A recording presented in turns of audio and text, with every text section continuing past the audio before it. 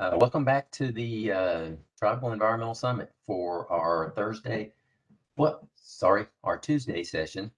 The first session today is going to be lead awareness and prevention. This is kind of a session that is near and dear to my heart. I actually invited the speakers today, and I want to thank Mike and Chelsea and Aaron for taking their time to come and speak with us today. And so with that, the first session is going to be EPA's lead action plan. Mike and Chelsea from EPA Region 6. Thank you again. Good morning, everyone. My name is Chelsea Perry. I work with the EPA Lead-Based Paint Program. Today's presentation will be the Federal Lead Action Plan. Let's get started.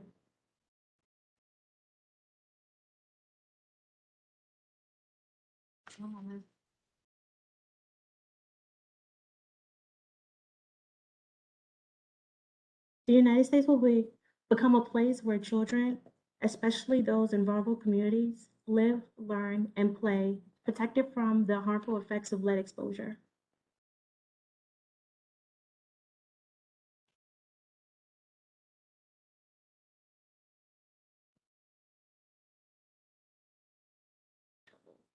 Sorry about that.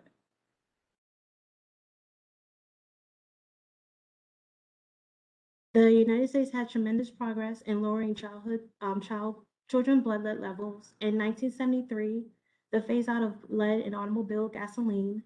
In 1978, federal regulation banned lead-based paint for residential and consumer use. 95, ban on lead in smolders and food cans. As a result of these actions, the medium concentration of lead in blood of children aged 1 to 5 years dropped from 15 micrograms per deciliter in 1976 through 1980 to 0.7 micrograms per deciliter in 2013 through 2014, a decrease of 95%. Although childhood blood lead levels have been substantially reduced as a result of these actions, some children are still exposed to high lead levels of lead. Non-Hispanic Black children, children living in families below the federal poverty line, children living in older housing, a statistically significant increase of risk of higher blood levels. The Federal Action Plan to Reduce Childhood Lead Exposure and Associated Health Impact Task Force is comprised of 17 federal departments and offices. The Secretary of the Department of Health and Human Services, HHS, and Administrative of Environmental Protection Agency, EPA, co-chairs the task force.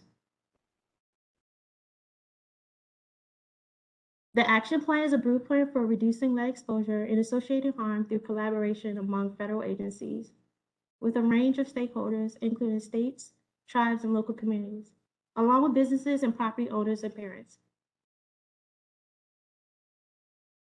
The action plan has 4 goals with key priorities and objectives to seek to reduce harm to children from exposure to lead. By identifying specific goals and actions, federal agencies can prioritize their efforts and monitor progress. These 4 goals are reduce children exposed to lead sources, identify lead-exposed children and improve their health outcomes, communicate more effectively with stakeholders, support and conduct critical research to inform the efforts to reduce lead exposure and related health risks. Regionally, EPA lead-based program emphasizes Goal 1, reduce children exposed to lead sources. As an objective, reduce children exposed in homes and child-occupied facilities with lead-based paint hazards.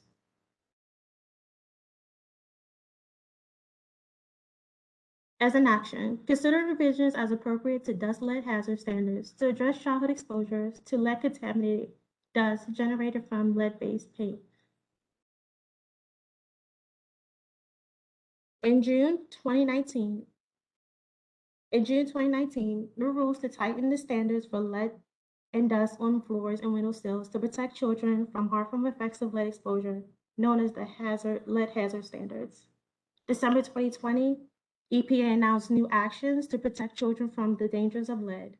This rule lowers the clearance level for an amount of lead that can remain in dust on windowsills and floors after a lead removal activity. As an action from the EPA, Continue to implement regulations and other relevant authorities that require individuals and firms conduct lead-based paint abatement, risk assessments, or inspections to properly train and certify. Training programs to be accredited, and these activities be conducted according to reliable, effective, safe work practice standards. From the actions from both EPA and HUD, increasing HUD review of federal assisted projects to assure individuals and firms conducting lead-based paint inspections and risk assessment. Abatement and intern controls are properly trained and certified to conduct such actions in federal assisted properties. From the EPA, actions increase the number of certified renovation firms capable of providing lead-safe renovation, repairs, and painting services through targeted outreach campaigns to contractors. Continue providing nationwide listed of certified renovation firms on the EPA website. The draft lead strategy builds on goals of the government-wide 2018 plan and support the executive order on advancing equity and support underserved communities through the federal government. To review the federal action plan and the EPA strategy to reduce lead exposure and disparities in communities, please visit the EPA website. EPA held virtual comment session in each of its 10 geographical region office areas from early February to March 2022. Each session is recorded for public to listen with verbal feedback and draft lead strategy to the EPA. EPA has 10 regional offices across the country, each which is responsible for several states, tribes, and territories. EPA lead-based paint program can answer any questions regarding lead awareness and prevention. Please contact Region 6 Lead Hotline at 214-665-7575. If you have any questions.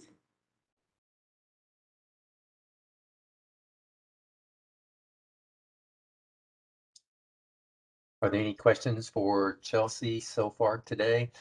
You can always add the questions in the chat box as we're going through the session today, and we can go back when we're finished and go over those questions at the end of the sessions.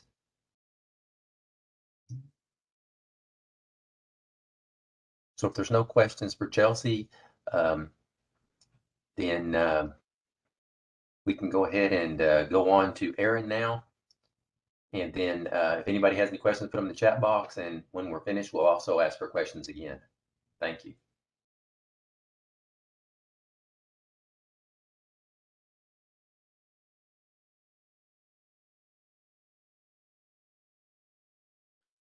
Hey, good morning. I am going to start my slides here. 1 second.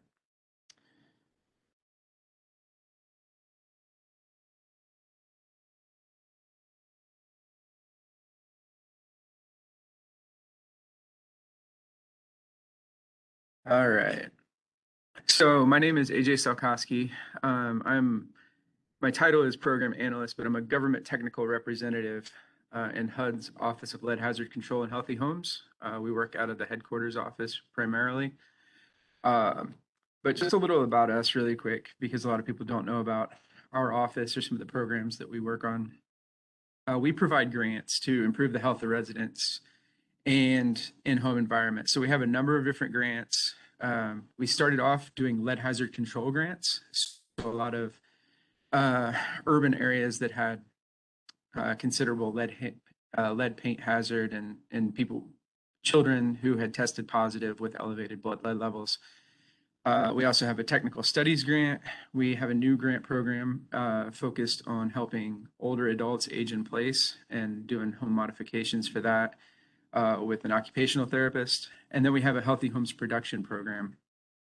Within that, we have a Tribal Healthy Homes Production grant program, which is what I manage.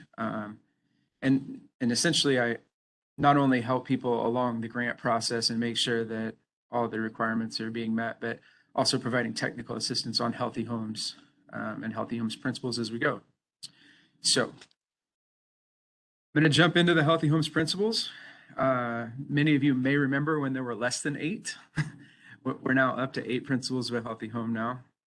I'm going to go through them one by one, but within the last 5 to 10 years, depending on when it was adopted, the Keep It Thermally Controlled has been added as well. But this is kind of the overarching principles that cover the healthy homes hazards that you might encounter when going into a home. So first one is keep it dry. This is really important because we know the damage that water and moisture can do to the home. But it can also lead to some health hazards as well.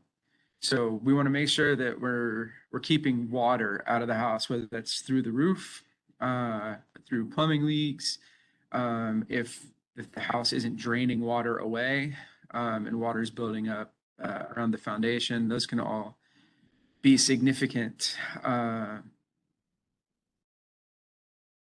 hazards, I guess, for lack of a better word. So the other thing that we don't always think about when we think about keeping it dry is keeping moisture off of surfaces, and that could be from relative humidity. We produce a lot of moisture in our homes, not just through cooking or through boiling water, but I mean, we also produce moisture just by breathing. So we'll get a little bit more into the hazards of moisture in one of the later principles, but just something to keep in mind as we go.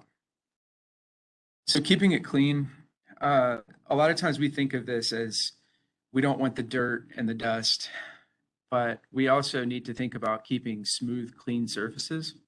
That way we're not getting bacteria and stuff growing in those gaps in surfaces. Like if you just had a piece of wood, I guess, sitting across the countertop, that could absorb some of this bacteria and become a hazard.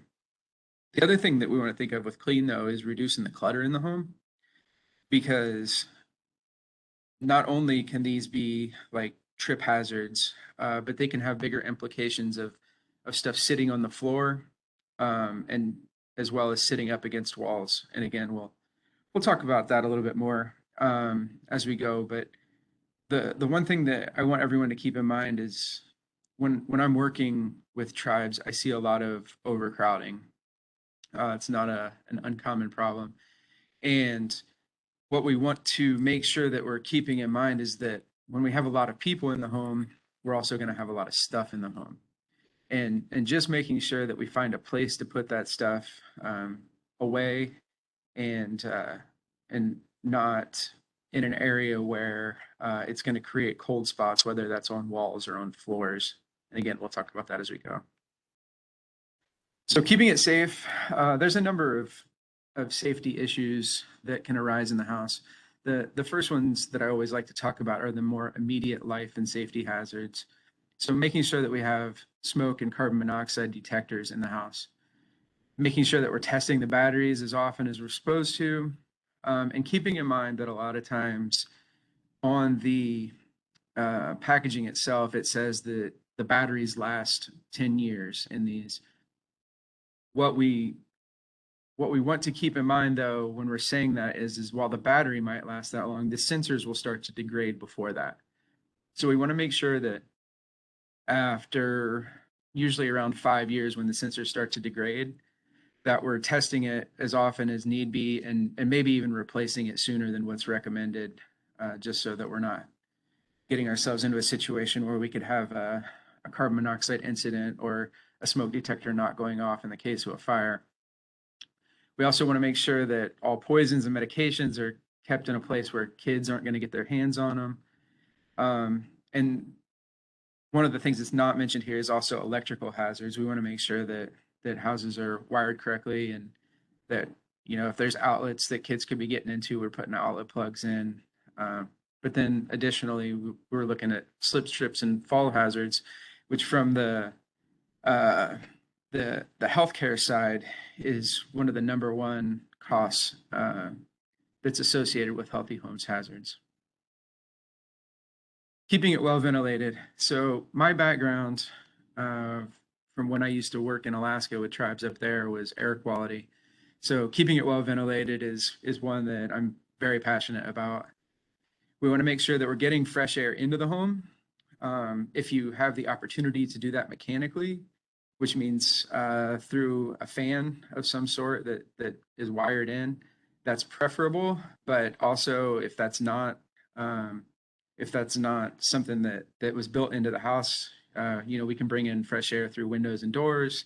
There's also passive vents that you can slide open and shut that will provide that fresh air as well. Making sure that we're using exhaust fans over top of the cooking stoves and in bathrooms to get rid of that excess moisture that we tend to produce in those rooms.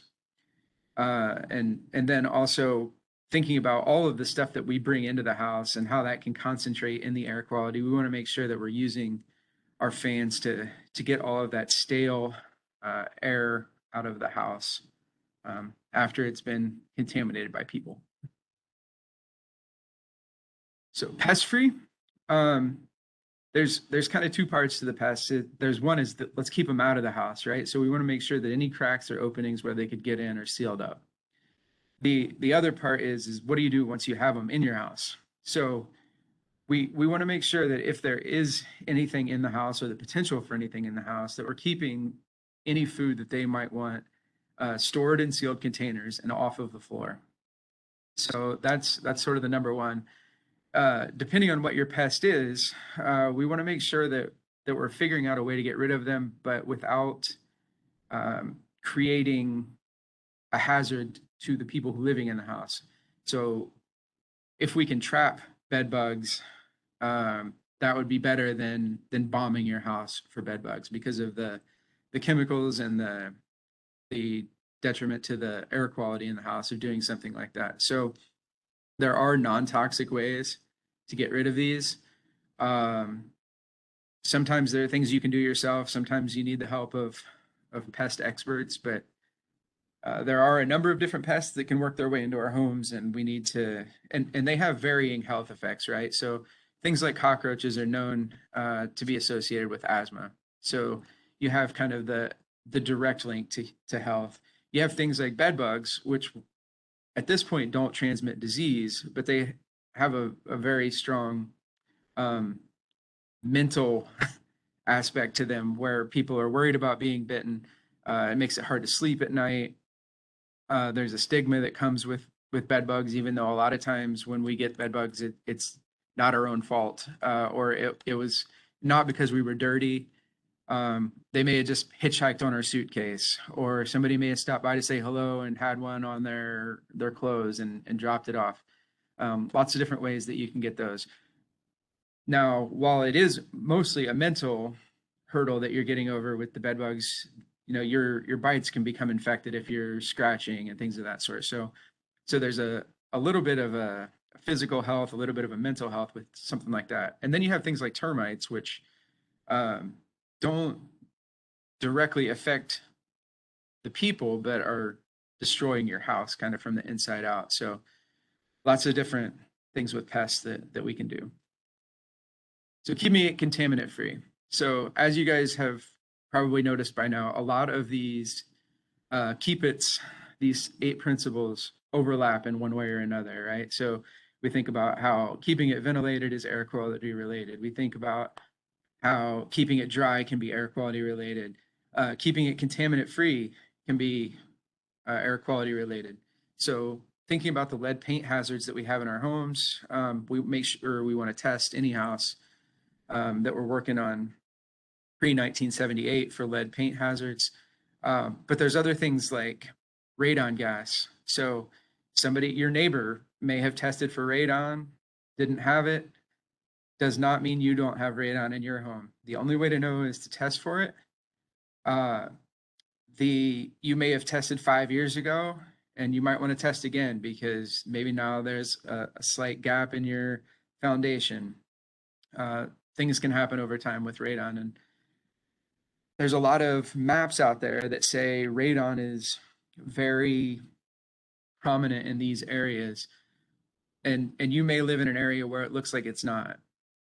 If that's the case, it might just be because it's been under tested for and it hasn't shown up in high numbers of homes yet in that area, but that doesn't mean that area is radon free. So we definitely want to keep that in mind.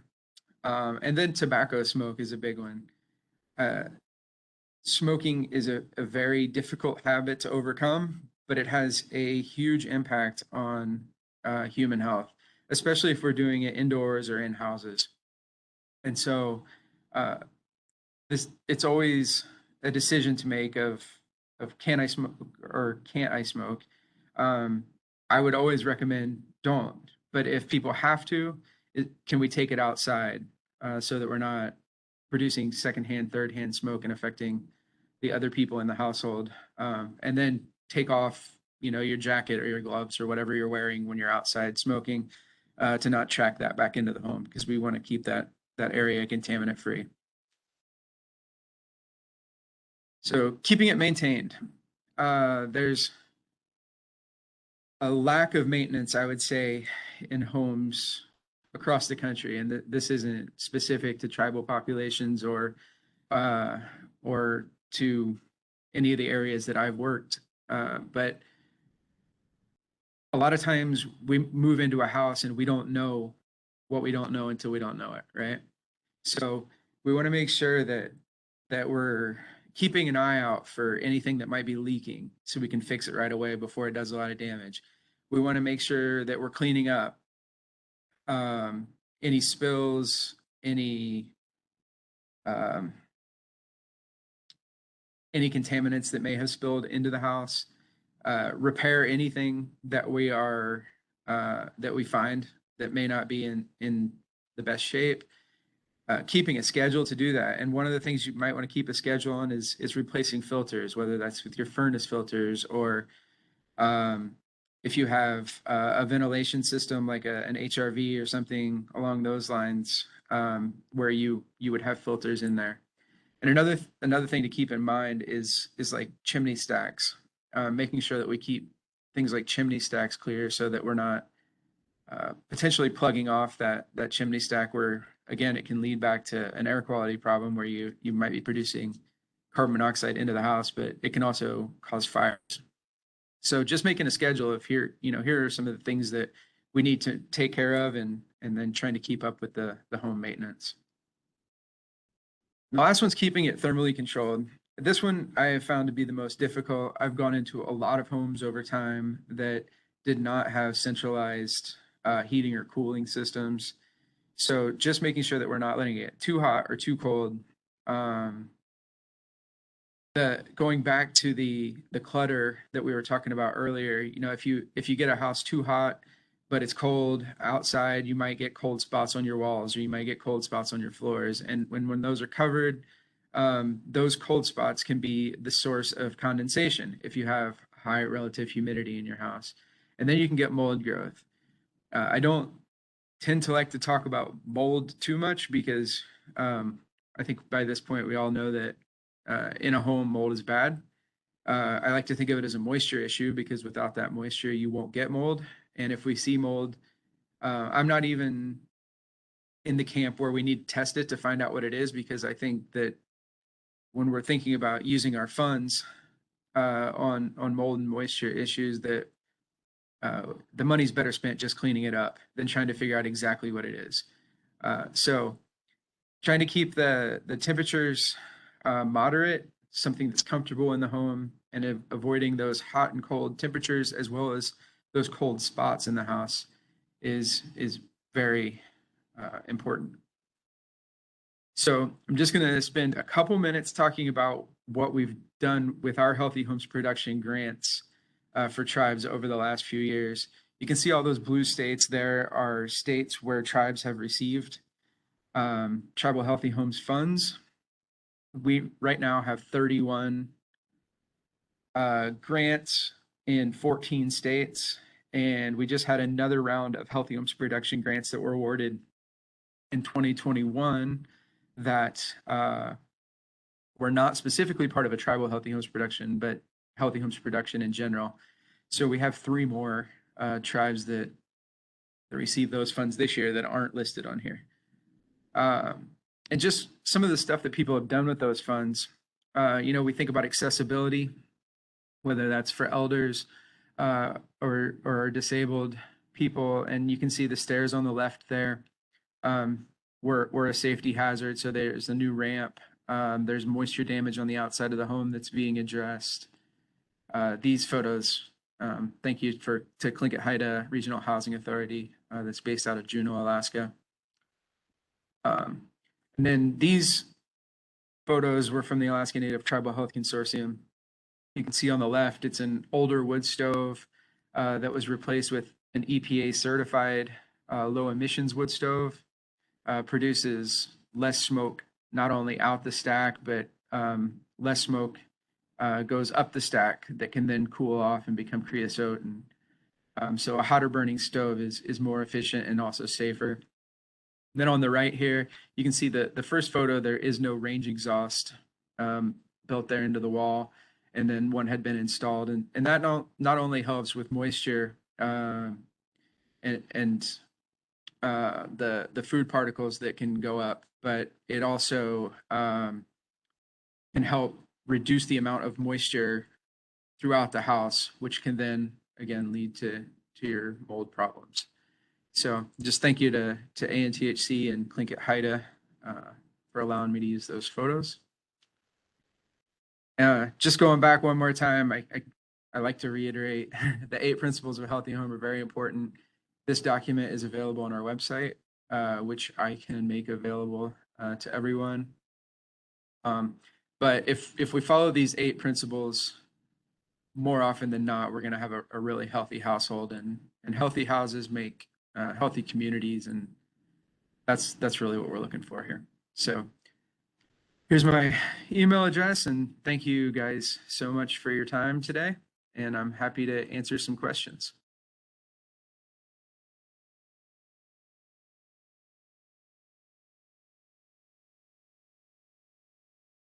Are there any questions for Aaron or Chelsea or Mike this morning? If not, I can't be quiet, so I'll start the questions, okay? I do have a quick question. We, a lot of the tribes deal with housing authorities, housing programs, which are HUD, and then we also have EPA programs. How do you guys work together? And how, it's always a question that I get a lot of times is, what is the coordination between HUD and EPA as far as, there's a lot of topics that overlap on lead and different kinds of indoor air things. How do you guys coordinate or talk about issues? I can take that if you want me to, Chelsea. We more and more we work closely on several fronts. This first time we worked together with AJ, but I look forward to many more partnerships with him. It's been fantastic. What happens most of the time is their funding streams that they can provide to you guys are different than ours. But what we do is come together on things like this, where we can present together and we can show both sides of the scale. We can show what we can provide and what HUD can provide. And there are a lot of places where we do overlap.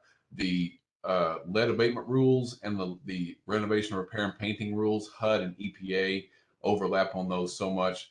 The RRP specifically at the federal level, HUD and EPA is a partnership. So some of the older documentation for the program will actually say it's a partnership between HUD and EPA.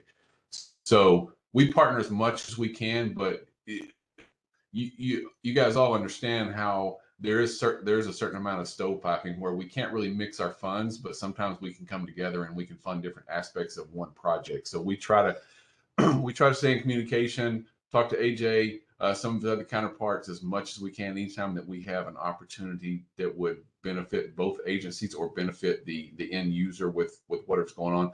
As an example, we have one here locally in the Dallas-Fort Worth area that's a Superfund site, and we have brought HUD in to collaborate on anything that we can do for the community to educate the community about all aspects of lead exposure, not just from that Superfund site. So I guess the short answer is we partner any way that we can with these guys, and there's any number of folks from HUD that we partner with, and I'm sure there's any number of folks with EPA that they partner with as well. Yeah, and I'll just piggyback on that just a little bit. Like Mike was saying, sometimes while it's difficult to get out of your silos as agencies, it can be difficult to get out of your silos within your agency. So, I have in my previous work, I worked more with EPA really than HUD. I worked a lot with the HUD Alaska office and a little bit with this Office of Lead Hazard Control and Healthy Homes. But outside of that, I didn't do a lot. I worked with EPA's Office of Radiation and Indoor Air quite a bit, as well as Children's Health. And those partnerships went really well. And there was something that I was hoping would continue a little bit more as I transitioned into my role at HUD. Unfortunately, the pandemic hit and everybody sort of was scattered in a bunch of different ways, and there weren't as many opportunities to coordinate as we all would have hoped. And now that we're starting to go back to offices, even if it's only one day a week right now, it's going to put people in locations and within opportunities to work together a lot more, I think. Now, speaking within the agency, it's been interesting for me to see how little exposure tribes have had to offices within HUD outside of the Office of Native American Programs.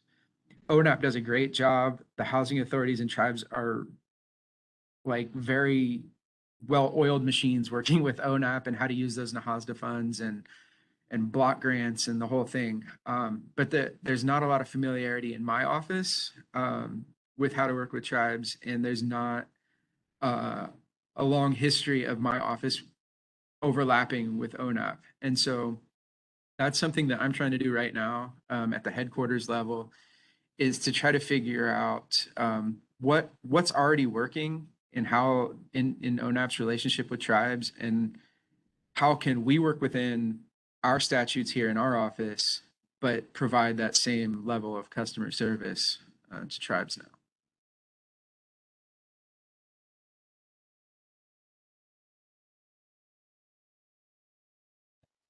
Okay, thank you guys for that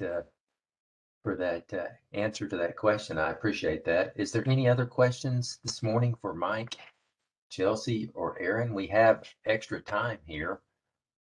Anything that anybody wants to bring up or a question, you put it in the chat. Hey, I don't have a question, but I did want to bring something up, Sean. Many of you have heard this pitch before, but we can fund a tribe to just study whether they want to adopt a program like Cherokee Nation and Sean have. They run their own abatement program.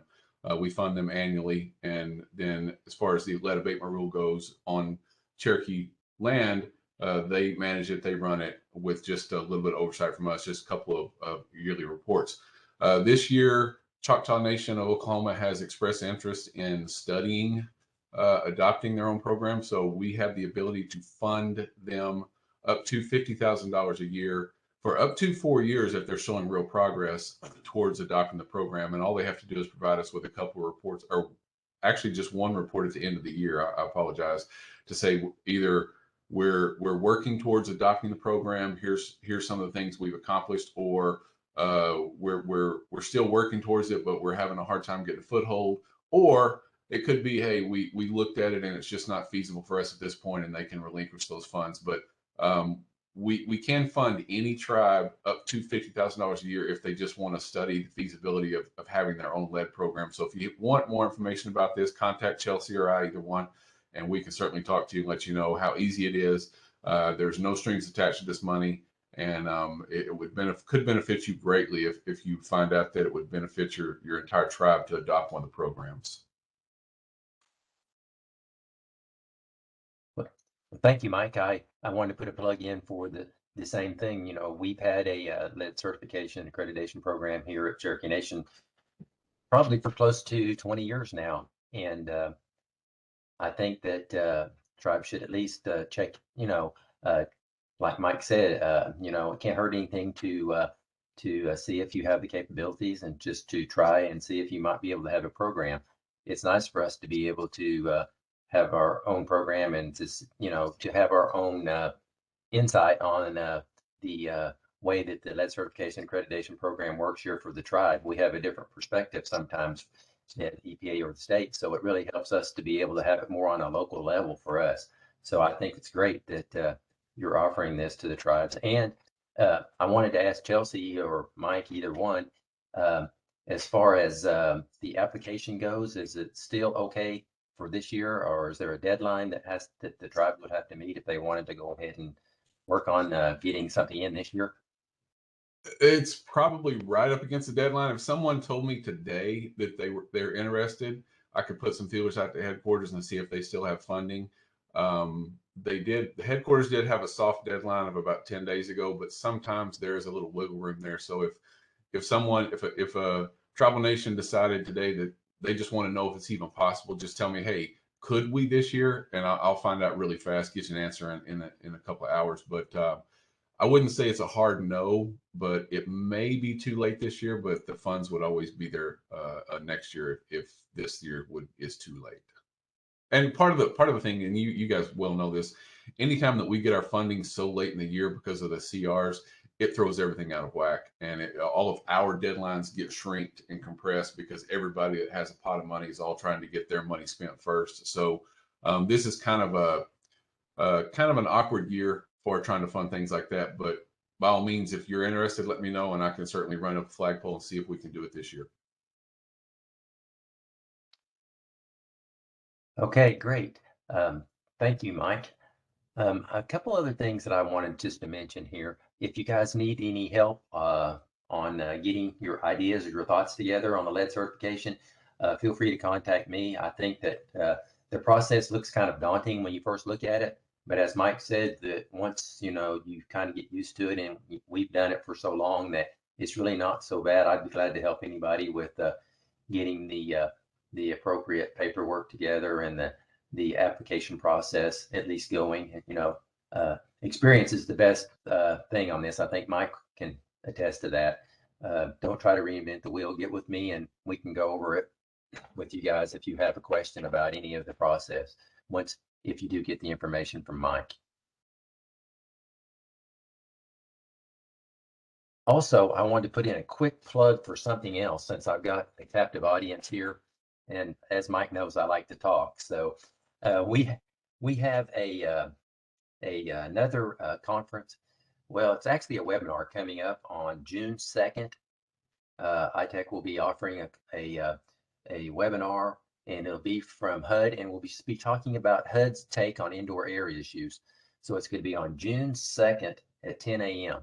So be looking on the ITEC website, or be looking for an email from Karen about our HUD indoor air webinar on just indoor air issues from a HUD perspective. We thought, we have quite a few EPA perspectives, but we thought we might just do this one from a HUD perspective for you guys. So be looking for that webinar coming up on June 2nd at 10 a.m. Okay, so we still have extra time. Does anybody have any questions for anybody on the panel today, for Mike, for Chelsea, for Aaron? If not, you can always put the questions in the chat box or contact. I'm sure they wouldn't mind you contacting them in person or on email. And if you want to contact me or Karen, feel free to do that too, and we can relay the message on to any of the three that were on today. So I guess with that, if we don't have any questions, we're going to be done a little early today. And so we're going to go ahead and take a break until the next session starts, and it won't start until 10:30. So if not, any more questions, we'll go ahead and break for a few minutes until the 10:30 session starts, and we'll start back up then. Thank you again, Chelsea, Aaron, and Mike. We appreciate it. Hey, thanks, Sean. Thank you. Planning, and our first speaker is going to be Randy Rush from EPA Region 6, talking about the EPA's climate adoption planning efforts. Randy. Hey, thank you, Sean. Again, Randy Rush with EPA Region 6. I'm in the Assistance Program Branch, working on the region's climate adaptation implementation plan. I have a team of people, of course, not my team, but we have other people working on it within the region. And what we'd like to do today is go over kind of a general process of where we have been so far this past year and where we're heading to. And we have just recently submitted a draft plan but this is draft and this is our first, since last our talk, this is our first time to really engage the tribes on this. Next slide, please.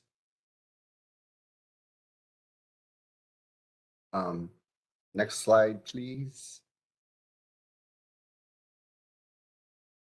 Okay, well, anyway, the agenda, I know this is an hour-and-a-half session, and EP will be talking most of it. As I said, we'll give a background in our development process, our priority actions in this plan, and then share the draft plan, and then and Dr. Taylor will be doing that part, and then Emily Benyun will be doing a demo of ArcX, and then we'll pause for some questions, and then the South Central Climate Adaptation Science Center will have their presentations, and then we'll come back after that and do a closeout where we had sent out some questions ahead of time to the tribes, and we can dialogue over those because these questions are intended to help better inform our plan. Next slide, please. So the charge, right? A new administration came into office about 2 years ago. And right away, climate adaptation and climate mitigation are a priority for this administration. So through Executive Order 14008, the federal workforce, the federal government was asked to develop regional and national climate plans. Our administrator, Regan, asked that each national office, that'd be the Office of Water, Office of Air and Radiation, etc., plus each regional office develop its own climate adaptation plan for beginning fiscal years 2022 through 2026. So as you can imagine, EPA itself is developing 19 separate ones. What we're going to cover today is really Region 6's plan, okay, because that's the most germane to the tribes in our area. But of course, tribes will be asked to be engaged in OWOW's plan. Office of Tribal and International Affairs is developing their plan, and they all have their own separate engagement processes. Next slide, please. Just want to talk about terminology. So we're talking the same language. Of course, climate adaptation basics. Climate adaptation means taking action to prepare and adjust for the changing and current and projected changes to climate. Adaptive capacity, is the ability for that system to adjust and change over time to the vulnerabilities of extremes. And climate resiliency is building that capacity within our systems to function in the face of these various stresses on climate. Next set, please. A couple more terms I want to make sure we're using the same language on is climate adaptation versus climate change mitigation, where I said adaptation is adapting to this whole climate change. Mitigation is taking actions to limit the magnitude or the rate of change on climate. So there's a variation of that, and I want to make sure we understand that. Sustainability, of course, we want to build in sustainability in our process and create and maintain conditions as best as we can, whether it's human or nature effects, and so that we have a good social, economic, and other requirements for our future generations. Next slide, please. Okay, now I'm going to get into the process. This is more of an overarching process that all programs and regional offices are going through. Next slide, please. Headquarters set out some core components they would like to see in each plan. There's about 5 components. So each plan, whether it's at a regional office, is to designate a senior leader in that office or program to be the main point of contact to oversee that region's responsibility in climate adaptation.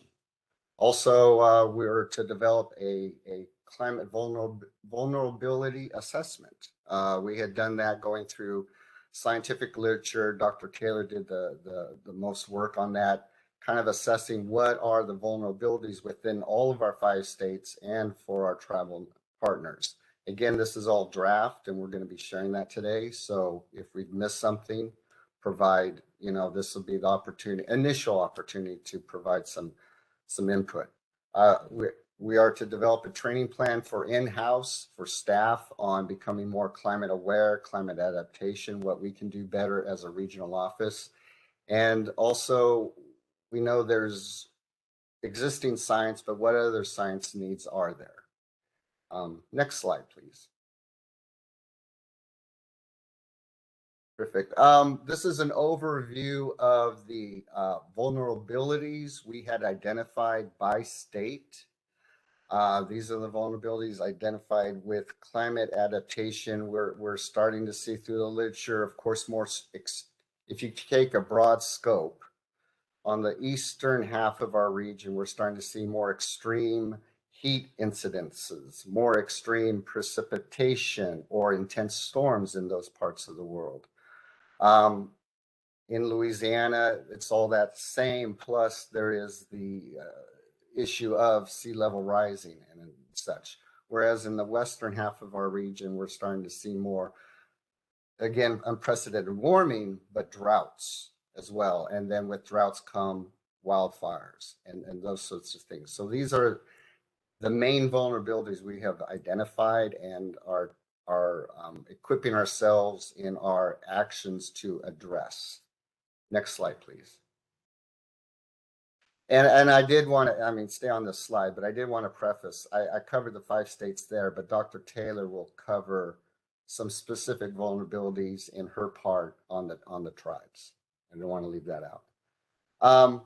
Again, we're going to go into a little bit more into the plan itself before I turn it over to Dr. Taylor, but headquarters again identified some priority actions we should have in our plans, and I want to cover those now. So next slide, please.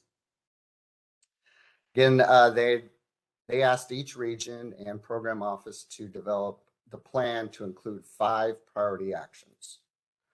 One is expand our network, our strategic network, to raise not just awareness on climate adaptation, but also raise knowledge on resilience and understand what matters most on climate adaptation by engaging our tribes, our state partners, and other stakeholders.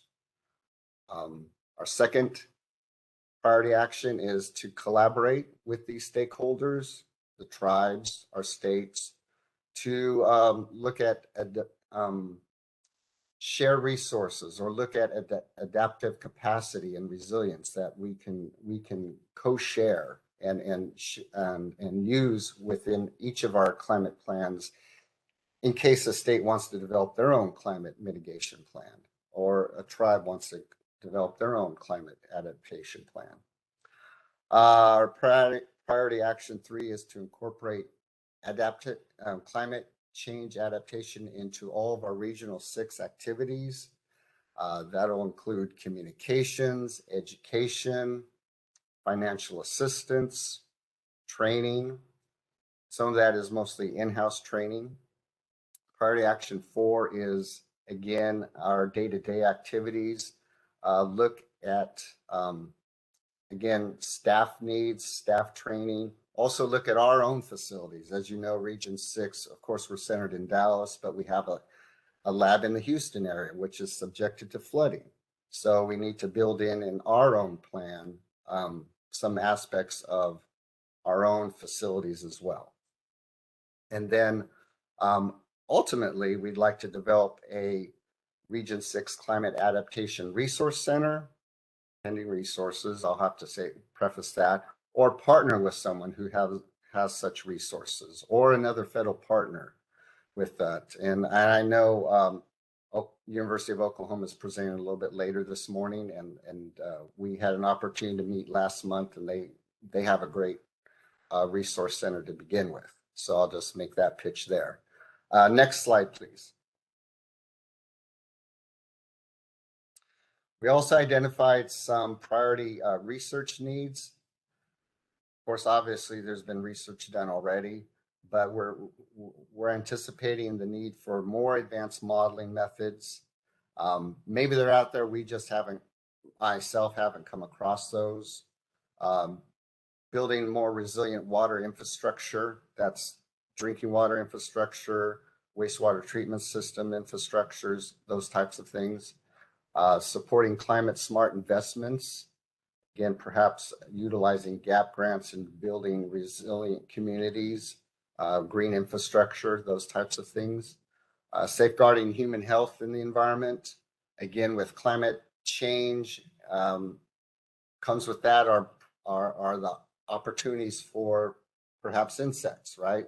Insects that are not endemic to an area soon may well become endemic to an area because of the changing climate and being a ripe ecosystem or habitat for those types of, and I'm thinking of things like Zika, you might see more prevalence of those types of things. Supporting communities in their watershed scale towards adaptation. Further research, we're protecting aquatic systems.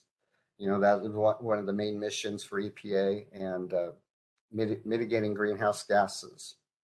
And then evaluating that nexus between not just water quality, but also meeting our water needs. Next slide, please. At this time, I'd like to turn it over to Dr. Patty Taylor. She is the main author of our draft plan, and again, it is draft, and I'd like to turn it over to Patty. So Patty, can you join on? Open up your camera and mic, and I'll turn mine off for the moment. Oh, can you all hear me okay? Yes, we can. Perfect. Thank you so much. Thank you, Randy. Well, it's a pleasure to be with everyone today. And what I want to do here is continue the conversation on developing a climate adaptation plan for Region 6. So next slide, please. Okay, hopefully you're seeing that beginning slide and a draft cover. So the purpose today is really to hear from you. Yeah, that's perfect. The purpose slide. To hear from you. Okay, the plan is actually, I always consider it like a roadmap. Okay, it tells you where you're going, how you plan to get there, what are you doing. So our purpose today is really to gain insight from you about climate adaptation. As Randy mentioned, we've identified vulnerabilities.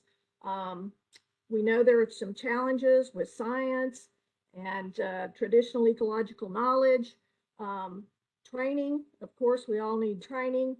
And so we're seeking how Region 6 can best approach climate adaptation. So we really want to hear from you. Next slide, please. So how did all this start or restart, I should say? In October of 2021, there was 5 EPA-wide priority actions. So that's really what kicked this off. And you'll see I've highlighted the key language here. Climate adaptation planning into all EPA programs. Of course, consultation or consulting and partnering with our tribes and other stakeholders. It's considered important, of course, to protect the agency's workforce, that's EPA and others, from the risks that are posed by climate change. What's measured gets done. As a project manager, you always hear that phrase, what's measured gets done. And so, of course, we're going to be held accountable to measure our performance and evaluate our performance and what we've actually accomplished. And then finally, of course, and Randy mentioned this as well, the science needs. What are they? How are we going to address climate adaptation? So next slide, please. So here's a little timeline of the plan. I've put the image there of the 2014 plan. That was our initial plan. Some of you may not know, or some of you may be familiar with it. I'm not sure. Anyway, that was the initial plan. It was issued May the 30th of 2014. Kind of sat stagnant for a while. We started there as a rough draft. going through that 2014 plan and trying to update it. And so this is an iterative process. We developed a first draft and we had to submit that first draft to EPA's Office of Policy in February of 2022. And Randy mentioned that all of the regions and the program offices for EPA are developing these plans. And so they were sent to the Office of Policy to make sure that they met the minimum requirements for the plan. And so where are we today? Well, we're in that yellow highlighted phase, the engagement. We feel like we have a good start, but of course, improvement is needed. And so we're engaging with stakeholders and we want to hear from you. So future-wise, we're going to take your feedback and information, try to finalize the plan, and the goal is this summer, 2022. So I'm going to be a very busy person this summer. And then, of course, implementation, and as I mentioned, metrics to measure how we're doing. So next slide, please. So what's in this plan? Well, Randy kind of mentioned the core components here. A senior career leader in Region 6 will be identified, and of course, we'll report out to that individual how we're doing on this. Randy also mentioned the vulnerability assessment. We've updated that. We've identified priority actions. We've developed a training plan. Our goal is to further develop the training plan and to identify science needs and, of course, measures. So the focus of our draft plan right now is on 2023. But I call your attention to that top bullet there because the plan actually is going to span from FY22 to FY26. So this is an ongoing effort, Next slide, please. So where did I start? Well, started with the 2014 vulnerabilities that were identified in that 2014 plan and reviewed them and updated them based on the National Climate Assessment 2018 version. Now, a later version is in development, and that information will be incorporated. I don't know if they're going to have it issue it in time for it to be incorporated into the next iteration of our plan or not, but ultimately it will be included. So based on the geographic areas that Randy had mentioned, I extracted that into vulnerabilities for the tribal lands. So I want to hear from you to make sure that I have adequately captured what you feel like is your vulnerabilities. Okay, and I've listed my best effort here at this time, but I really want to hear from you. Am I missing something? Okay, it's kind of hard for me to talk about wildfires and drought based on all the rainfall that's recently been received in northeastern Oklahoma. I know there's been some tremendous flooding in there, up there. So anyway, let us hear from you on this. Next slide, please. So looking at our vulnerabilities, we then started developing priority actions, and Randy referenced priority actions. And so I've taken those into and kind of strained them down into, I'll call them focus areas. And these are the 4 main focus areas that these priority actions kind of fit to. So I want to provide you some specifics on these focus areas. So next slide, please.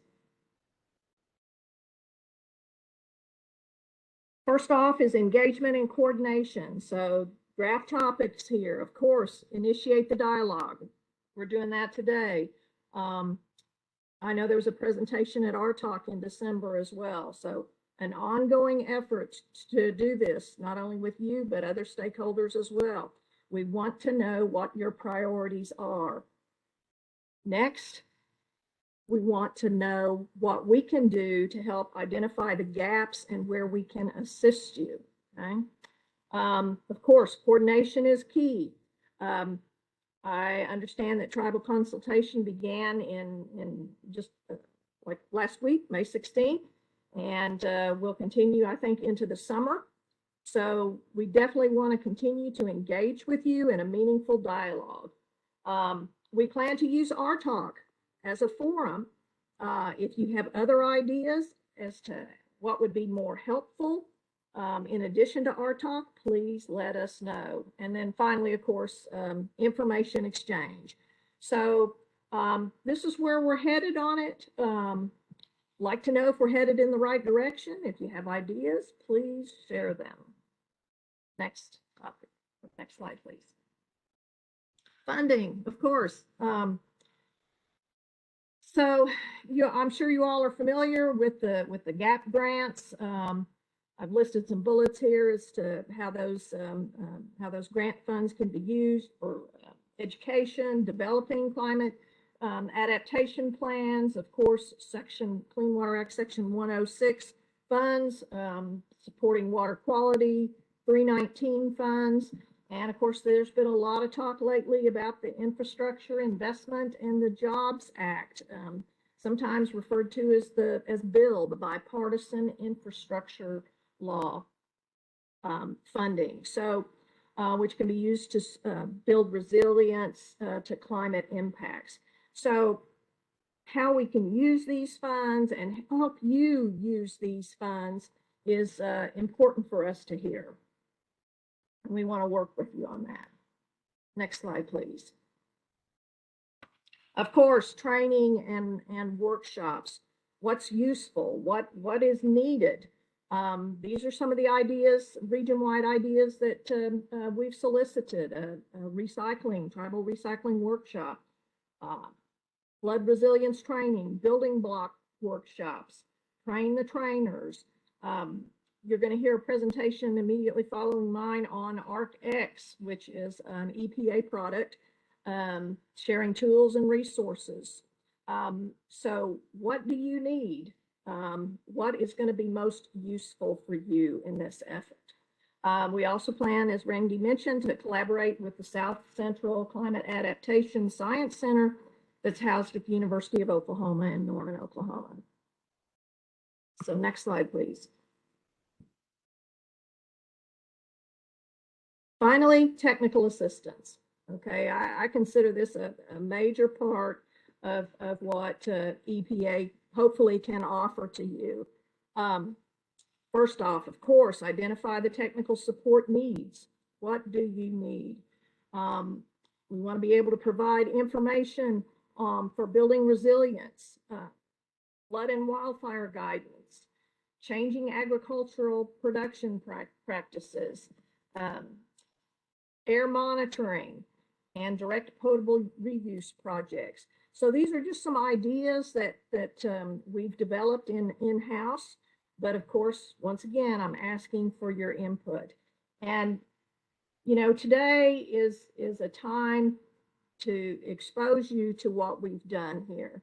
I can't stress enough that this is an ongoing effort. This plan is going to be revisited on an annual basis. So this is just not a one-time deal, okay? And if you have ideas, feel free to enter them into the chat, email us, ask questions today. I know Randy's going to host an interactive session at the end of these presentations today. So with that, let's see. Next slide, please. Okay, so where are we headed? We want input. We want to discuss. We want you to think about your needs. We're looking to fill in those gaps. And I've put Randy's contact information there, and he's going to, I think, serve as kind of the central point of contact and funnel this out to us so we can respond to you in a very responsive manner. So with that, if anyone has any questions, or Randy, I guess we move on with Emily's presentation of ArcX. I did, yes. Thank you, Dr. Taylor. I did notice a few questions posed in the chat, but let's do the ArcX demo. And if we have time, we'll go back and cover a few of the questions before we move on to University of Oklahoma. Okay. So at this time, I introduce Emily Ben-Yoon, a newer staff member here at EPA, but more tech savvy than myself. So Emily's going to walk us through a demo of ArcX, and you can go forward there, Emily.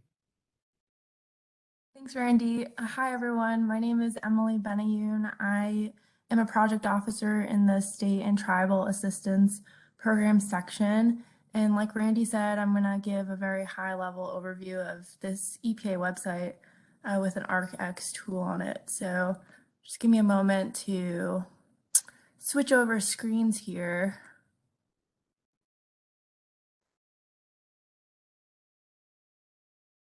Okay. I hope everyone's looking at this homepage for the Climate Change Adaptation Resource Center. Yes, we can see it. Okay, great. So this is the ArcX tool, and it's pretty easy to find. All you do is go to Google and type in EPA ArcX, and it should be the first link that comes up. So this is the homepage for it, and there's a little demo video for how to use the tool if anyone's interested in watching that, but it's pretty straightforward and user-friendly. So what you can do is click on this tailor your search button.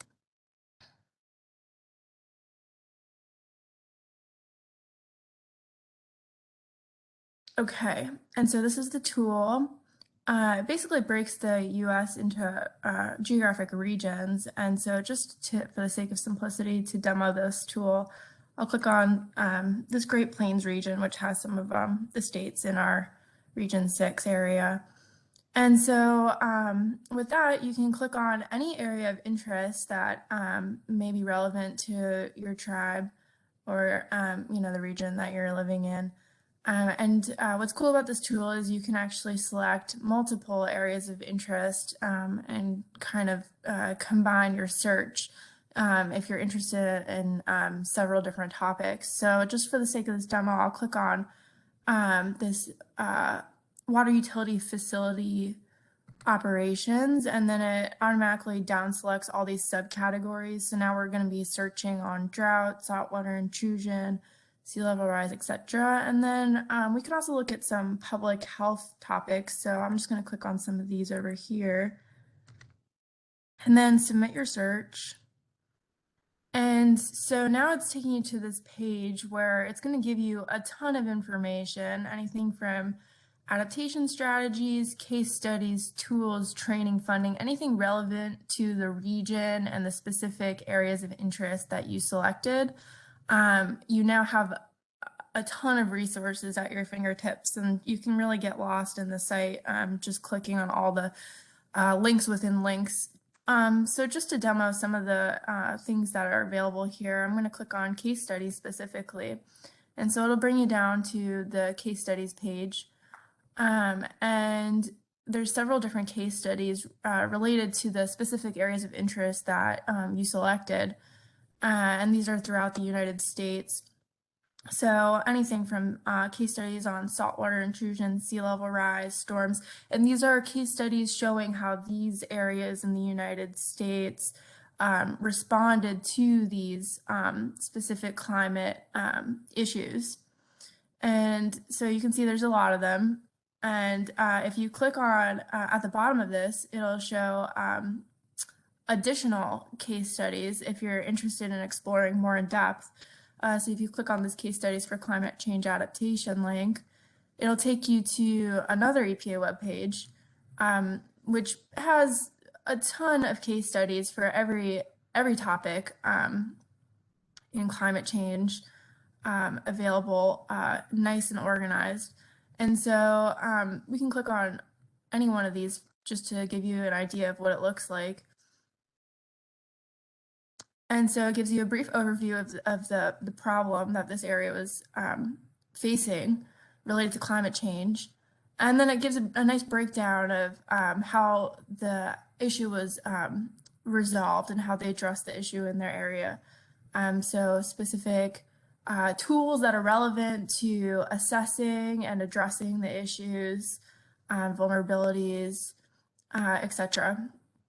So this is a really cool tool, and like I said, there's tons of stuff available here. So pretty user-friendly and easy to use. And I just wanted to give you a really high-level overview of some things you can do in the tool, but I hope you find something of interest to your specific tribes. And with that, I will stop sharing, and I'll give the floor back to Randy to introduce our next speaker. Thanks, everyone. Hey, thanks, Emily. I did note, and we're right on schedule. I did note there was a question in the chat from Dejin Alamehu of the Kaw Nation. Patty Taylor answered it, basically asking about the vulnerability, whether drought was considered a vulnerability, an aspect of that. And yes, it is. And a climate adaptation implementation plan should address drought if that's one of your vulnerabilities. So again, you can put questions in the chat. EPA will turn it over to the South Central Climate Adaptation Science Center, Dr. April Taylor and Yvette Wiley. We'll turn it over to you. I'll turn off my video and mute myself. And then Emily, once the center is done, maybe just then post those questions we had sent out ahead of time for that dialogue portion. So for now, April. Hi, everybody. I'm April Taylor. And so I'm going to share my screen. Does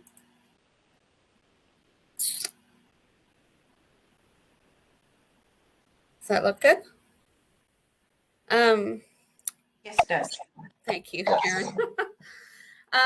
So we're the South Central Climate Adaptation Science Center, and we are at the OU in Norman, Oklahoma, if you haven't met us yet. And I'm going to talk a little bit about our center and our tribal engagement program that we have to offer. So a little bit about me. I am a Chickasaw citizen and a Chickasaw employee. We have our allotment land in southeastern Oklahoma, and we have native pecans.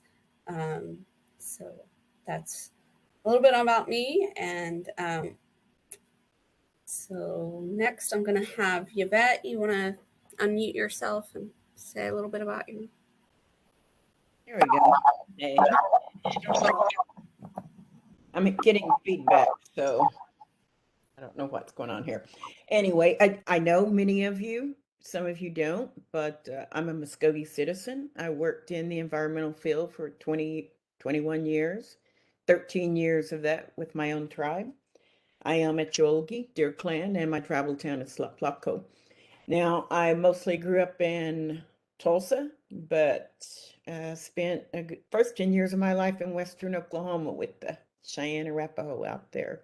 And I got my undergraduate degree at NSU, that's Northeastern State, and many years later, OSU Environmental Science Program.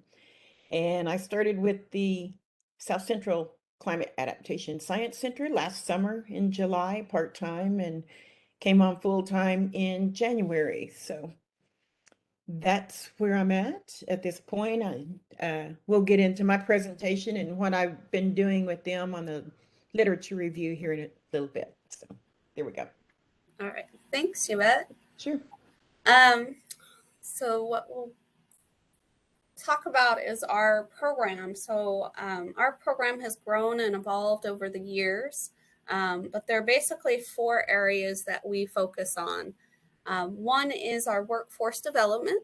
So we have Native youth interns that work on projects. So if you have a need for a project for an intern, definitely reach out. We have 6 Native interns this summer. And then we do Native youth outreach. So if you have a festival or a camp that you'd like us to come out and do some activities with the youth or the public. We offer that, and so we have a whole closet of STEM-based education as well. And I put in the chat box right before I started. We actually are doing our first educator workshop this summer. It's called NASA Earth to Sky, and we actually opened our registration today. And so you have to apply as a team. And so we would like to see teams of 4 to 5 people. And so we'd like maybe teams of your tribal environmental staff and your education staff come together to attend the workshop. And the reason why they're teams is you will have time to work on what we call an action plan, or what you would like to do to bring climate education back to your community. And so you'll work as a team to discuss that throughout the workshop, and what that might look like for you.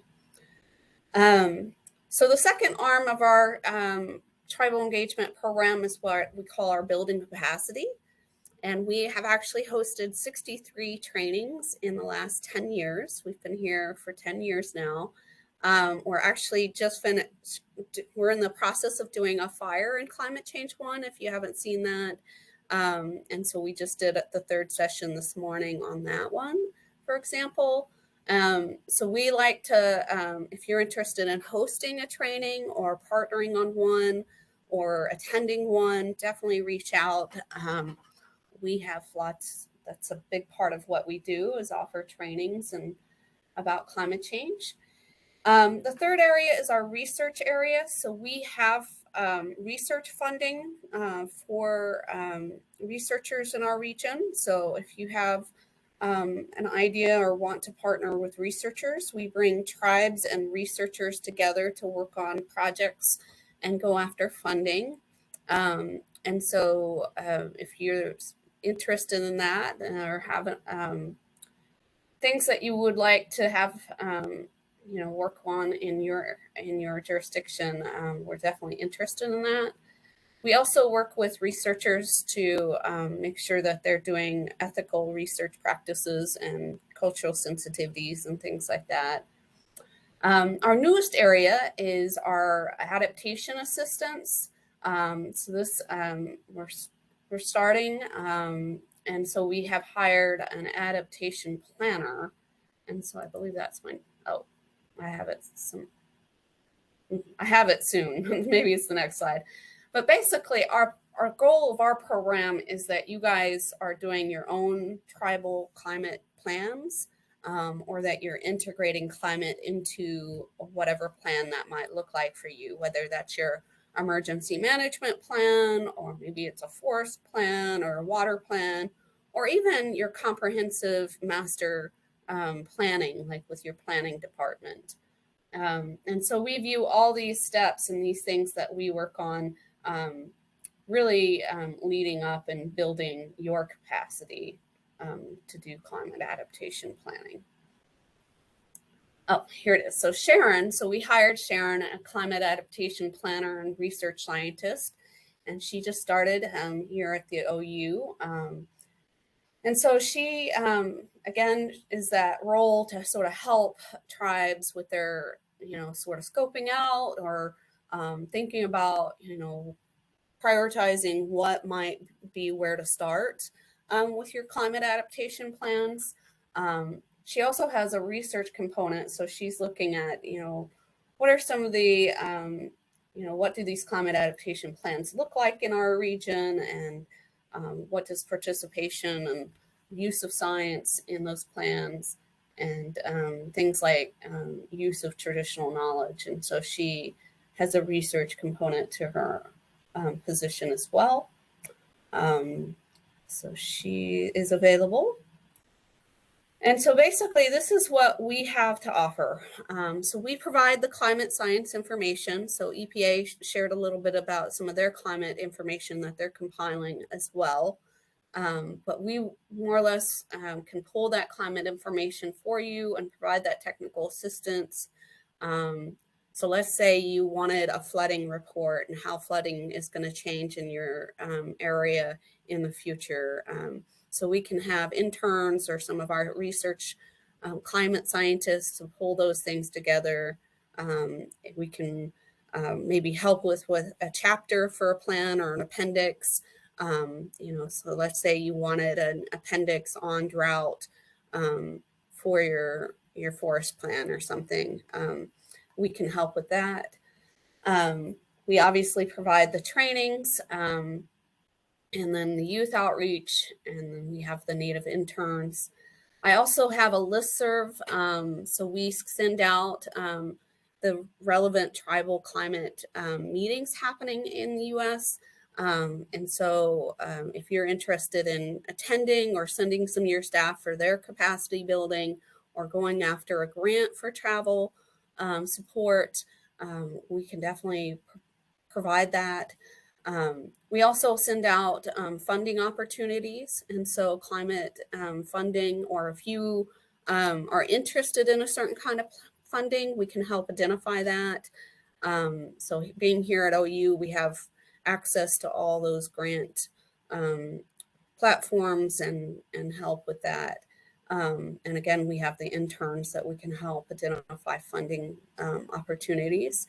And we also partner on projects, and all of these things are free. We're fully federally funded, and so we're not a consultant.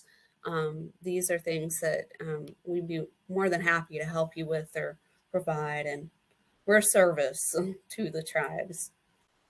And so what does the partnering on a grant proposal look like? So you can work with us to provide that climate science information, like we said, with the mini reports or chapters or appendices. We often serve on technical committees. So let's say you wanted to do a drought plan and you wanted to create, a task force or a committee of different representatives and stakeholders. We've served on things like that. You can write in for us to provide a training for your community.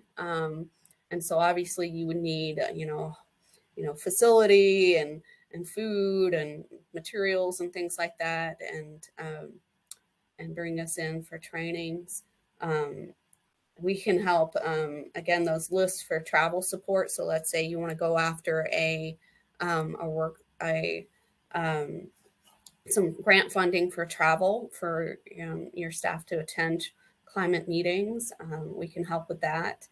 We provide letters of support. So if you are writing a grant and you want to have some of your stakeholders and collaborators, say what a great project it is, or that we will provide, the climate science or trainings, we'd love to provide a letter of support for you.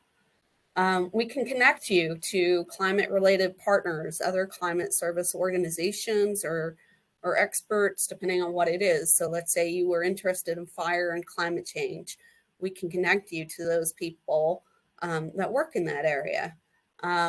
We can help you identify, a climate scientist to work with, or climate adaptation consultants. So let's say you wanted to bid out your climate adaptation work. We can help recruit and things like that, and help with the consultant side of things. And then the new area, we can assist with the scoping and strategic planning of, where to focus your efforts on your first climate adaptation planning efforts. And, we are more than happy to help prepare and review grant proposals as well. So feel free to email us and say, hey, will you check this out? We want you to be successful in getting funding. So I think that's all I had for today. I did include a couple slides on what we have coming up. So I mentioned we're doing the fire and climate webinar series right now. This summer, we do have the NASA Earth to Sky, which I was mentioning, and I put it in the chat too. And I see that Skylar chatted about the Earth to Sky, and we do have travel support, and it's on a first come basis. So we have a deadline of June 13th or something like that, 15th. And And so if you apply by then we will decide who gets travel support and who we can offer that to and get back to you. And so, and that's for tribes in our region in Oklahoma, New Mexico, Texas, or Louisiana. So yes, we do have travel support available. We are doing a climate training for tribal transportation staff in Kansas, Oklahoma, and Texas in August. And so if your transportation staff are interested in attending that, we started planning that. We also are offering what we call the Southwest Adaptation Forum in Albuquerque in October, the 10th and 12th. I don't think registration or application is open yet for that, but will be soon. We're also going to be hiring our new New Mexico tribal liaison position.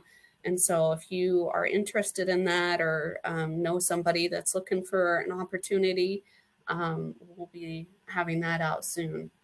And then we've also been discussing about a water quality or harmful algal blooms training.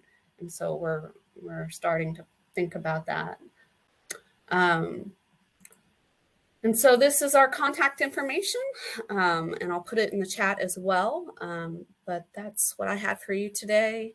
So I'm going to stop sharing. And so I don't see any other questions in the chat at this time. But we're going to let Yvette talk about her work, and then we'll have some questions as well.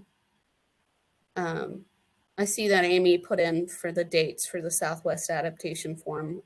Those are October the 10th and 12th, and I'll put that in the chat box. All right, thanks.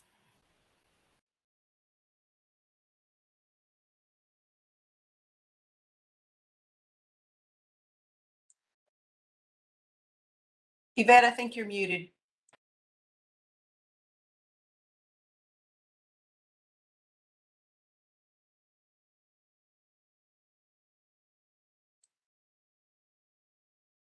You are still muted, Yvette.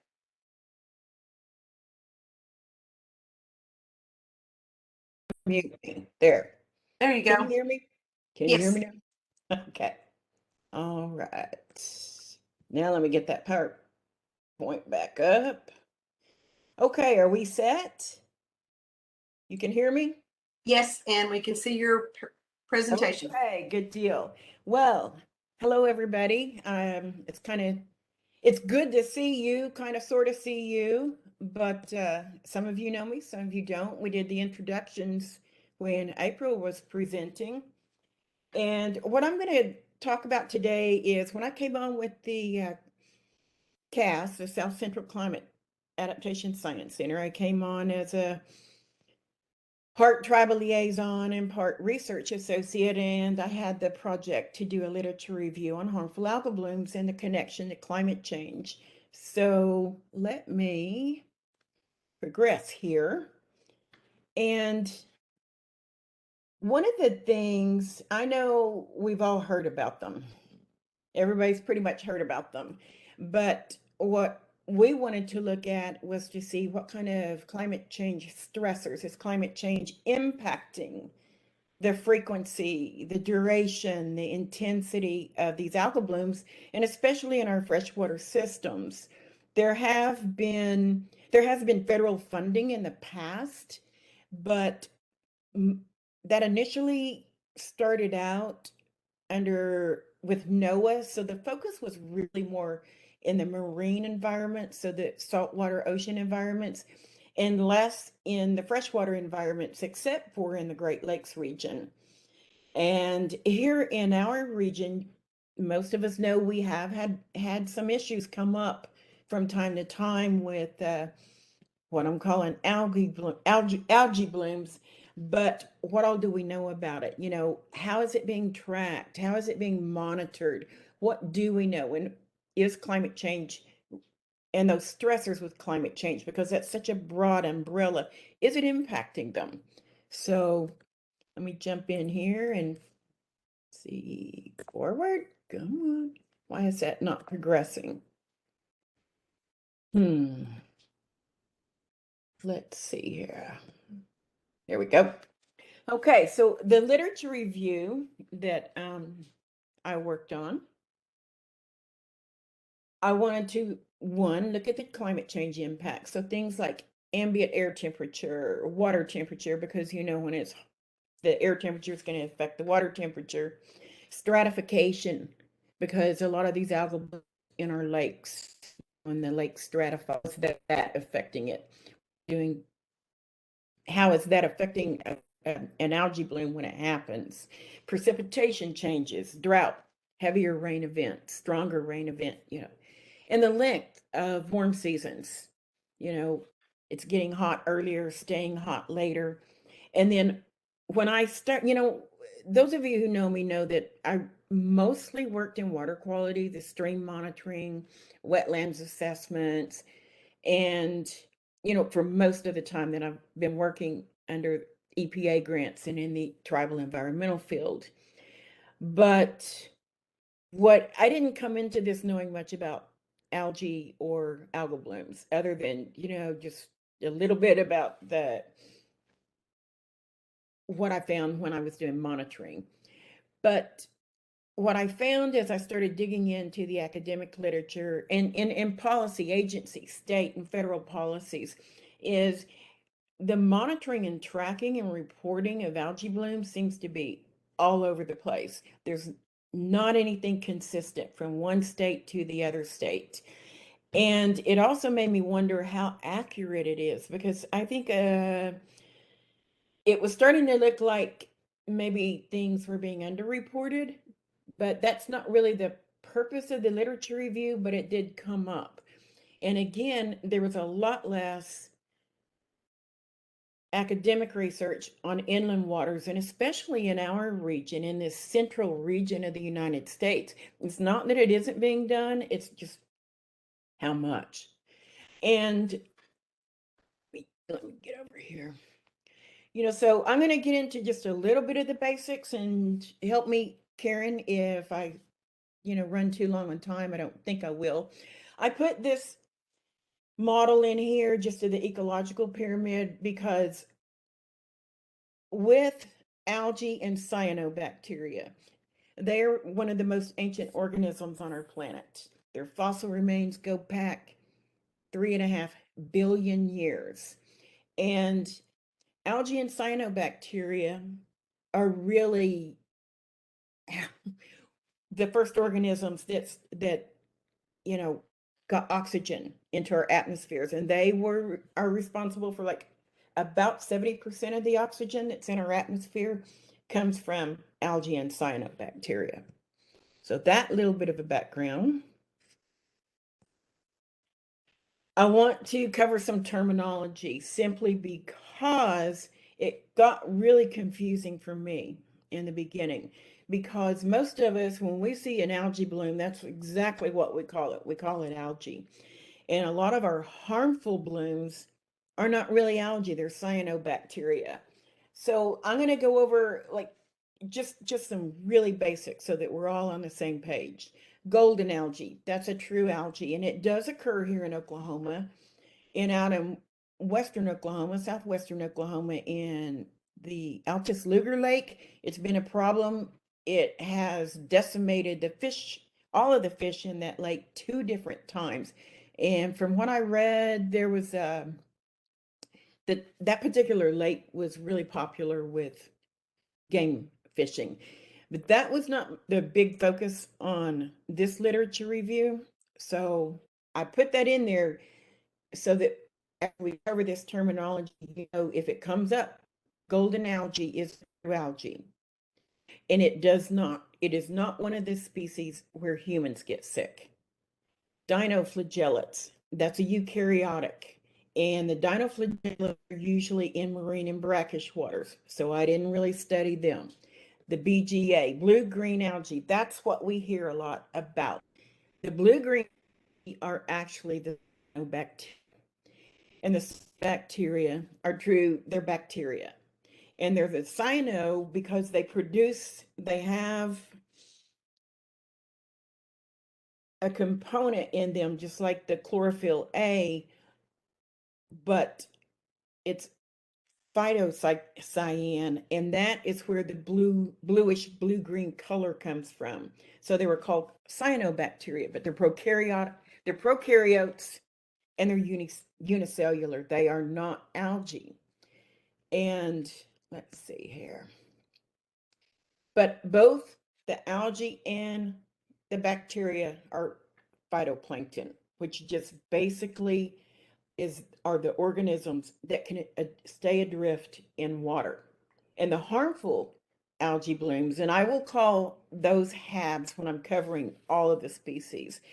And I have started trying to teach myself to refer to some of these HABs as cyanoHABs. So when we're talking about the cyanobacteria, which is largely what we're concerned about when it comes to human health, it's in the freshwater systems, it's the cyanoHABs. See here, move forward. That keeps popping up. So the algae and cyanobacteria concerns. What were some of the concerns in the academic literature, which goes back quite a ways? We're getting back into, I started seeing a lot of research around the like 2006, even a little bit earlier than that, and then it started picking up. And a lot of the questions was, are these blooms actually, are they happening more often? Are they more intense? Are they lasting longer? And then of course why it matters. But let me move over here.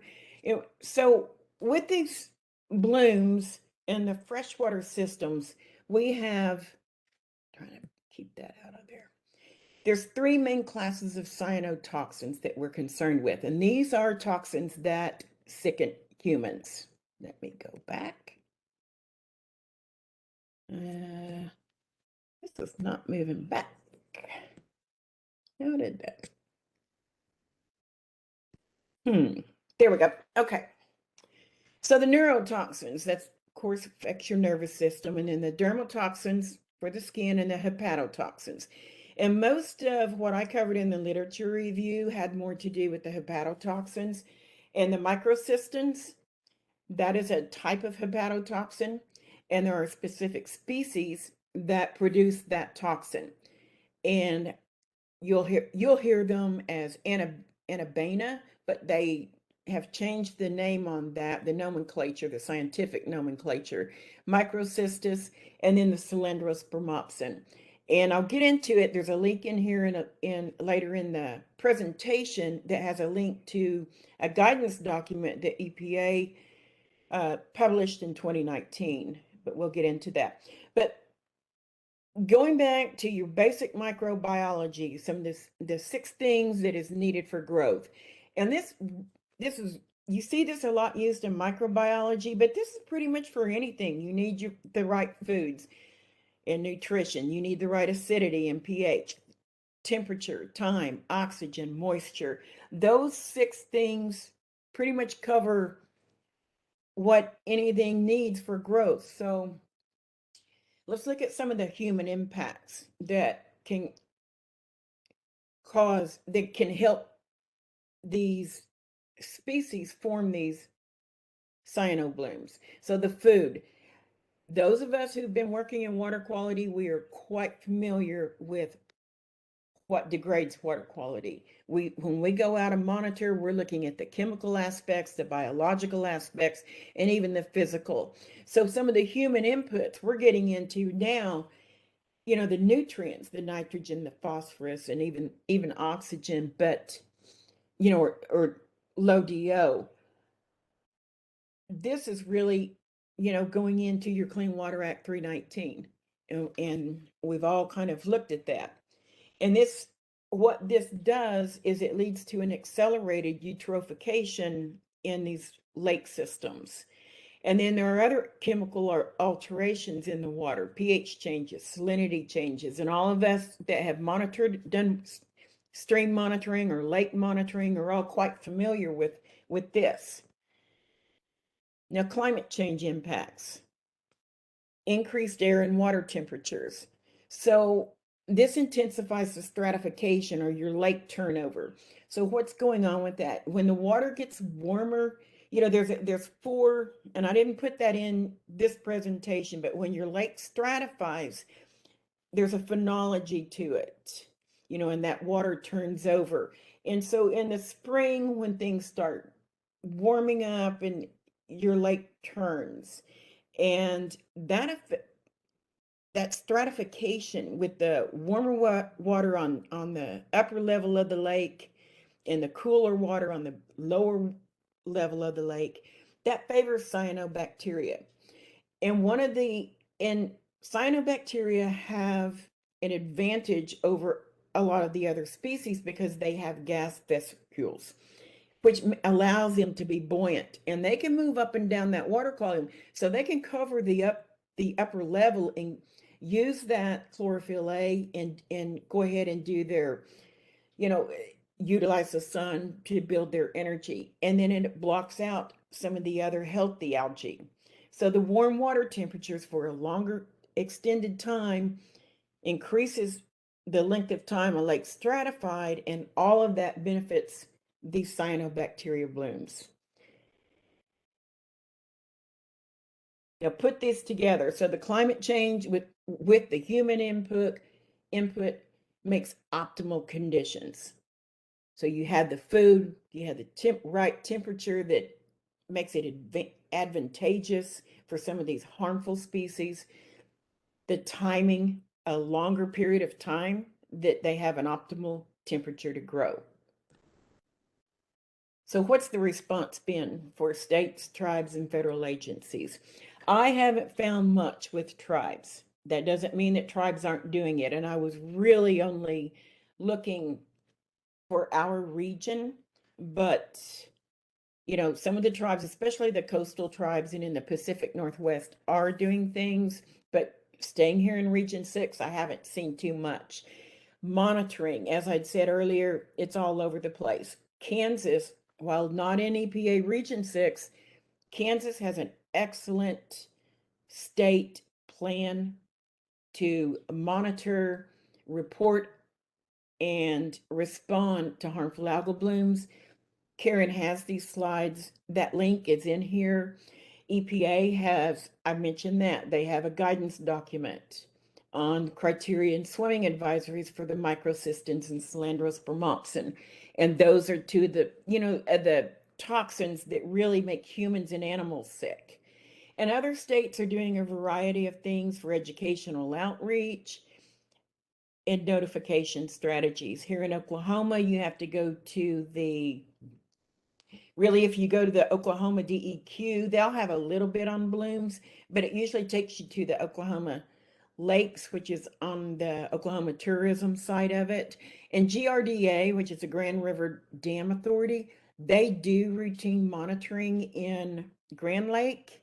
And they have, if you go to their site, which I apparently didn't get that in here, but they have some documents, and they're using some new equipment where they're actually measuring that phytocyan, which is pretty interesting because they can do this monitoring from a buoy and then watch it from a screen inside their lab. So it's pretty cool what they're doing. Now, the other thing on reporting, what I came across and found extremely interesting is the Centers for Disease Control, the CDC, is using a One Health approach. One Health wasn't developed by CDC. It's been around. It's a global methodology, but they took the One Health approach, which integrates the professions from different areas, and they applied it to the harmful algal blooms. So we're looking at communication between physicians, ER physicians, veterinarians, and natural resource managers. Why veterinarians? Because often when we have a mammal get sick, it usually starts with our pets or wildlife. So you go to the lake, you take your dog, he gets in there, he swims, he gets out, he licks his fur, he gets sick. And if he's lucky, he gets to the vet and he survives. But is anyone, and so, you know, it was caused by an algae bloom, or a cyanobacteria bloom, but then a human gets sick or a child gets sick, they end up in the ER, but is the veterinarian talking to the ER physician? So it's really interconnected. And that's what I liked about this. It's an epidemiology approach that gets the different professions speaking to one another. And natural resource managers, what happens when we see a fish kill, or even a bird die off, which has happened, because in 1997 there was an incident that started in Arkansas where multiple eagles killed after swimming in an area, and it actually took them 30 years to figure out what had caused this, and that ended up spreading throughout the South and Southeast. And so had this One Health approach been in place at that time, they might have been able to figure that out a little bit sooner. But I did put links in here to this because I found it I found it interesting. And so there's a voluntary program where states can report into what they call OHABs, which is the One Health Harmful Algal Bloom System that the CDC uses. It started out in 2016, 18 states participated. The 2019 report, which is the most recent one, has 14 states reporting. And this approach is, you know, it's just, I think this approach is really closely linked to how a lot of traditional Native Americans, how we have used traditional ecological knowledge, because we're not looking at this box separately from this box. And we've all of us who have worked in this field for a while, you know, we talk about that, and we've joked about it, about how groundwater doesn't talk to surface water, who doesn't talk to the air program, but it really is interconnected. And I think, you know, especially when you start getting into climate change, we have to realize the interconnection, the intersection between these areas. And so here's just a slide on that. So it's about coordinating and communicating and collaborating. And with the One Health, you know, any state can get signed up to do this. So if you wanted to, and I'm thinking probably tribes too, but tribes haven't started in on this yet. So the next steps here at the South Central CASC, we have, as April said, we've discussed talking about some training, and I think probably the most realistically, we'll start out with a webinar, and hopefully we can start planning that fairly soon. But if you are interested in a training on the harmful algal blooms and with professionals who have been working on it, then let me know. My email is in there. I'd like to get an idea of the interest. And so I think that's about it for me. Let me get up here and stop sharing. Let's see here. There it is. All right. Thank you, Karen, and everyone else. So, Thank you, Vet. You bet.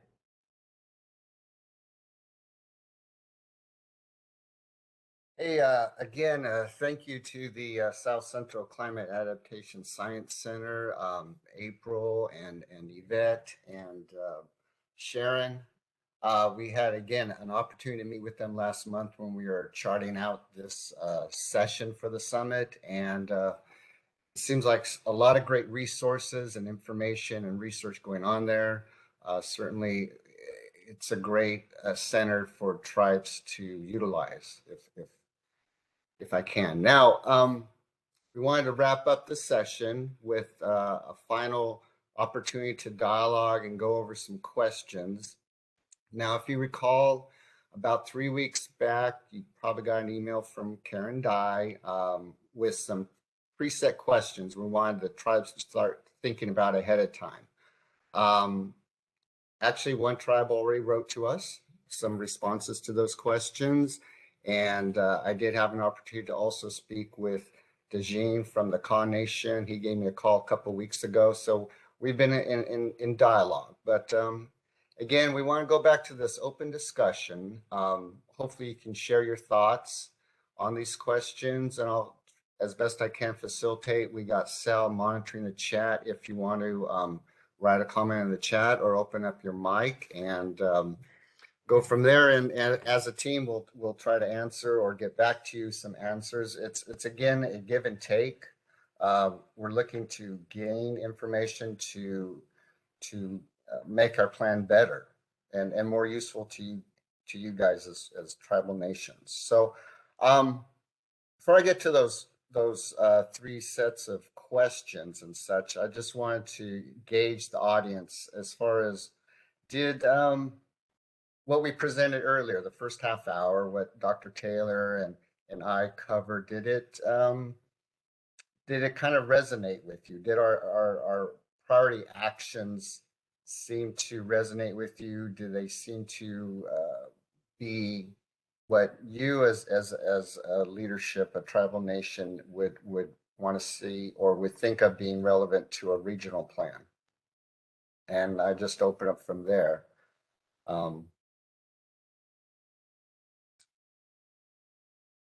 I see, let's see, I see a comment. Okay.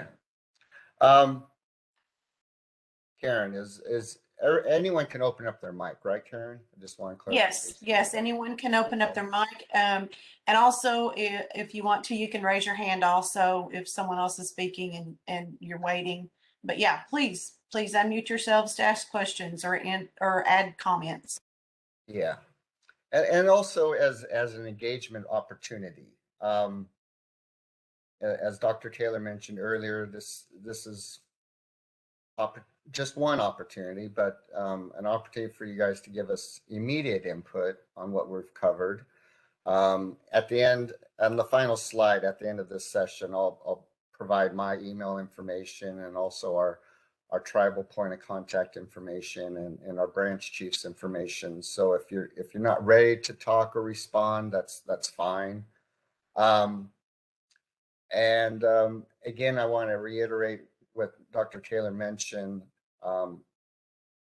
American Indian Environmental Office is hosting or doing the tribal consultation on all of these plans on behalf of each region. So that had just started yesterday. I know if there's a certain link that they provide, we're working with Lisa Barrios on that. If there's a link I get later, I can share with Randy G, who can send it back out to you guys as well on that consultation process. But again, we plan on keeping you informed as well or engaged through the RTalk meetings as well. So if we can go to the next slide, please, Emily. Some of those preset questions. And, we broke them off into themes of science, collaboration, and training. And so these were kind of the science type of questions we thought we would send ahead of time that might help, or what we're thinking that you might think are important. What are the science informations do you see you need for addressing or looking at climate impact and adapting to it? Does a tribe need more access to drought information, flood information, or how to be resilient to periods of floods, wildfire information? Just came across a information link yesterday that was related to New Mexico's Emergency Management Office on fires and wildfire information and precautions that could be done during times of that.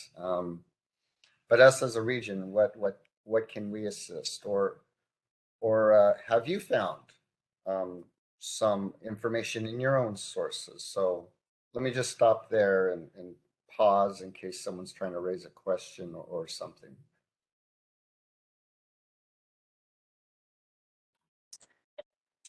Randy, this is Karen. I don't know if you answered this. There's a question from Mark, and then there's also a question from April in the chat box. Thanks. I think well, as far as the regional plan, each region is developing its own plan. And there are going to be 19 plans because each region, there's 10 of them, and then there's 9 other program offices in headquarters. As far as the tribal liaisons, we'll definitely, if you're the liaison working within our regional office, yes, we'll make those plans accessible and share. We're also sharing it with OIDA as well. Okay, April Taylor asked, would you provide information for the consultation? Okay, is that a clarification, April? I think there's a need for more tribal access and delivery of climate science. So it's 2 separate things, obviously. So Okay. this is my response to your first question about science information. Oh, okay. There's a lot of science information out there. It's just not getting to the tribes, right? And Right. the engagement piece, the process of how to engage with tribes versus, you know, science being produced or science availability. There's lots and lots of climate science and tools, and everybody has their product, right? Their thing. But there's no one actually engaging with tribes or getting out in tribal communities or doing training. Well, it depends on what it is, right? And so so that's a gap in delivery. Okay. In our training aspect in our plan, since it's draft, you know, we could look further at that, and it would also marry up well with our longer term engagement process, and certainly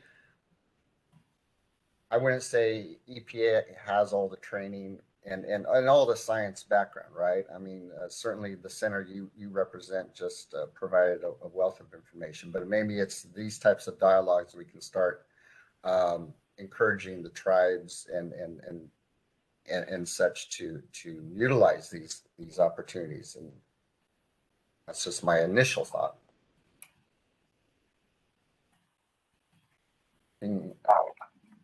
Okay. I'm curious for a tribe. Have you, any of your research you've done or looking at other science opportunities, have you found some resources that have been useful to your own work?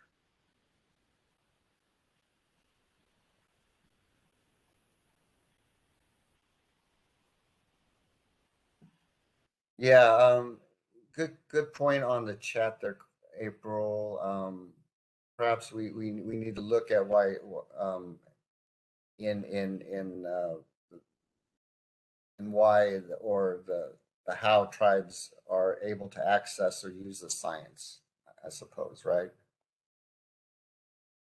And we are we have a team of people writing down these questions and looking at the chat and such.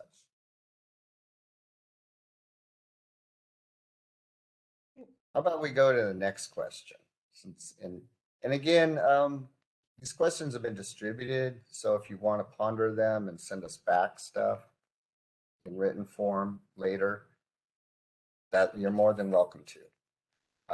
And again, if it wasn't clarified, that tribal consultation process began yesterday, and OIDA plans on carrying that out till July 1st. I don't think we gave an end date on that, but July 1st is the closing date on that. Randy, Yes. I'm sorry. I think Yvette had her hand up. Oh, I'm sorry. Yeah, thanks, Yvette. That's fine. I'm going to put my previous cap on from 20 years of working with tribes and being interested in trying to do some work on climate change in the past. And what you know, as far as some of the needs, I think April touched on this. There's a lot of science out there, but it's finding what you need and finding it scaled down for your area is an issue. So I and some of you who are still working in, for the tribes, chime in here, please. And if I'm off base, say, Yvette, no, that's not what we need.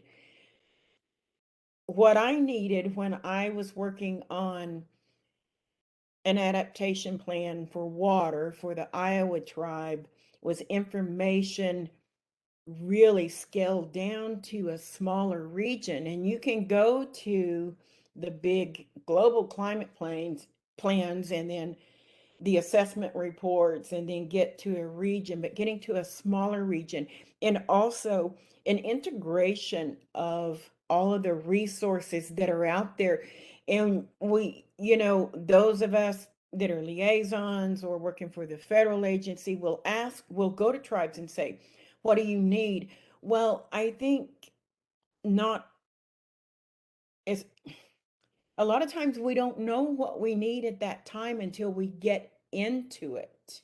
So direction is one thing, and scaling, I always found the scaling down to be the hardest part, and then where to find that information. And I was kind of excited when I saw that ArcX demonstration. I'm going to play around with that. That's helpful, but what resources are available, and like the Climate Science Center, I think offers things that I didn't realize when I was still working for tribes.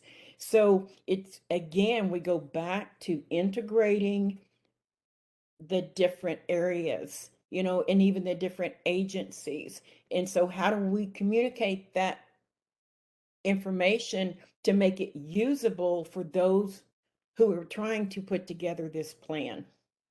That's in the rest of you guys, I'm not working for a tribe now, but if I'm off base, say so. If I'm on target, if that's something you feel like you need, speak up and say so that, while the EPA staff is doing this at the, not the beginning, but it's still coming together, I think your voice is important right now. So that's it. Thanks. Thanks for that pitch, Yvette. Appreciate that.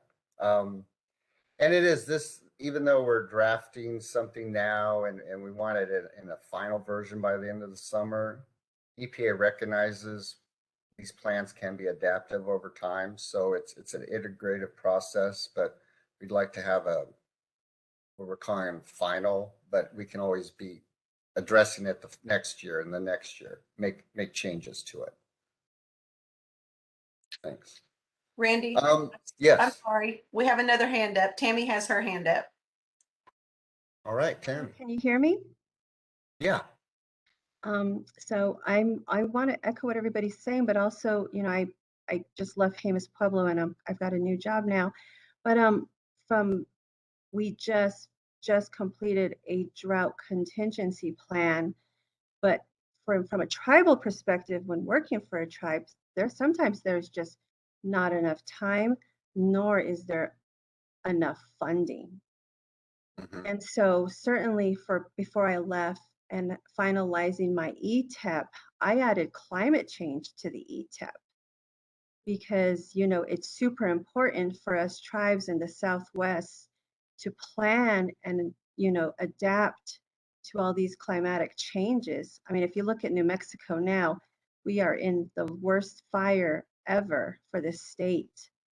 And it could possibly be getting close to one of the pueblos up north. So certainly, we are seeing the effects, but sometimes for tribes, there's just not enough funding and there's just not enough manpower.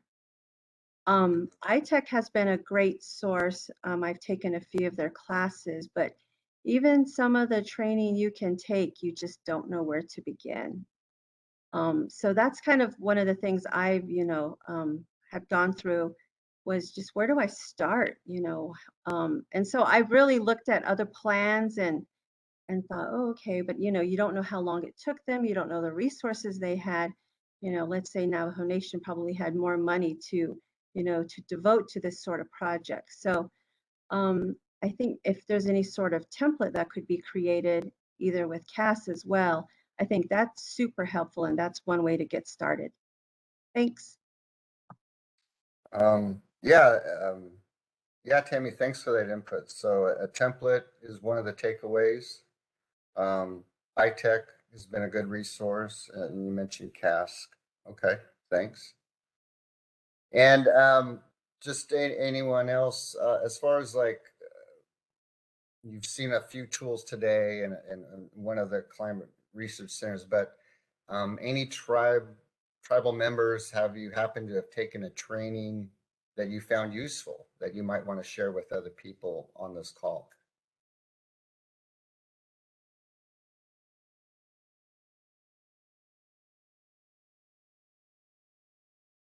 If so, you can put it in the chat.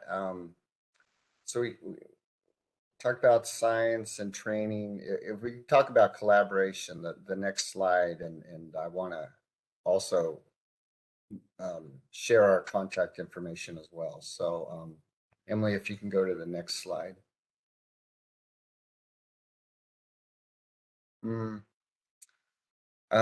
So we put out there, you know, what do you see as EPA's best role in assisting or working with the tribes on adaptation and planning processes? Again, you know, what are some traditional methods, knowledges that your tribal nation may have that we're not aware of, that you think would be useful to share? Thinking back 20 years ago, back when I was helping write watershed plans in the state of Hawaii. Native Hawaiians for 1,000 years had the Apua'a system on watersheds. So quickly we learned, you know, we were engaging the Native Hawaiian population in making our watershed plans more fitting to the Apua'a system in planning purposes. And that's just an example of, you know, collaborating and using, you know, an indigenous knowledge base. So perhaps there's things within your tribe that, you know, I myself aren't aware of, you'd like to share those types of background and knowledges. And are there other partners you think you could point out to that EPA needs to consider to partner with, whether it's another federal agency or non-federal? Like to try to cover those. See, April would like to partner with us in areas that make sense. I would give a big thumbs up to that. April also mentioned there's a gap for erosion. I know through the 319 grants, you know, there's certain BMPs that could be installed and such on erosion, but, you know, we'll make note of that. Because soil health can be a mitigating factor in trapping or retaining carbon in the soils, right? So even erosion has its impact. Again, going back to collaboration. And is there a specific, another specific example of what you guys would see as the EPA's best role in working with the tribes?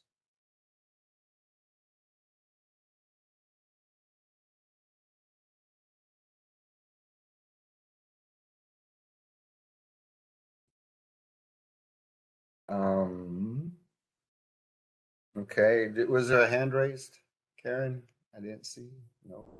I'm not sorry. I'm sorry. I didn't see one. So if you had your Okay. hand raised, please go ahead and unmute yourself now.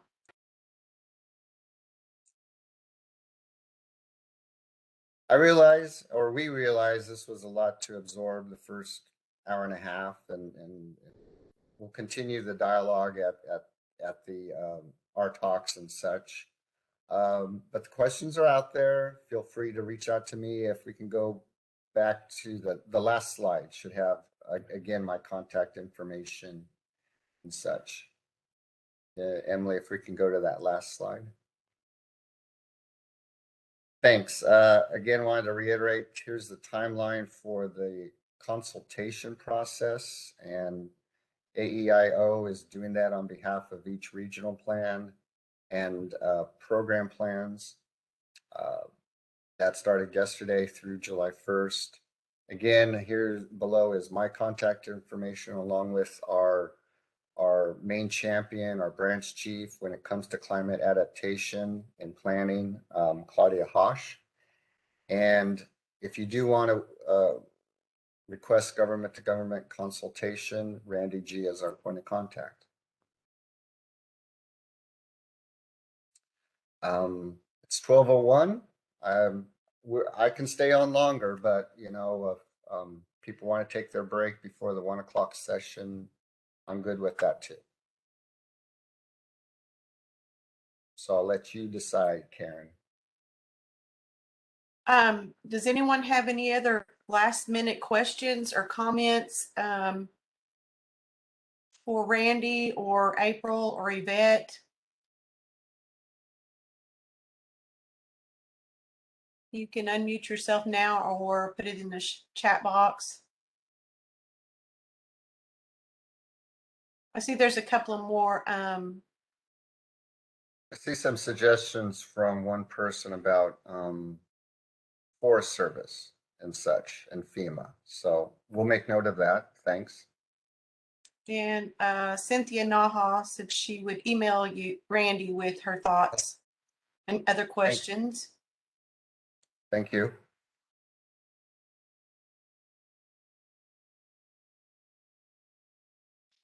I don't see. Yes. Go ahead. Karen, there's a comment on from Salvador on saying there's some tools, case studies, and resources for erosion control and storm management in ArcX also.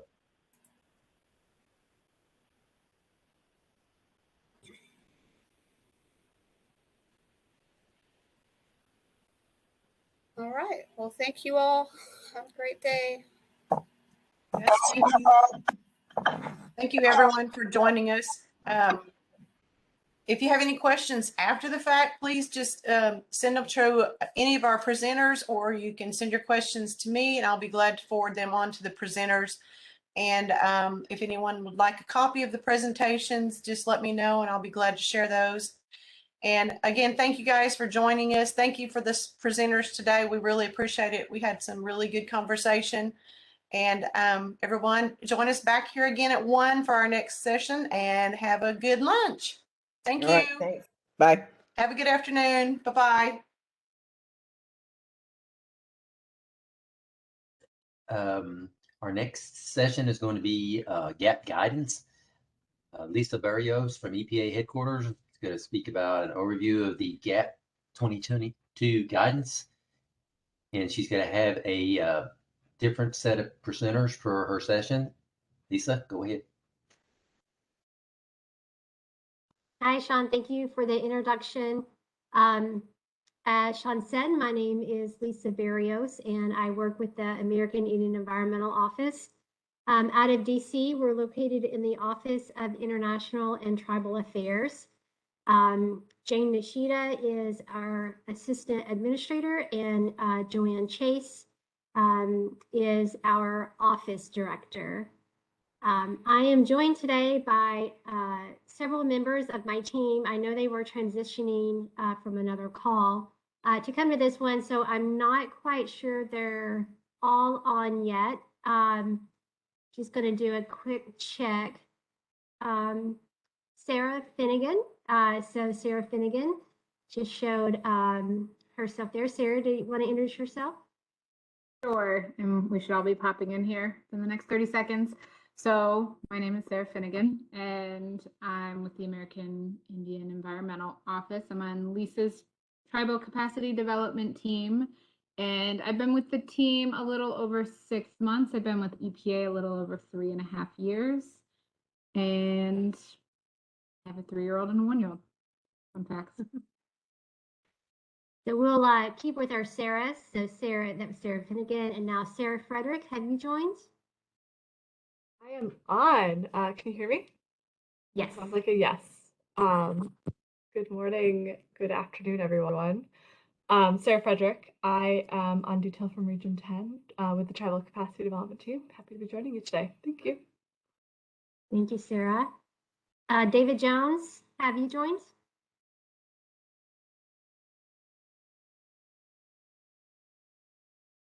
David, you might be on mute. Or maybe still transitioning. Will Post, are you here? I am here. Hi, Lisa.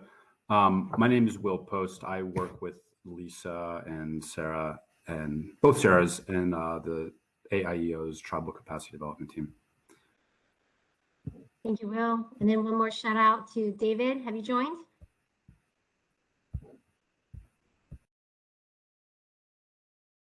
No, don't sound like it. All right. Here with the team today, we have an hour and a half.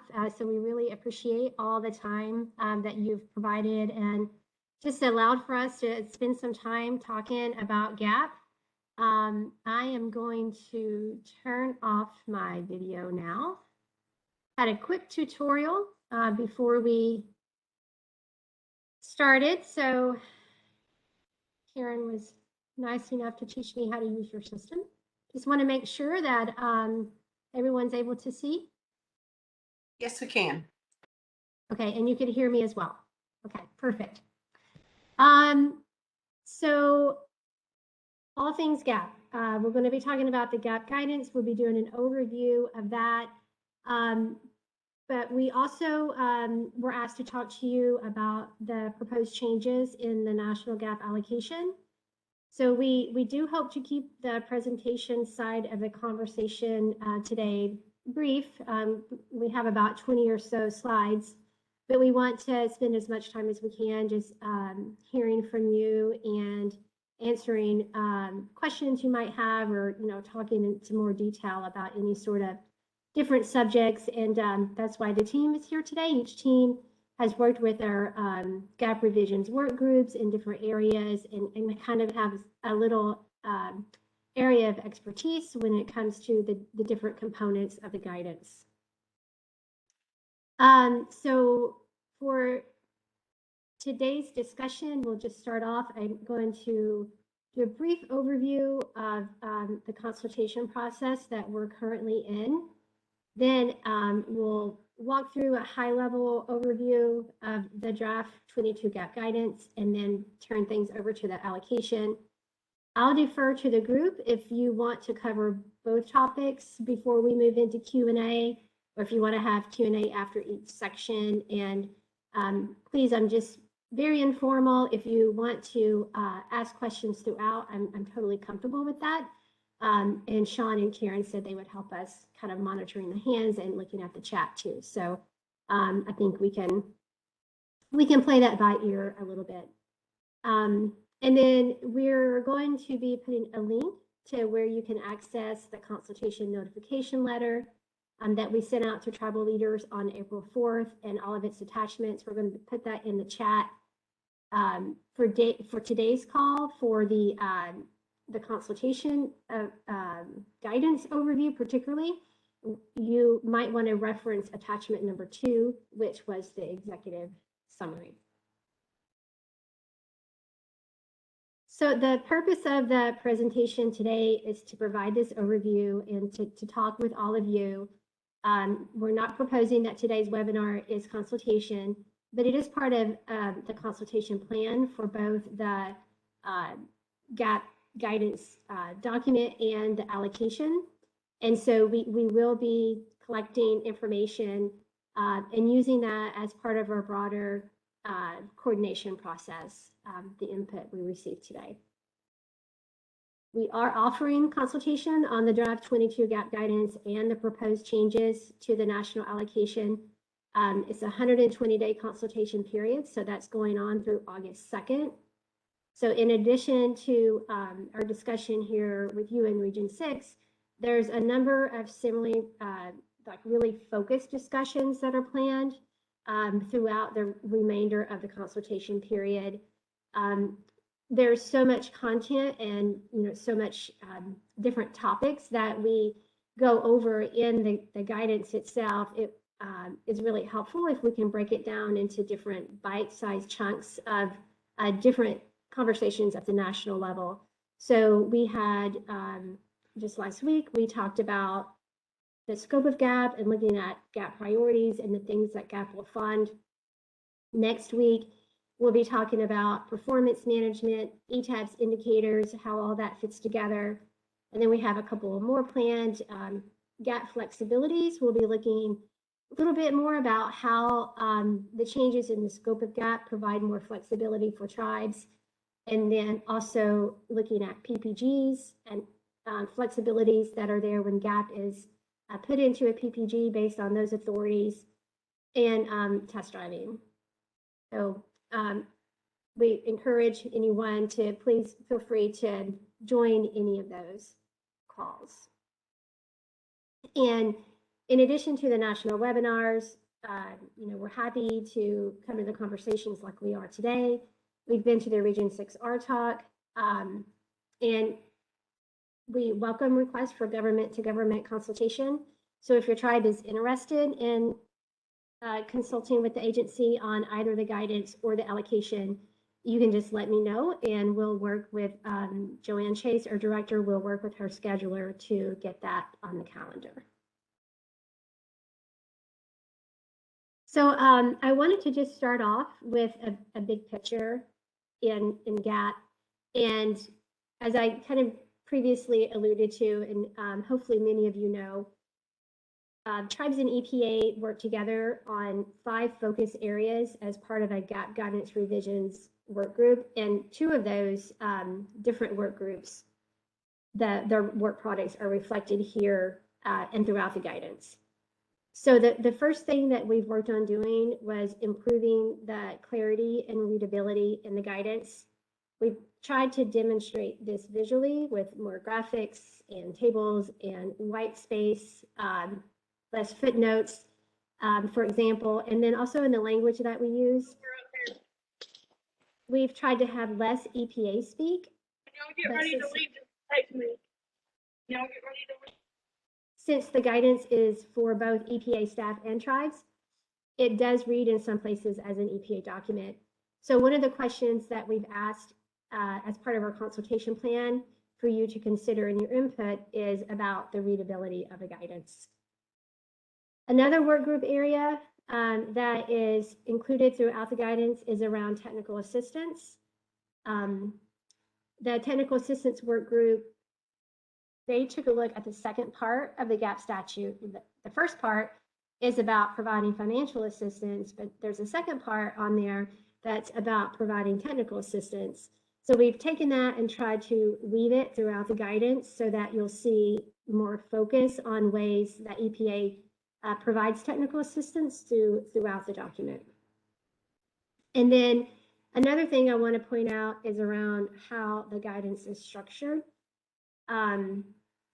The framework of GAP is comprised primarily of 5 different components or 5 different parts. There's the national GAP priorities, which what we've done is we've taken the GAP guiding principles and aligned those as the priorities of GAP. There's ETABS and performance management, and then there's a technical assistance component, and then also the allocation. So the guidance clarifies how each of these components work together in the administration of GAP. The draft guidance also provides clear language on what types of activities that GAP will fund. And this includes that establishing and maintaining an environmental presence is an allowable activity. GAP can also be used for a number of other activities that are helping tribes and intertribal consortia to do things like build capacity to meaningfully participate in federal environmental programs that are administered by EPA, states, tribes, or local governments. Building capacity to implement programs where the tribe is delegated or authorized or approved to administer the program by EPA. Tribes may also use GAP to build capacity to implement environmental programs under tribal laws and regulations. Building capacity to implement solid and hazardous waste programs. And because there's a particularly called out section in the GAP statute, tribes are also able to implement solid and hazardous waste programs, including service delivery activities. The service Delivery activities are things like trash collection, transportation, disposal, and backhaul, which we see most significantly in Region 10. We're going to talk about the solid waste section in more detail in a little bit. So the activities that are allowed under the draft 22 guidance, they're broader, they're more flexible, and they're better defined in response to the input that we received from tribes throughout the consultation. And the draft guidance also provides clarity on what is not allowed under GAP.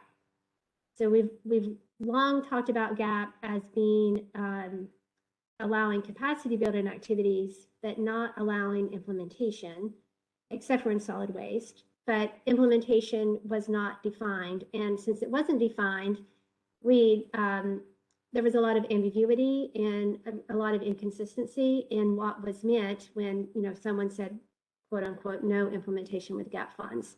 So that was being applied differently across the regions, in some cases by different project officers in different regions. So we've taken an attempt to define implementation to provide that consistency there. So several federal environmental laws, like the Clean Water Act, the Clean Air Act, the Safe Drinking Water Act, they authorize EPA to treat eligible tribes as a state for the purpose of implementing and managing certain environmental programs and functions. The process for a tribe to assume an EPA program or function, that process includes a determination that the tribe has the capacity to administer the program. So in the guidance, what we've said is once EPA the tribe has applied for and the tribe has gone through that process and has delegated, authorized, or approved the tribe to administer the program, the tribe is now implementing that program. In implementation of activities or conducting activities of an EPA program or function that have been assumed by the tribe is not allowed. The second definition for implementation in the guidance is conducting program activities under tribal laws and regulations. We've also defined that as implementation. So building capacity to develop those laws, building the capacity to be able to implement laws, the tribal laws and regulations, even test driving, which we'll talk about in a minute, the tribal laws and regulations. But once those laws and regulations are passed and are continuing on a regular basis, then we've said that is now implementing the activity. There's some exclusions to the way that we've defined it, and these are spelled out in the guidance as well. So first, the definition of implementation does not include receiving treatment as a state or TAS approval for grants. So if you have a Clean Water Act 106 or a Clean Water Act 319 grant, then that is not considered to be implementation. It also does not include flexibilities that are available if a tribe has a performance partnership grant or a PPG. Like I said, that was a focus area of the work group, and we're going to be talking about that on a later call on June 15th. But the PPG regulations, there are ample opportunities that are available for leveraging GAP funds, including implementation under those PPG's authorities. Another exception on using GAP funds to implement programs is related to capacity building in another area. So for example, if there's a new parcel of land that the program, you're seeking to apply your water quality standards to that new parcel of land, or maybe there's a new contaminant area that's going to be addressed. So in those situations, GAP can continue to be used to build this new capacity. And a new area that we've proposed that's not related to really any of the above exceptions is if a tribe has received authorization to administer a program approval from EPA, there's still situations where they may continue to use gap funding if they demonstrate that there's a continuing capacity building need.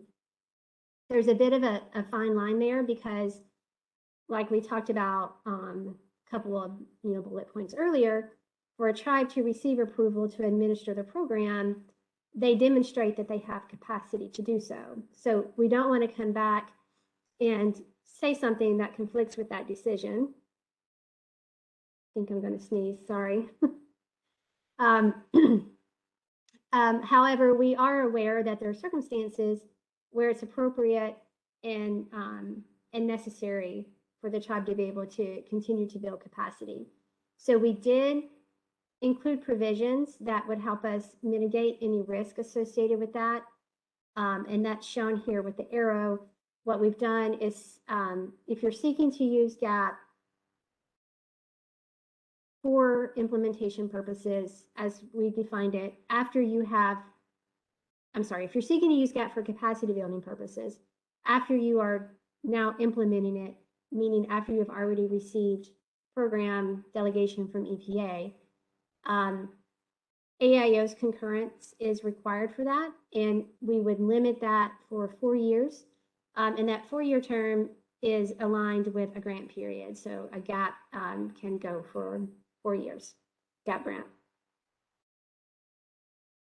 So I am now going to turn things over to my colleague, Will, to talk about test drives.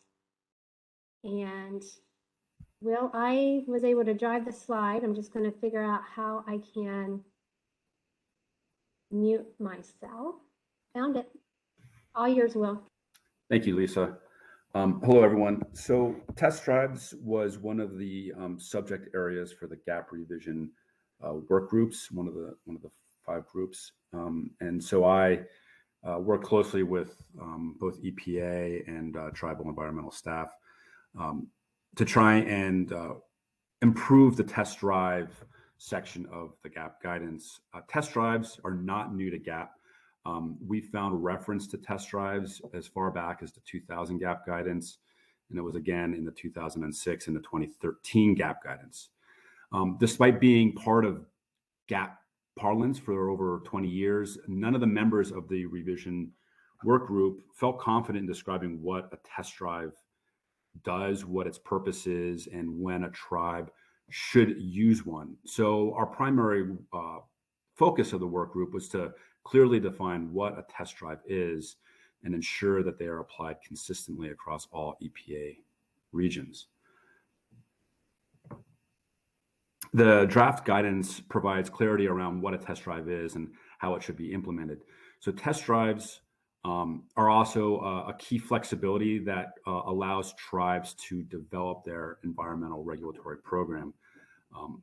The test drive is primarily an evaluation tool. So as the guidance describes, when a program, a tribal program is aspiring towards delegation and applying for a TAS package, a test drive will allow them to use GAP funds to do implementation activities, as described by Lisa just a moment ago, for up to a period of 4 years. And the purpose of allowing a program to use GAP funds for implementation is so that they can test sort of the core competencies of their program and use this 4-year period to identify any issues that they may need to go back and refine within their program.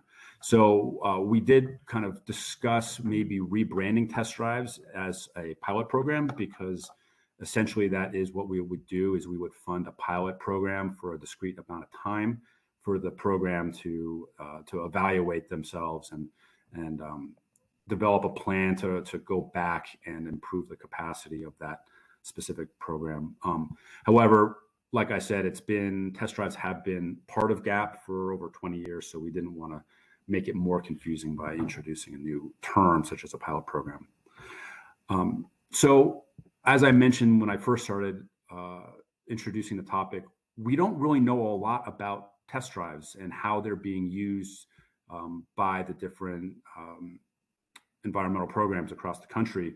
So we're hoping that we can get some feedback and during this consultation process, in the consultation notification that was sent out by our director, Joanne Chase, we do have specific questions related to test drives. So we encourage anyone out there who has used test drives to share with us their experiences, any recommendations, and specifically if any part of this guidance is not clear about what a test drive's purpose is, how to apply for a test drive, and how to use it appropriately.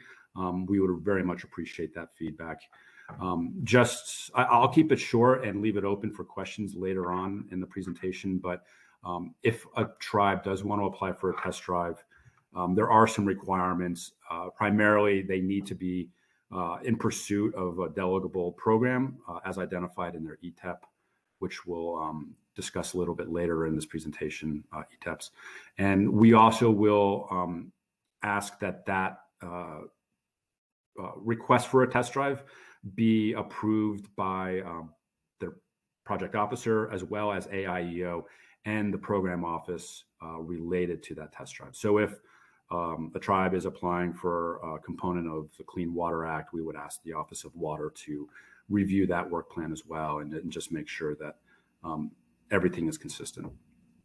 And with that, I will turn it back to Lisa.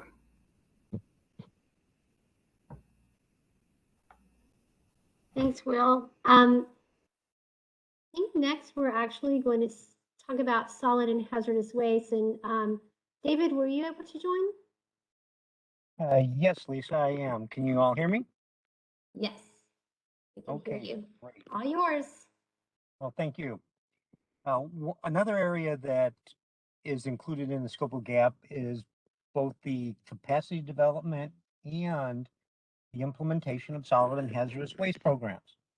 So this is one of the only area that is specifically called out in the GAP statute to where tribes can do implementation using GAP funds. One thing to note, and Lisa mentioned it earlier about the service delivery. She stated this includes the collection, transportation, storage, and disposal of hazardous waste and recovered materials and backhaul activities. And this was included in the 2018 Consolidated Appropriations Act that gave the existing GAP authority an expansion of what we can do. And so I will talk more on this in just a minute. Some of the changes in the solid waste section that we're putting in the guidance includes the removal of the requirement that the solid and hazardous waste program development be done in a certain order. And while it's not a requirement any longer that a program be established prior to doing a cleanup of an open dump, we still strongly encourage that. And the reason for encouraging the program development is not to restrict the ability to do cleanups and start implementing a program, but is to ensure that we're addressing the core of the issue, and that is that continued dumping doesn't occur. Along these same lines, the ability to approve open dump cleanups historically has been done by AIEO. We are now delegating that to the regions in this new version of the guidance. The exception to this is when a tribe does not have a solid waste program in place or under development. In those cases, AIEO will still be the approval authority on that. Okay, getting back to the service delivery activities. If you're planning to include those type of activities in your GAP work plan, the guidance is going to outline that the service delivery needs to be included as a priority in your ETAP, first of all. Also, the tribe in their integrated waste management plan should have a section that includes these service delivery activities. Now, if you and your tribe don't have a current integrated waste management plan, you could put all the relevant information in your ETEP as opposed to updating the plan at this time. But keep in mind, the integrated waste management plans are an allowable activity under GAP, and that's something that we do encourage you to do and to update it whenever you can. Now, the next step for service delivery is your work plan. And your work plan should have a separate component that outlines all of the service delivery activities that you want to do. And as part of that, you need to give an estimated cost for those services that you're going to be doing. And this component and its associated costs will be rolled up into your overall budget that gives you your total grant award amount for this. So it's not a separate standalone budget, but it's a part of your overall budget, the single budget that you'll be submitting with your work plan. Now, the AIO recognizes that a smaller tribe or your recycling program may not be able to produce a sustainable volume of recycling materials on your own unless you partner with others.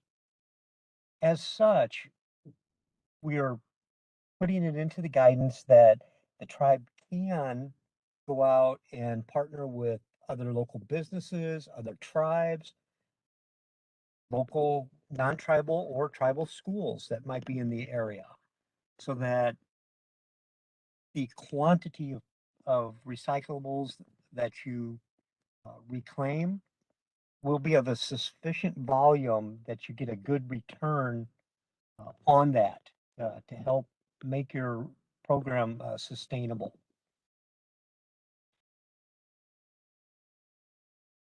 As part of this, we have updated the guidance to include language that the service delivery activities can be provided to these for-profit businesses and populations outside of Indian country where there's a justification. And as I mentioned, not being able to produce a sustainable volume on your own would be an appropriate justification for this approval. Now, if we can go to our next slide, I'll turn it over to Sarah, and she's going to start talking about your ETEPs.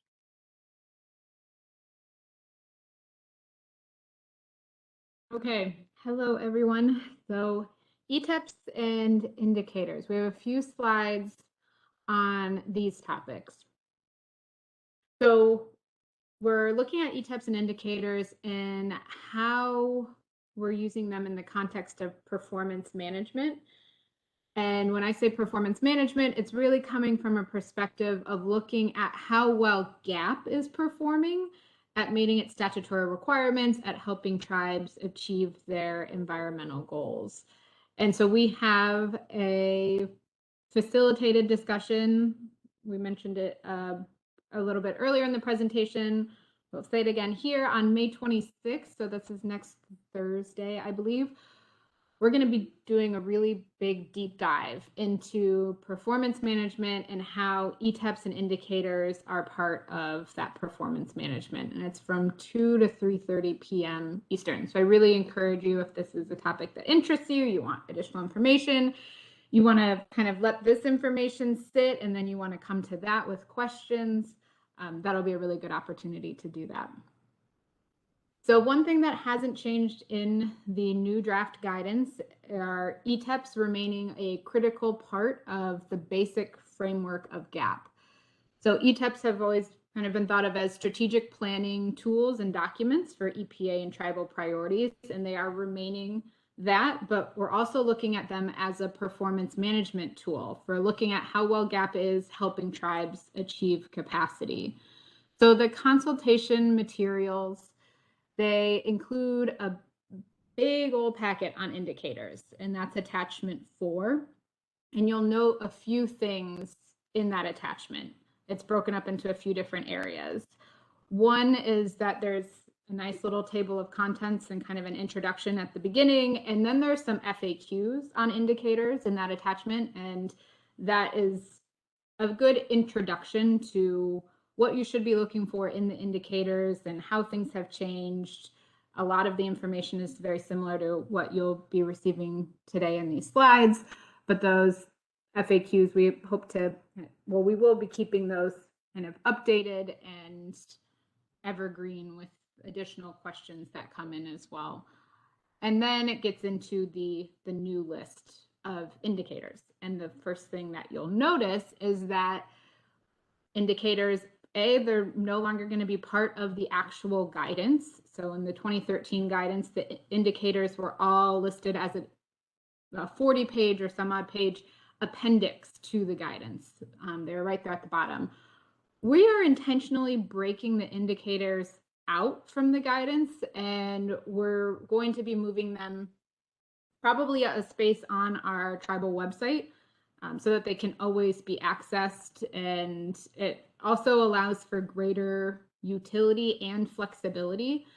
For example, it's going to be much easier to update that primary indicator list when kind of maybe EPA is adding an indicator, or equally important is that tribes may develop their own indicators. And we want to make sure that we can add that tribally developed indicator to the list of indicators so any tribe can access that. And so breaking the indicators out of the guidance and into kind of a separate platform is going to make it much easier to do those updates.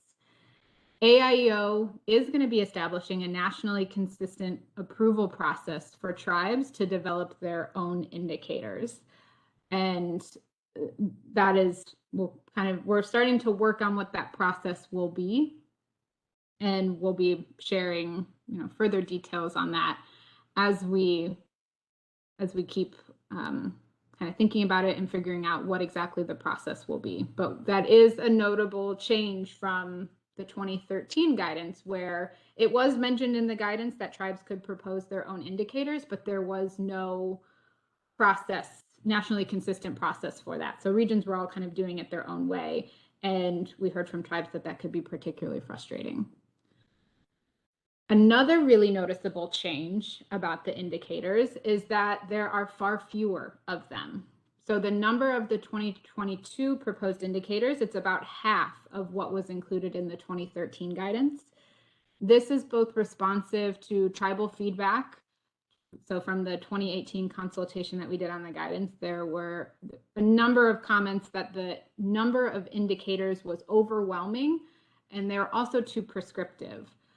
But it's also, there's less indicators because we've reframed indicators. We want them to be reflective of significant milestones of capacity that's been developed, not simply activities that are being done. And so with this reframing, we have streamlined the number of indicators that we're including for GAP. So we've asked a specific question in our consultation notification letter about this particular topic. So do we have the right breadth and depth of indicators? Especially noting that we have shortened the list of indicators. Do we still have indicators that accurately reflect the work that you're doing with GAP, and that there are the milestones that you're working towards in a particular, developing in a particular EPA program? We want to make sure that we're capturing that. So we look forward to that type of feedback. You may be asking, though, what is happening with those 2013 indicators? So while the list could be overwhelming or too prescriptive for some tribes, we also heard that the list was helpful in terms of it's a suite of ideas of what you can do with GAP for program development. And so there's some transparency on what a tribe could do with GAP funds. We don't want to lose that utility. So we're proposing to repackage the 2013 indicators as a technical assistance tool, pathways document for different types of program development. We've worked on one quote unquote chapter where we took all of the air indicators that were in the 2013 guidance and we converted them to a checklist style document that a tribe could use when planning out their air program development. So we've provided that chapter in the consultation materials. It's attachment 5, and we ask a specific question about it as well. You know, is this useful? Would you like us to build this out for all of the different media programs? And then about the indicators themselves, with the proposed changes, it comes with a significant shift in how both EPA and tribes use and view indicators. So that 2013 list of indicators, it had become a de facto list of allowable activities. That was never their intention. It wasn't supposed to be a big long list of all the things you could do with GAP, and you couldn't do anything that wasn't on that list. That was never the point of indicators, but that was how they were being used in a lot of instances. So indicators, they're not the same as an allowable activity. The main purpose of an indicator is and always was to measure tribal progress towards meeting goals in environmental plans, meeting the goals and priorities in ETEPs. So to measure the environmental program capacity that was being built with GAP funds, that was its intent. But the way the indicators were written and the volume of indicators, it didn't do a really great job of doing either one of those things. So the draft guidance, it better defines capacity indicators as a unit of measure, as a significant milestone that tells us something about a change in the tribe's capacity along the path towards achieving the tribe's goals. So since capacity indicators are related to where a tribe is along its path to achieving goals, the draft guidance removes the requirement that they be included in work plans, as that was the requirement in the 2013 guidance. And instead it requires that indicators go in ETEPs. So not in work plans, but in ETEPs. ETEPs are a strategic planning document. And so it makes more sense to include indicators, which are milestones, in ETEPs.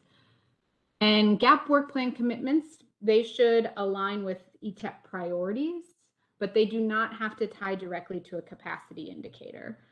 So this is another change where in the 2013 guidance said that work plan commitments or activities, they should align directly with a capacity indicator. So we're removing that requirement. Ideally, this will reduce some administrative burden when completing those work plans as well. So that was a lot of words describing some changes. We have a visual that more succinctly walks through an example of kind of what this new way of performance management looks like. And so here it is, where we have a tribal priority. So say a tribe identifies a problem of asthma and respiratory problems from air pollution. And so in their ETEP, they establish one of their priorities is to reduce human health and environmental impacts from air pollution. So that's the kind of main goal, the priority, and then they would include capacity indicators that are related to that priority. And so again, capacity indicators are these maybe intermittent steps or milestones towards achieving that main goal. And so here the capacity indicators are develop an air quality monitoring program and develop a community outreach process, procedures, and/or plan. And then that goes in the ETEPs. And then what goes in the work plan are the activities or the commitments that are GAP eligible. So take an air quality training course, analyze existing data, do community outreach, and then a pilot project on community cleaner air shelter. And you'll notice that not all of the commitments align directly with the capacity indicator. They all align with the overall priority, but again, there does not have to be the alignment with capacity indicators. That last commitment or activity, it does not align with the capacity indicator, that is okay, but it does align with the priority in the ETEP. And so on this slide is also a summary of what those changes are that I just talked about. So reduced number of capacity indicators and indicators reframed as milestones, capacity indicators to be included in ETEPs, optional in work plans, and work plan commitments do not need to be tied to a capacity indicator. So last slide on ETEPS and performance management. EPA is going to be making a lot of changes and improvements on how we measure and report out on GAP success, but it's important to note we're not requiring any additional reporting or data from tribes themselves. We're using data from existing tribal sources such as ETEPS, GAP work plans, progress reports. And then EPA regions and AIEO, we're going to be working together to enhance our reporting responsibilities and utilizing that data in a much more effective way. Much of the information, though, just like I said, it exists in the regions. That's where you work on your ETEPS, where you negotiate your work plans, where you submit your progress reports. But we're standing up a performance management application, we're calling GAP Hub, as a place where project officers are going to report information and AIEO is going to be able to utilize it for performance management purposes. So we're going to be able to aggregate the data that you're already submitting in a much more efficient, effective way. And we're going to be able to look at those big picture questions of performance, like how well is GAP doing at performing its statutory requirements? Where has there been progress in building tribal environmental capacity? Where is capacity being projected? Where is it being lost or rebuilt? That's going to help us out with more effectively managing the GAP program. One important thing to note here is the timeline. So as we are changing the indicators and expecting indicators in ETEPS, we're not expecting that all to happen as soon as the final guidance goes live on October 1st. Instead, what we're proposing is that ETEPS be updated with the new indicators based on the existing ETEP renewal timeframe. So most tribes update their ETEPs every 5 years. So if you just updated your ETEP, then you really won't need to be worrying about these changes for another 5 years. But if your ETEP is up for renewal in 2 years, then that is when you would work with your project officer to include the new indicators in the ETEPs. But kind of right off the bat, when you're doing your work plan negotiations, you once the guidance is final, and if these changes remain, then you would not have to put the capacity indicators in your work plans. We are going to be doing a fair amount of training on all of this as well, and training both for project officers and tribes on how this transition will work. But I'm going to turn things back over to Lisa for now, and she's going to finish off GAP guidance. Lisa? Yep.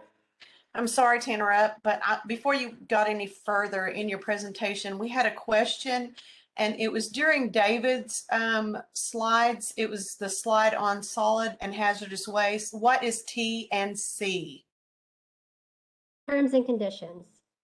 So when EPA awards a GAP grant or any of their financial assistance awards, the award document includes certain terms and conditions. And this is where, if you need a QAP or something like that, that's one of the terms and conditions that'll be added. So potentially, if you're looking at providing services to for-profit businesses or populations outside of Indian country area, there may be certain terms and conditions that apply. We don't know what they might be yet, but we just wanted to capture that sort of generally, that especially for their for-profit thing, if there's terms and conditions associated with your award, that those would be added there. Thank you. I also saw a couple of things pop up. Yes, we'll be able to provide the slides. That's fine. Shortly after our meeting today. This is the last slide on the guidance itself, and that's just talking about intertribal consortia. And we wanted to talk about this because we've added some flexibilities for the consortia, and we have a separate focused discussion just about intertribal consortia and GAP on June 23rd. But to highlight a couple of those activities here, One of the most significant input areas that we've received from consortia in the 2018 review process was about needing flexibility for the documentation requirements that are listed in the regulations. So the draft guidance is responsive to this by addressing when documentation is required. Currently, it is with each funding action, but we're requiring moving forward with final guidance, the documentation that member tribes support the consortia applying for and receiving GAP funds would be required with each new application. So that is looking at every 4 years minimally for a GAP work plan. If your GAP award is 2 years and not 4 years, then that would be every 2 years. And it's not a supplemental or incremental action. It is a new award. And we've also looked to provide flexibility around what defines adequate documentation. Again, just doing better with clarity and the definition of our terms. So adequate documentation can be any mix of letters, emails, or intertribal consortia resolutions, as long as all the GAP eligible member tribes have voted in the affirmative for their resolution process. Also, the reg says your duly authorized representative, and we define that in the guidance that the duly authorized representative is determined by the tribe. Doesn't have to be a tribal leader. So, for example, if a tribal resolution has that 70% of the GAP eligible member tribes voted in the affirmative, the consortia may receive emails from tribal environmental directors if that's the tribe's duly authorized official for that remaining 30%.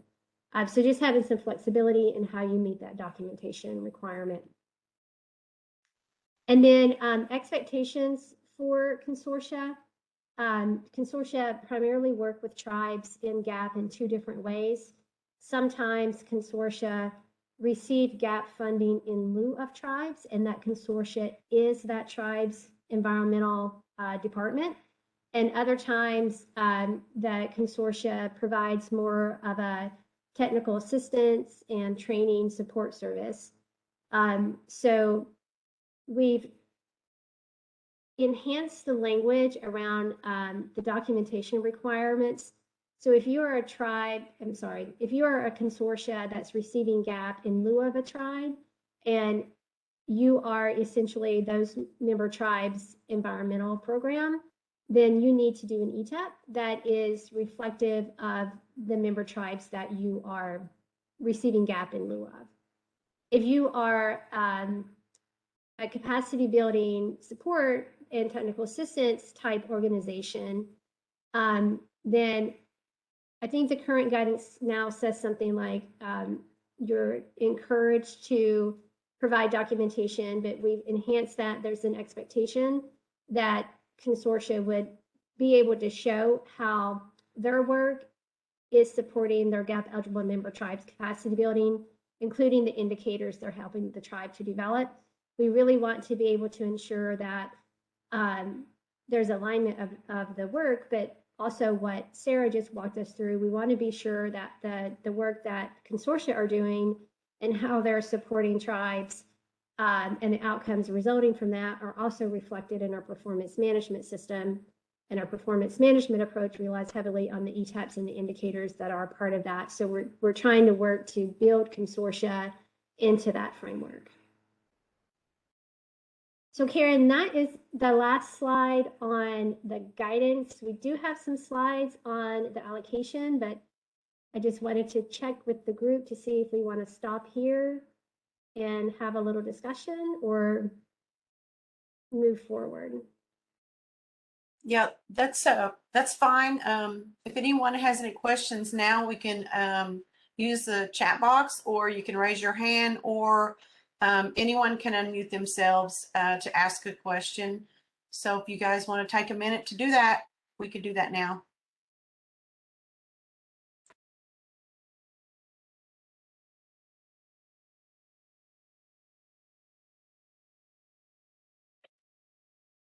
And I don't see anything new in the chat box on my end.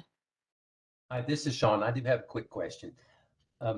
This is for whoever on the panel. Okay. About the documentation for the consortium. Yeah, what happens if you have, say, 30 tribes and you only get 28 documentations and you still need 2? What would be your follow-up on that? We've had the instance a couple of times in recent years where there were a few consortia that were having a hard time. And I know that the region worked closely with the consortia and the tribes to be able to get the documentation. We haven't had an instance where we've denied consortia funding or not been able to approve the consortia's funding because of the regulatory requirements. So I think, Sean, we would try to help the consortia working with the member tribes to be sure that they have the documentation that they need. Okay, thank you. It's been a challenge to get some of, people in the office and, working from home the last year. Yeah. Yeah, I can imagine with the COVID, it seems like, I don't know if Randy is on the phone. It seems like we might have looked at that for a potential reg deviation waiver, but everything could have worked out and we didn't need to go that route. Is that, am I remembering that correctly, Randy? Yeah, you're right, Lisa. Can you hear me? Sorry. Yeah, I can hear you. Okay, thank you. All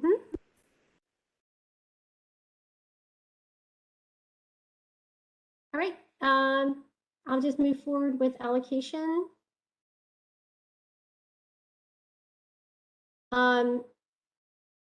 So we'll talk about the money.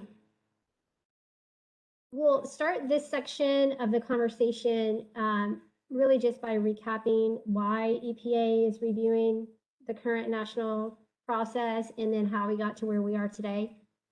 And it goes back a bit. So back in 2008, the Office of the Inspector General conducted an audit of the GAP and it came out with several recommendations that were associated to revisions of the GAP guidance. These primarily resulted in the changes in the 2013 guidance.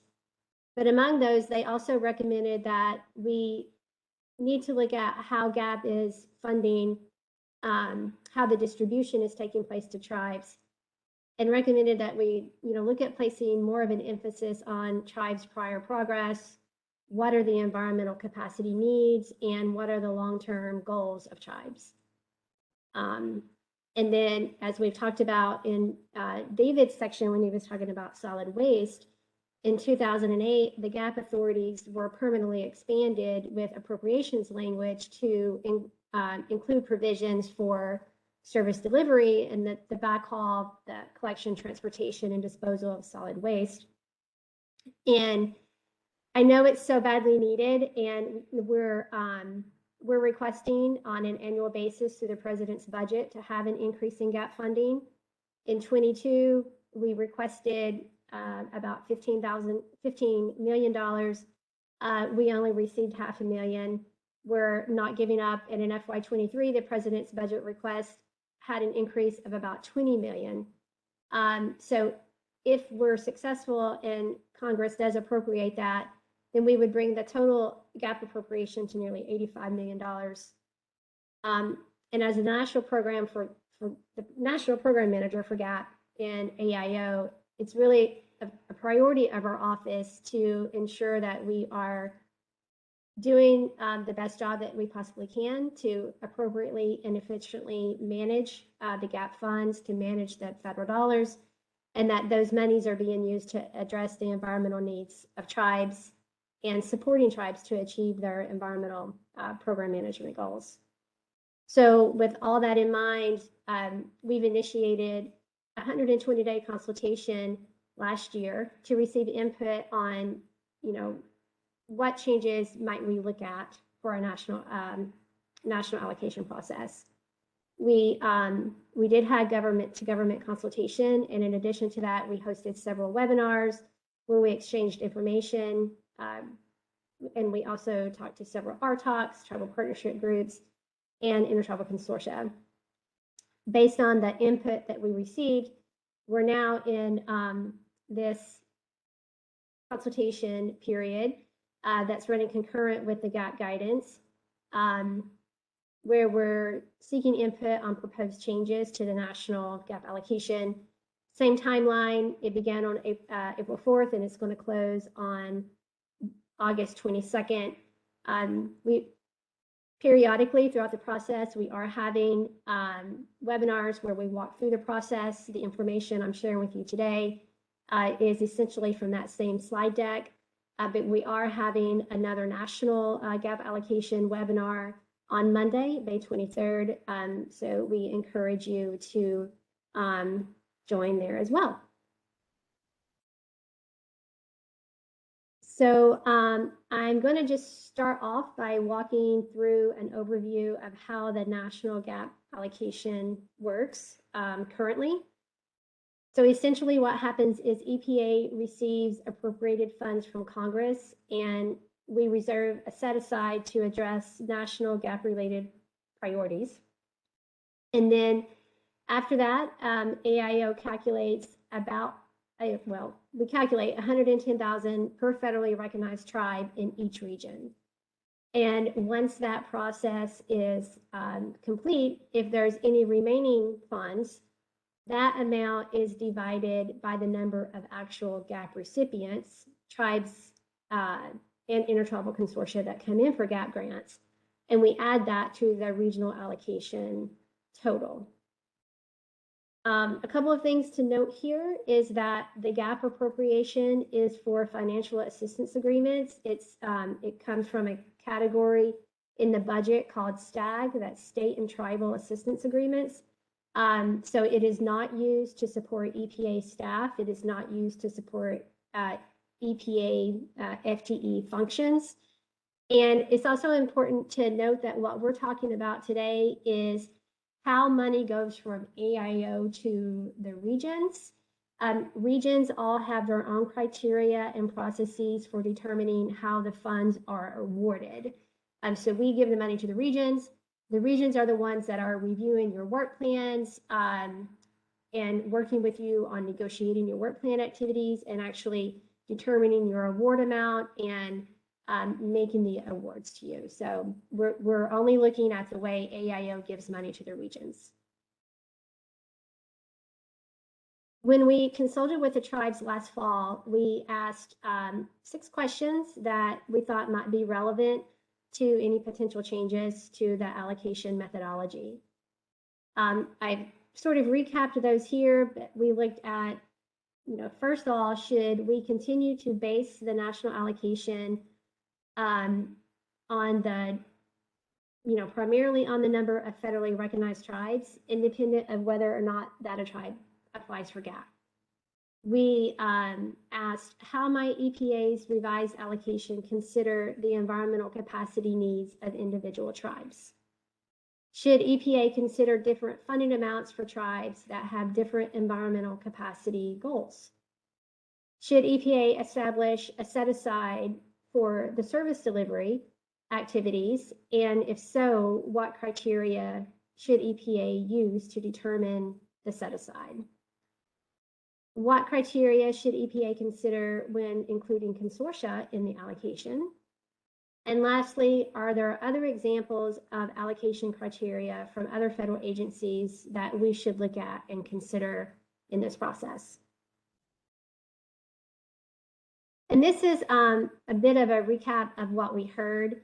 We received specific feedback on the questions we asked and a lot of broader input as well. That input was varied, as you can expect. But even so, there were some general themes in the input that we've highlighted here. So first of all, EPA's revised allocation should only be based on the number of tribes that actually apply for funding, not potential GAP grantees. So that was one thing we heard.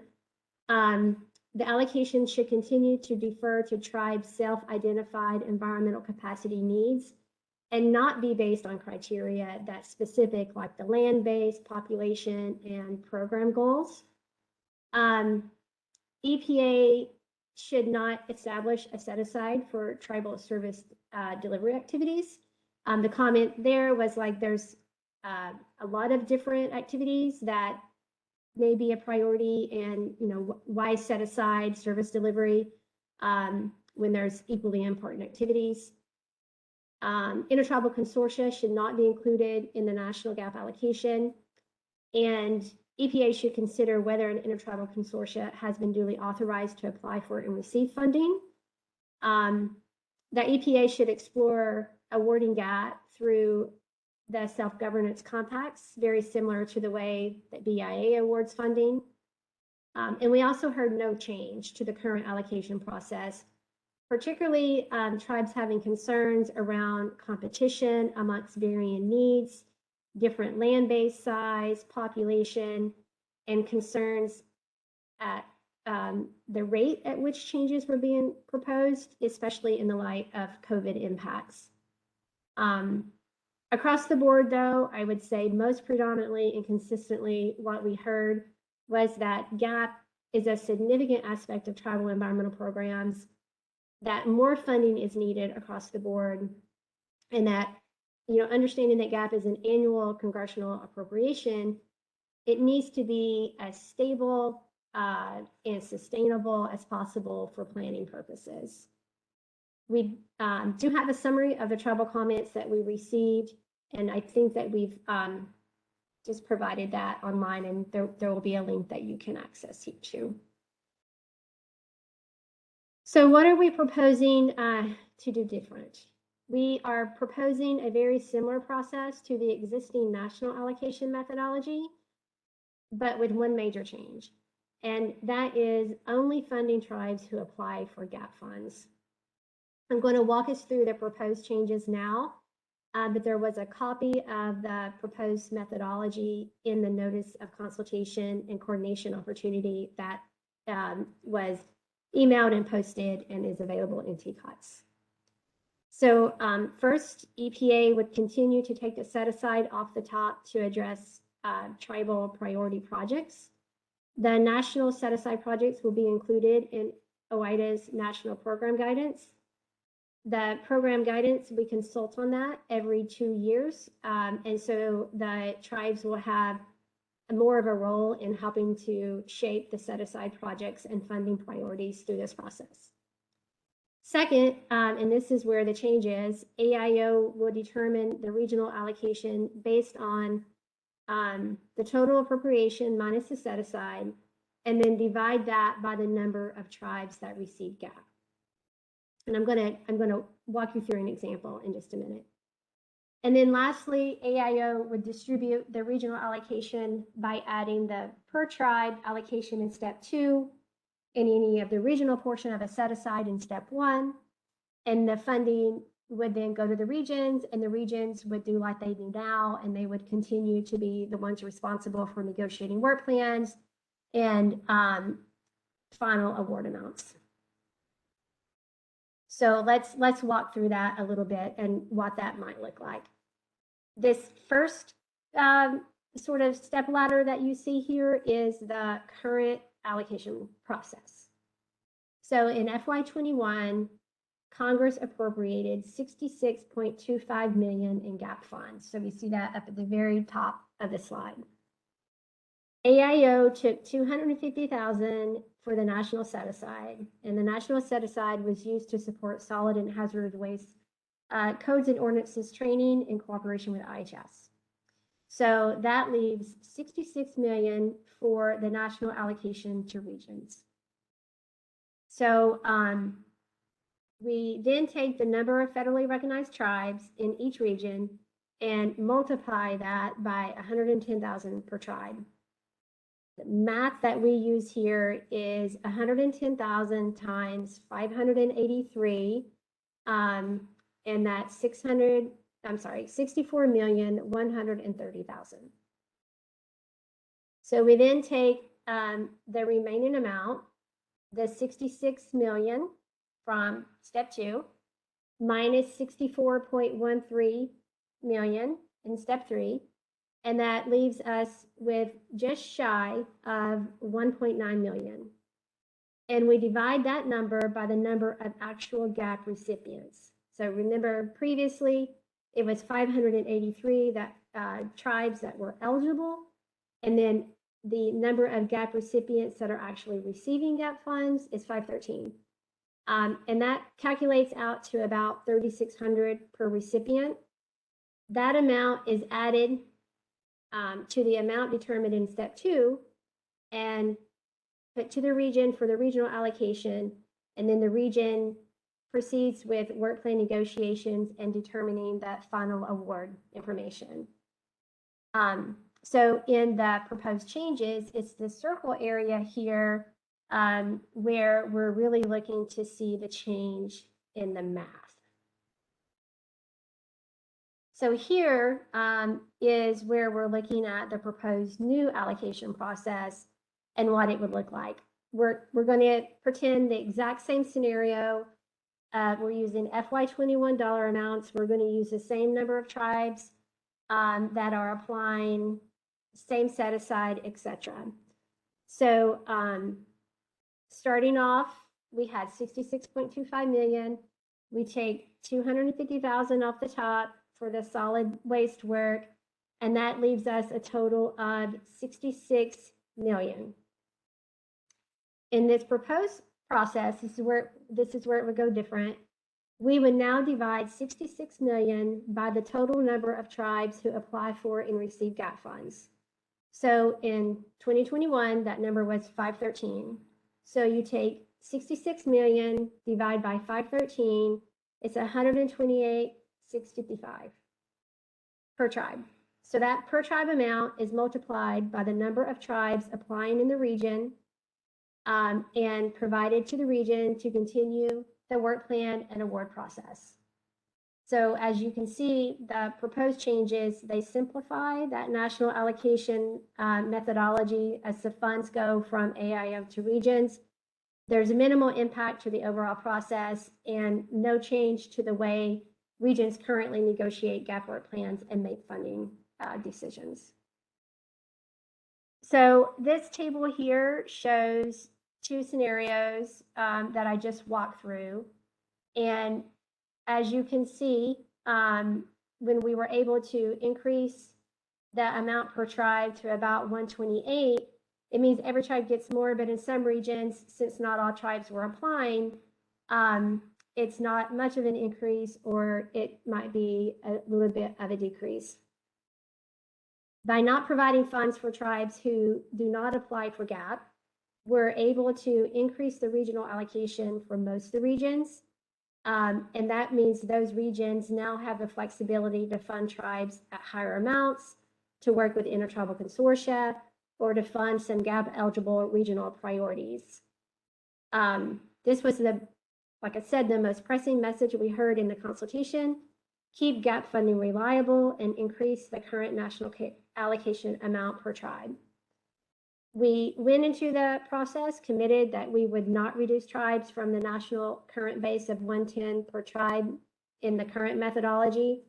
And the proposed methodology is consistent with that commitment, but there are some regions that have a reduction in the allocation because some regions were receiving 110 per federally recognized tribe, and not all their tribes were applying for GAP funds.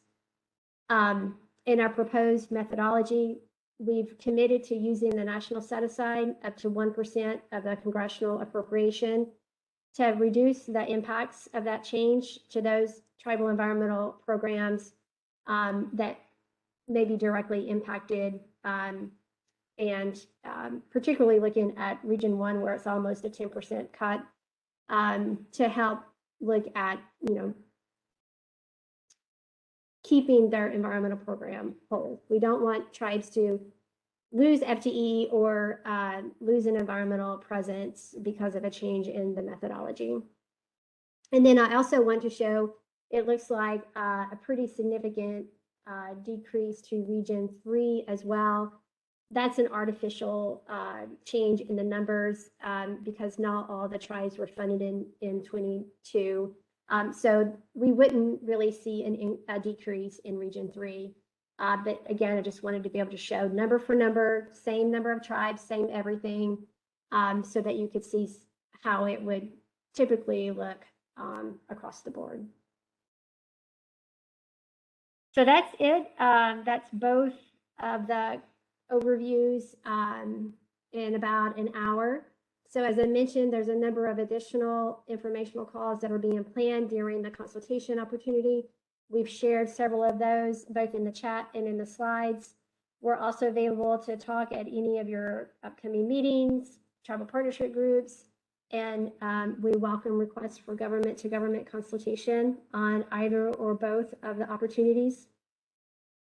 Both the draft 22 GAP guidance and proposed changes to the National GAP allocation consultation opportunities is going to close on August the 2nd.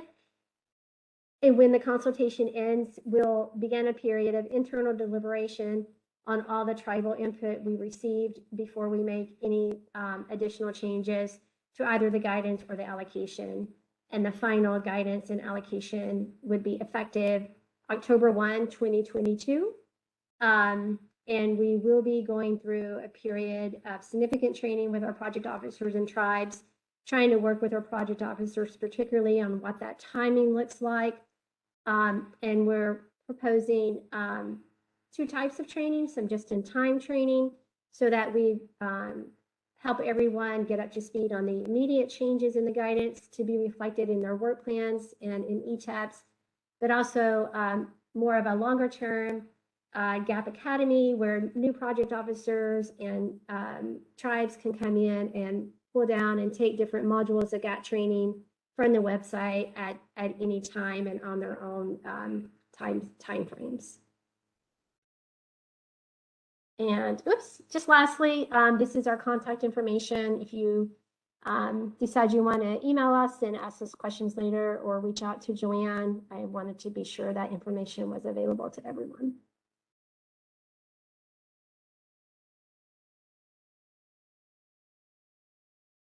And that is all we have.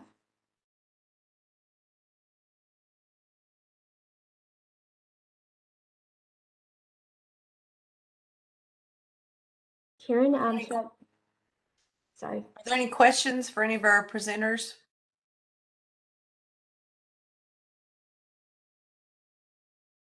Also, I wanted to mention, oh, I see Tabitha. Tabitha, go ahead. You know, I have to have a question, Lisa. Tabitha. I had a couple, kind of a different take from actually this presentation than any I've seen you do. And it was kind of on the, promise not to take tribes below the 110. What I was consistently hearing, especially during the first consultation, is that you would do no harm. So it was kind of like you were going to keep them at the funding level they are now this year. And that was part of the taking money from the set aside was to do that. So I was a little confused on exactly maybe which way that is. Is it just to keep them at 110 or is it to keep them whole as the money they're getting this year? So the commitment that we made was that we wouldn't take any tribe below the 110 amount currently, because the 110 amount that we give as a base is not the amount that is used by every region. That was just the 110 allocation nationally. Just like if we do this process and the national allocation is 128 per tribe, it doesn't mean the region is going to give each tribe 128. It's a starting point. So statutorily, a GAP grant has to be $75,000. And it can't be any more than 10% of the total appropriation we receive from Congress. So even though some in the regions, we would say 110 per tribe, based on a work plan negotiation, some tribes would be at 75, some might be at 125. We've had tribes say, I don't really want a full New Year award. We've had a lot of carryover, we've had change, and so this year we don't want new money. So those kinds of things are at the regional's discretion as to how to work with the tribes. Some regions do a wish list and say, okay, we have extra money, what are we going to do for that? So there's different ways to do that. So it would be really hard for us to say we're not going to reduce your amount from what you have now, because we don't know what that amount is. It could vary across the board.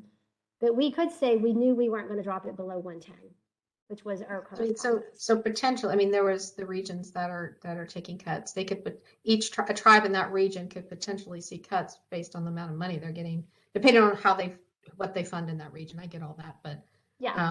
Okay, yeah, because that's a little bit of a different take than I've kind of taken away from any other meetings and presentations, is that they would be kept whole. So that's not a promise. So they could potentially see cuts to tribes. So some could see it go up, and others could see it go down. Yep. Yeah. See, that's not that, if you're one of the, like our region in that graphic shows us getting an increase to us, but that could I can almost guarantee you that's going to, depending on what the region decides to fund, that's pretty much going to come at the expense of another tribe. I mean, if you're taking an increase, somebody's got to take the loss. I mean, even 1% of 66 million is not a lot to keep, the numbers up. There's so that the most ideal situation, Tabitha, would be that we get the additional money from Congress and no one takes a cut anywhere. I mean, I think that we're not too far off from being able to do this to where most people are able to stay even. If we were able to get a little bit more from Congress, even if we don't get the full 20 million that we've requested in the Pres Bud. But there was no way that we've identified, and again, we're in consultation. So if tribes have ideas or ways that you think that could work, then we want to know that. But we have the same size pie. So the only way that we could give tribes more of the same size pie was to make the seats at the table only representing those tribes that are receiving GAP grants. Yeah, it's just, I mean, like for Region 6, you look at this and you just, you're like, yay, that's great for us, but wow, that's not great for others. Yeah, they may be getting more than we are now, but that's still cutting their program, and then they have to try to figure out what to do next, kind of thing. So that just doesn't feel as well as looking at, almost $1 million increase to the region. Thank you.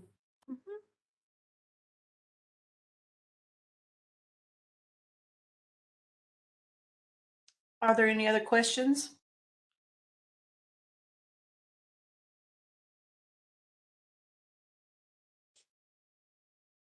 And Lisa, if you will send me your presentation, I will be glad to share it with folks. If anyone would like a copy of it, just let me know.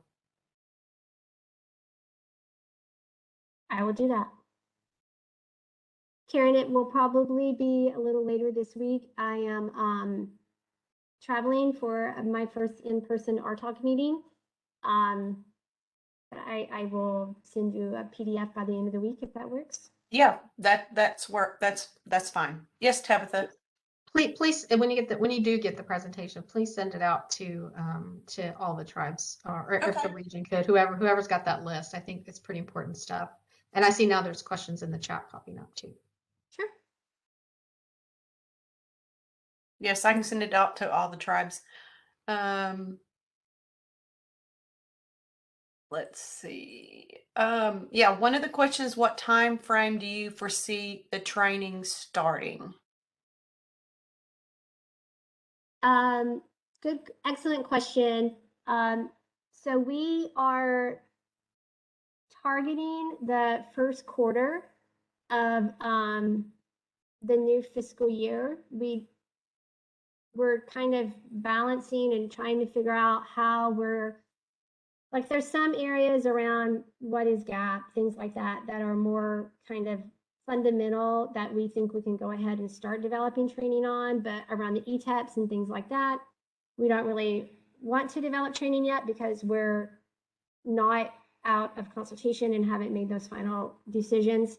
So we're really going to be targeting that first October through December period to start rolling out, and we'll work with the regions And I'm thinking that probably some of our early training is going to be regions 9 and 10 because they start work plan negotiations so early. They usually put out their notice of funding availabilities around November, and then work plans are due January and February. So we would probably target those regions that are most time sensitive, and then continue to work with the other regions, still starting that in that first quarter, but we would work with Randy to determine what your timelines are in region 6, just to be sure that we were accommodating that as well. Thank you. Another question, was the 20 million requested based on budget matrix? So I think that question is referring to the NTC process. Yes. Okay. I don't know the full answer to that. I could check with our deputy director to determine that. I'm not sure. Sorry.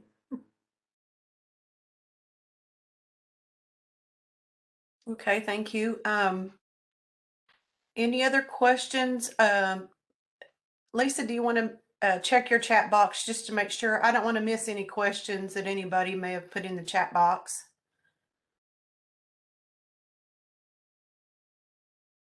So the time frame, the 20 million.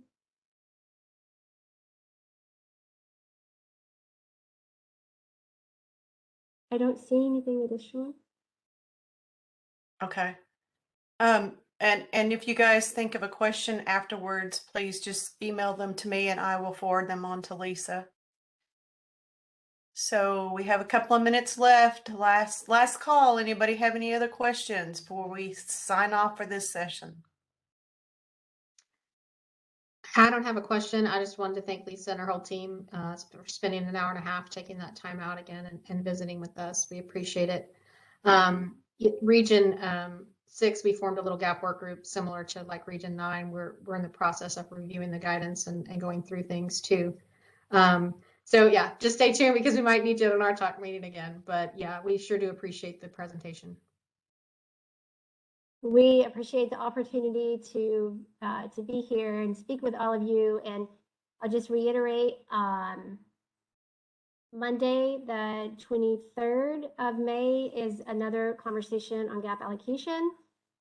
It is part of our national consultation and coordination process. So Joanne will be participating in that discussion. And then next week, middle of the week, the 26th, we are having the ETEPS and performance management and indicators, the national discussion there as well. So let this sit and, think about it, and I'll get these slides out, and then, join us next week and we can continue the dialogue. Okay. If there's not any other questions. Well, thank you guys for presenting. We really do appreciate it this afternoon, and thank you to everyone for joining us for this session. So we'll go ahead and take a break now until 3 o'clock for our next session. It will be Exchange Network e-Enterprise. Thank you so much, everyone, and we'll see you back here at 3 o'clock. Thank you. Bye. Thank you. Go ahead and get started on our next session. The next session is the Exchange Network e-Enterprise session. Jessica Snyder from EPA headquarters. You're on. Okay, Great. Jessica. Okay, hold on one sec. Okay, can you guys all hear me? Yes. Great, okay. Well, welcome to, I think, the last session of your very involved meeting. So I think this is the last session of the whole conference that has been spanning a few weeks now. So kudos to all of you for participating and working through all of these wonderful presentations about environmental protection in Indian country. I am here to talk specifically about the e-enterprise program, and I'm here with my colleagues, Jason White and Chelsea Jones. They have been wonderful at supporting the tribes in participating in e-enterprise. They both work for Cherokee Nation, and I'm grateful to have them co-present with me today. We also should have Marie Stuckey on the phone too from EPA's Region 6 office. She's our e-enterprise regional coordinator, and I'm just grateful that she is here. She's a great point of contact for tribes in the region.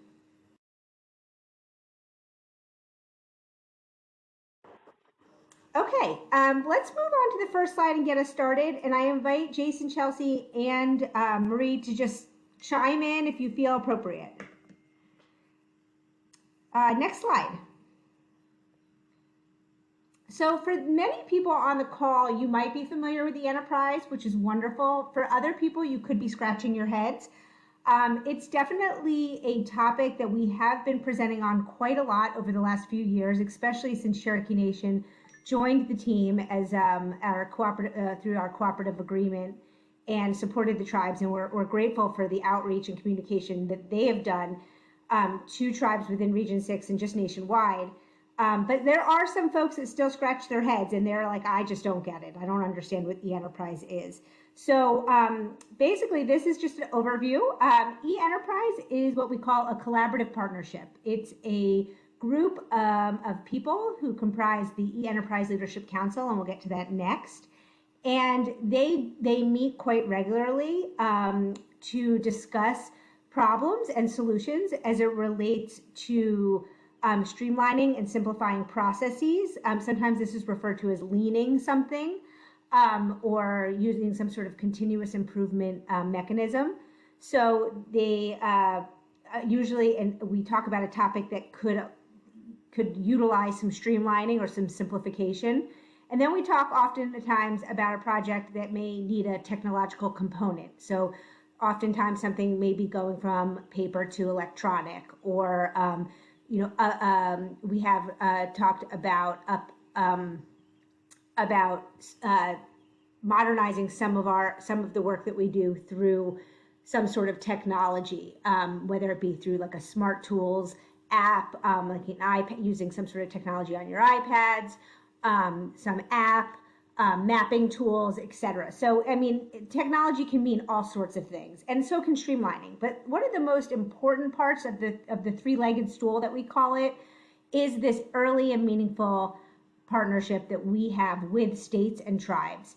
There are, and what we try to do is we discuss problems early, and we oftentimes bubble up topics that are applicable to all partners or one partner, and we try to come up with solutions through that streamlining and technology component. The one thing I would like to, I'm going to talk about right now is that I would say that one of the things that oftentimes you get a lot of questions about is sort of the connection with the Exchange Network. So one thing I'd like to reiterate here is that the Exchange Network is part of e-enterprise. They are linked. E-enterprise for the environment came out in 2013, I think is when we initiated the initiative. But the Exchange Network has been around since 1998. And so the Exchange Network was sort of folded into the e-enterprise initiative because the Exchange Network, which many folks on this call might be familiar with the Exchange Network grant program, that was always governed through a state tribal EPA process. So we tried to sort of scale up, replicate that by making sort of the Exchange Network almost kind of like an outcome of the e-enterprise. So even though the Exchange Network has been around longer, and it is, we use the Exchange Network to share information through WQX, AQX. Lots of folks use it to share data. That is a component of e-enterprise for the environment. So a lot of times people will be more familiar with the Exchange Network, mainly because of the funding arm. E-enterprise doesn't quite have as much funding kind of associated with it because the Exchange Network is a grant program of EPA. So just for awareness, a lot of those Exchange Network projects that are funded through that grant lend themselves to like e-enterprise projects. So something that, a tribe may be doing with Exchange Network money might be something that may be applicable to another tribe in a different region, but that might want to scale it up or use some similar processes. So I just wanted to make sure that you understood the link between the two efforts. Next slide, please. So as I just mentioned, the e-Enterprise Leadership Council is comprised of state, tribal, and EPA senior leaders. Oftentimes we say that we're committed together to work towards a transformative model of shared governance, which is a lot of bureaucratic buzzwords. But I will say that it's important to know that 10 EPA folks, usually from our various program offices, including air, water, waste, as well as 10 state commissioners. And then there's, we have right now 7 tribal environmental directors or their designee participating in the Enterprise Leadership Council.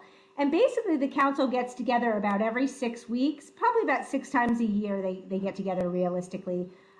2 of those times are sort of these 2-day marathon meetings where we really tee up and try to set the direction as well as check in on progress of some of the e-enterprise efforts.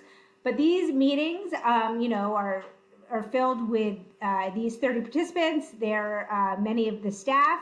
And what the e-Enterprise Leadership Council does is provide that direction and oversight of the e-Enterprise initiative. They talk about topics that could be good projects. They talk about pain points they're experiencing in their environmental programs.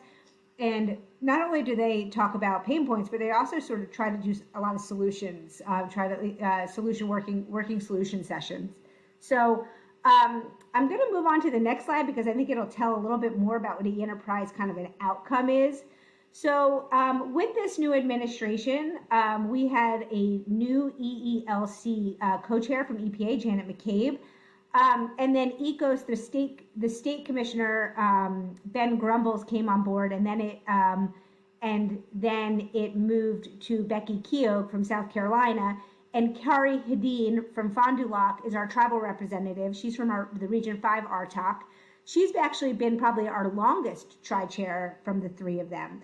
But they convened and decided that they need to figure out with this new administration kind of what's the new e-Enterprise? What do we need to focus on with all of this new initiatives, all of these new funding mechanisms, so much emphasis on climate and EJ and infrastructure. So what should we really tackle with this new sort of energy within the agency and this new initiative of these new initiatives that are coming out of EPA and may mirror some of those that are important to states and tribes. So we spent a few months talking at the staff level as well as the e-Enterprise Leadership Council level and all sorts of, I guess you could just call it, levels in between. And we developed what we call a strategic direction, and we presented it, the ELC presented it, the tri-chairs presented it in October, and they agreed to it. And this is just a snapshot of what was agreed to. So what really came out of those 6 months of discussions, as well as sort of the outcome of the strategic direction, were sort of 3 main themes. I want to start with actually the middle box because I think it's the most important, which is that we're gonna continue to focus on the existing work portfolio that we've been sort of focused on over the last few years, and commit to finishing it. So that relates to community or citizen science. Now it's often referred to as participatory science. There is Cherokee Nation helped us put together a best practice guide, which is on their website, and you may be familiar with that through this forum, as well as some other projects that relate to that came up under the last administration. So we really were committed to finishing these projects before we even just jumped on anything new. The first box is the new priority areas. This outlines 4 new projects. 5 and 6 are still in a scoping phase, so I didn't add them to the list, but we did agree to 6 projects, but 2 of them are actually, like I said, still being discussed and in scoping phases. But the first 2 I are really important to our tribal partners because they were brought to the table by the tribes and agreed to by all three as an important area for us to dive into a little bit deeper, and I'll get there. But those are supporting the software licensing needs for tribes, which is even broader than licensing. It's supporting software needs for tribes, as well as maintaining tribal data sovereignty. Those two topics came up quite a lot in our discussions, especially from tribes as it related to areas when we were talking about funding and resources and complications with the grant processes and O&M costs. So we agreed as the ELC to develop some small work groups to focus in and narrow in a little bit on those two areas to try and see if there were some solutions that we could come up with or at least recommend in those two spaces. The 3 and 4 is Expand Be Well Informed, which is a tool that's used by states mainly for testing their well waters, as well as seeing how and if they're in compliance. And then the 4th is leveraging anticipated data from the American Rescue Plan. This presentation was actually given recently about this topic at the National Tribal Air Forum. I may be botching that acronym, but there was a presentation on this topic specifically for tribes at that recent conference about a week and a half ago. So if anybody is more interested in that area, I'm hopeful that it's recorded and people can rewatch it. The other thing that's important to know is we agreed to some of these overarching themes to really focus in on them. One being the EJ topic. Second is trying to figure out ways that we can effectively apply all this new funding. We did commit in box number 3 to trying to work to improve state and tribal engagement. Right now, as I said, there's only 7 tribes participating on the EELC, and we'd really like to get that number up to 10 and trying to figure out ways to get there. So there is equity in the Leadership Council presence from all 3 parties. And then also just transforming how we do work together, making sure that states and tribes know that they are eligible for PPAs and PPGs, and that e-enterprise work can be funded through what we call something called a trade-off guidance. So there's kind of some tentacles to that I'm trying to keep it at a high level, but we did agree to transform how we work together to make sort of less burden and more effective more effectively working together. Next slide. So I just wanted to hone in on the 2 tribal-centric projects. I think they're really important and they're really taking flight within the last few months. Actually, I feel as if these 2 projects are taking flight than the other projects that we had listed in that first box you saw on the previous chart. Jason and Chelsea from Cherokee Nation have done a spectacular job at facilitating and getting these 2 projects lifted off the ground. I kudos to them for the good work that they're doing. The tribal EELC members, as well as some folks from the TXG, or the Tribal Exchange Network Group, have joined forces and are working to better understand what some of the tribal software needs are for tribes and where some of the hiccups are in terms of the longer term costs. What we're finding out through this work group is that often tribes will be able to use Exchange Network funding to support the upfront cost or the seed money to purchase software, but then oftentimes they don't have funds to maintain it over the long run. So we're trying to figure out sort of what's the main software that tribes need and why do they need it and how they're using funds to pay for it, and what can be some solutions to longer term funding needs. We're looking and exploring sort of other agencies and how they do business. For example, the Department of Interior does provide funding or does provide software as it relates to GIS software. Sometimes you'll hear it's called Esri, and they provide technical support to tribes, and that's for free.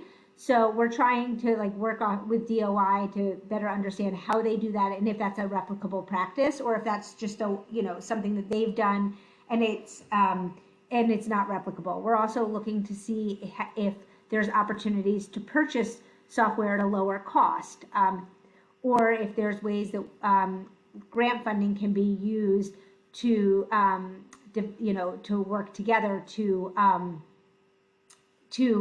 basically come together and maybe take a portion of the grant funding to support tribes that may be, a bunch of tribes using the same type of software in a region to help support those costs. So we're exploring all sorts of solutions, but at this point, we really have unearthed some problems, and a lot of them do relate to better understanding how grants can be used.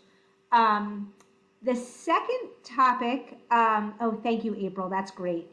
So the second topic that we are diving into a little bit, and we have not yet determined what our outcome will be for this effort, but we have had about a half a dozen calls with our tribal EELC members and TXG members.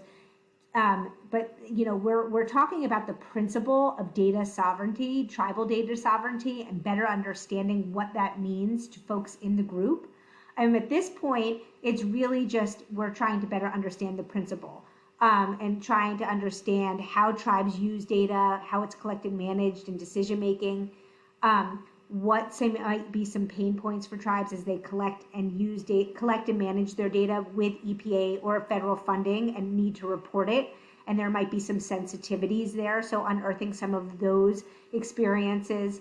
We're also learning about the research field. We've heard anecdotes from our National Tribal Science Council about the use of TEK in decision making, which is a huge initiative under the government right now.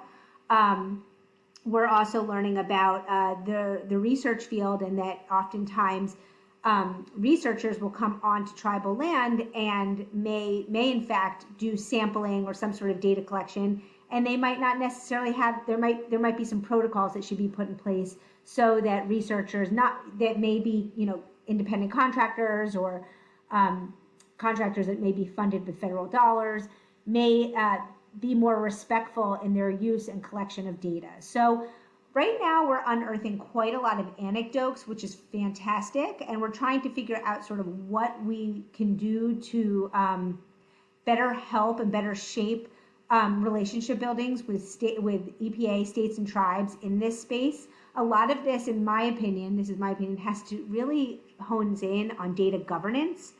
And how we can improve data governance with tribes and EPA and be more respectful and empathetic towards what the tribes need and want to do with their data. So there's probably a lot of best practices. I think that you'll keep hearing more about this topic, and once we figure out what it is that we want to do in this space. But if anybody is interested in helping us with this effort or any of these two efforts, I really suggest that you reach out to Jason and Chelsea, who staff the work groups, because I think we could really use support and help, especially with the data sovereignty topic, to better learn what tribes and EPA and states may need to better their relationships as it relates to data management. Next slide, please. So I wanted to talk a little bit about another project or outcome of eEnterprise. It's called the eEnterprise Community Inventory Platform. This slide has a link, but I'm also going to, just because I'm talking, I'm not going to be able to do it right now, but I am going to put in the chat a link to the eEnterprise Community Inventory Platform. I wanted to make you guys aware of this tool that's available to you to use right this minute. Basically, the eEnterprise Community Inventory Platform, which we sometimes call eSIP, because why would we not have an acronym?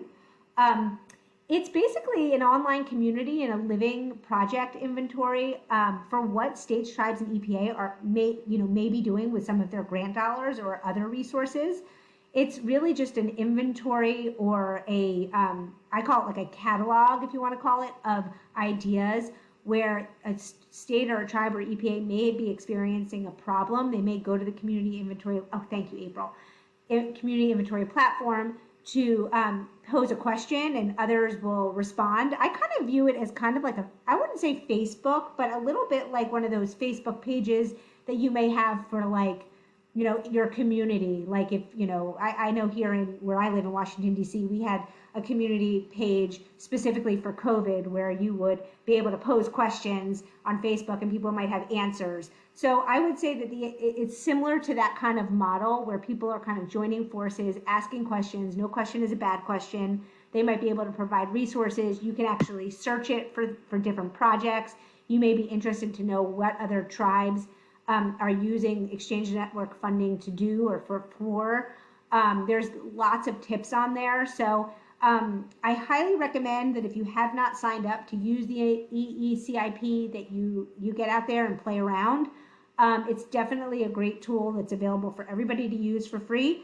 And if you just click on the link that that April just circulated in the chat function, you can register, which you can do with your.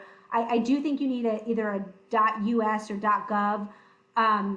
I don't know if like Google, like Gmail will work, but you do need to have that type of domain in order to access. So if you have a problem, just let me know because we've had a lot of workarounds. Next slide, please.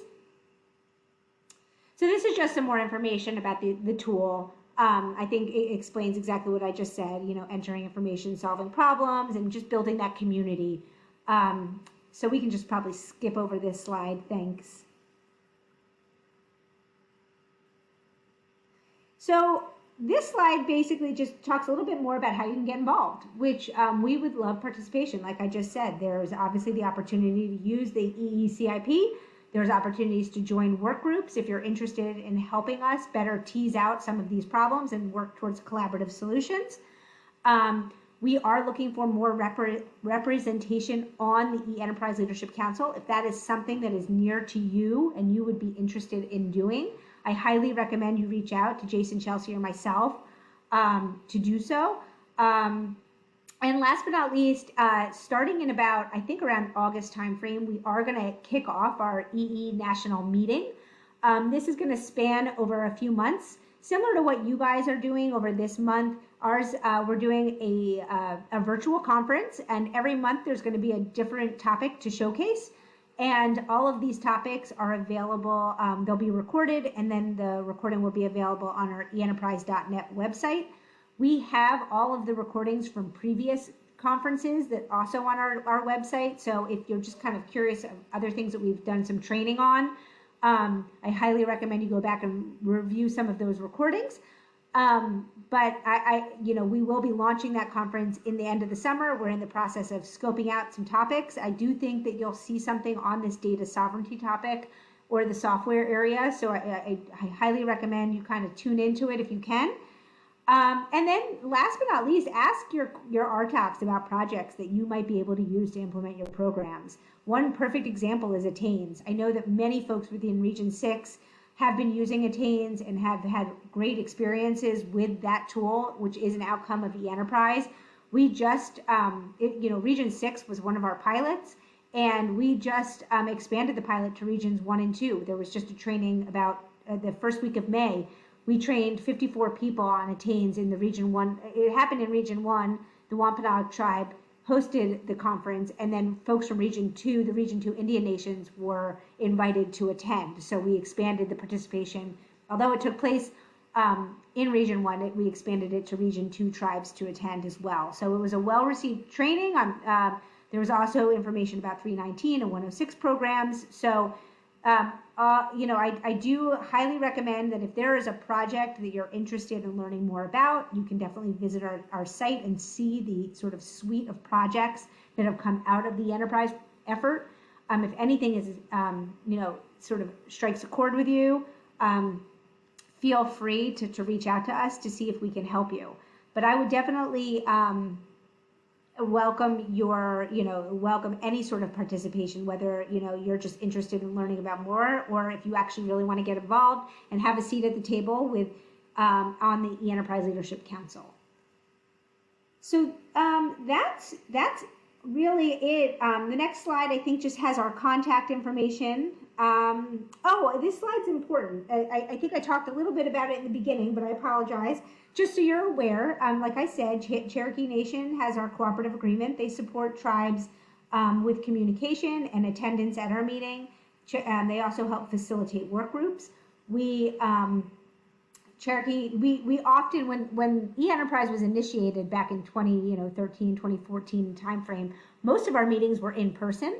And we had 2 big meetings a year in person, as well as this conference in person.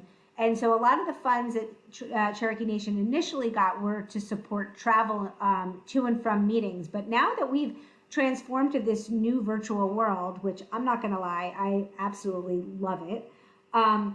There is funding for them to help with communication, outreach, and project facilitation.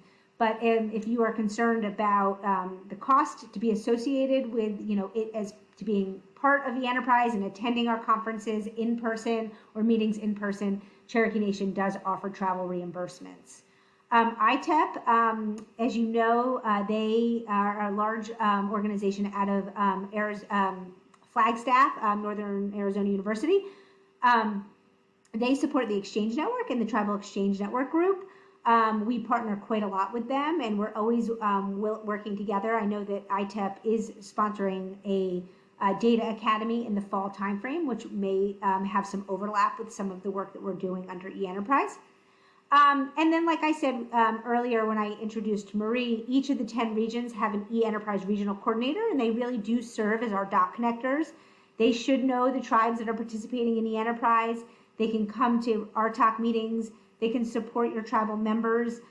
They also are, help people within eNterprise, within EPA understand eNterprise. Not only is eNterprise sometimes a question to states and tribes, but sometimes it's a question EPA employees are still scratching their head and not knowing what it is. So our eNterprise regional coordinators are really there to help educate the internal EPA staff about eNterprise and the projects that are being implemented through the effort. And last but not least, I work in the headquarters eNterprise office. We have a small staff of 5 people altogether, and that includes my office director, Andy Batten. I've been working with tribes for about 15 years in my career. I served in the OLUM as their tribal coordinator for about 3 years, and that's after that I came over to OCFO as the tribal liaison for eNterprise, and that's what I do now. But and working with Jason and Chelsea as the grant project officer. So you have support at all sorts of levels, both within the region and headquarters, and obviously through our, on the ground through ITEP and Lydia and Cherokee Nation with Jason and Chelsea. And then our last slide, I think, is how you get in touch with us all. Oh, this is the EELC. Gosh, here I go. Sorry about that. This is our EELC chart. This is who's sitting on the council right now. This is going to change soon because Myra Reese is actually, her tenure is actually coming to an end. And then we have a new person coming on board. So stay tuned. You might see a new chart of this. We keep this a living document of this online. And then I think this is our last one, our last slide.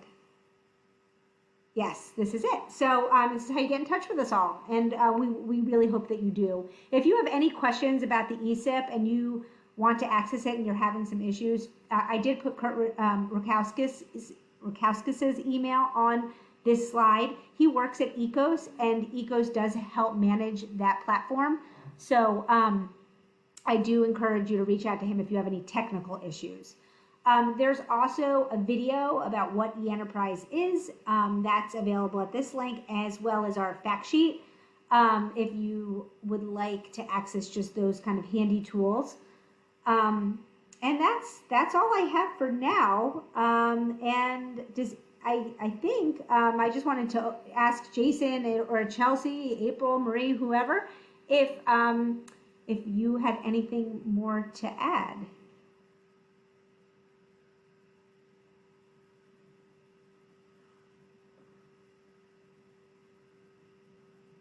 Jason, I think you're muted.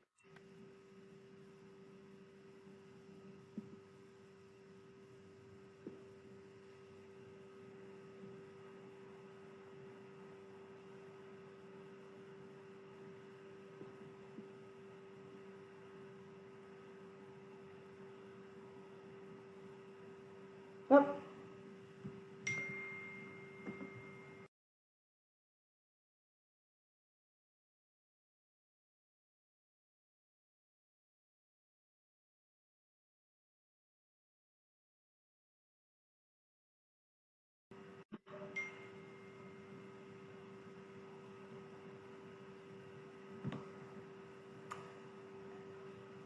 Okay, I think,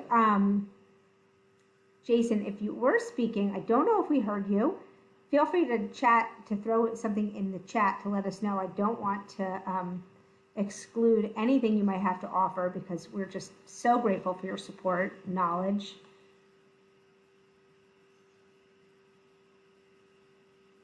I'll just jump on Karen's computer. My audio is not working. I just wanted to mention to everyone that Josh is not on the webinar, but he is, the Region 6 contact or the tribal rep for the e-enterprise. And feel free to be able to reach out to Josh. I know Josh has been trying to make sure everybody's updated. He provides updates pretty regularly at the TECO meetings as well as the Region 6 RTOP meetings. And he's trying to provide information, and especially the two work groups that Jessica had mentioned on the tribal data information and the tribal software needs. He's seeking input. So if anybody has input, would like to share on especially the software licensing and the data sovereignty, please reach out to Josh. Josh would love to hear feedback. Chelsea and I would also like to hear more, and we'll capture as much information as we can. So I just wanted to tag team with Jessica on that. Thank you. Yeah, and Marie has put a response in the chat box giving her information in case anybody wants to get a hold of her email from Region 6. Great. Thank you so much, Marie. Are there any other questions for Jessica this afternoon? You might have been last, Jessica, but you have your energy and your enthusiasm is quite refreshing this afternoon. I had a cup of coffee at 3:30 my time, just in case. Yeah. I know you have a lot of information, and so we can share your presentation with anybody that wants it, and we can also share the links, because a lot of times on this, it's easier just to look at the link than to try to explain something in a session or with just a few questions. So if that's okay with you, we'll do that also. Absolutely. All of this, all of these links are available. We work pretty hard on our communications, mainly because we have heard over the years people being like, I still don't get it. So we've been trying really hard to beef up our communications materials.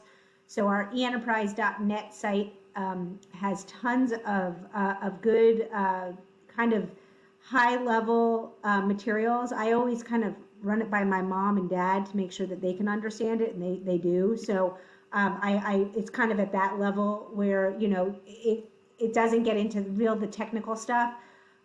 Sometimes e-enterprise, people just associate it with like these large sweeping data modernization systems or data systems, and it kind of, but it's really transformed, I think, into a collaborative space where we can problem solve with our partners and really talk about anything.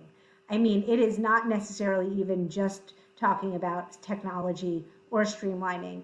We're now talking about, this infrastructure funding and how, the various projects that are coming out of it and how we can be more collaborative and sharing information. We're talking about EJ issues and how we as enterprise can operationalize and work in a more, EJ way, if you want to call it that.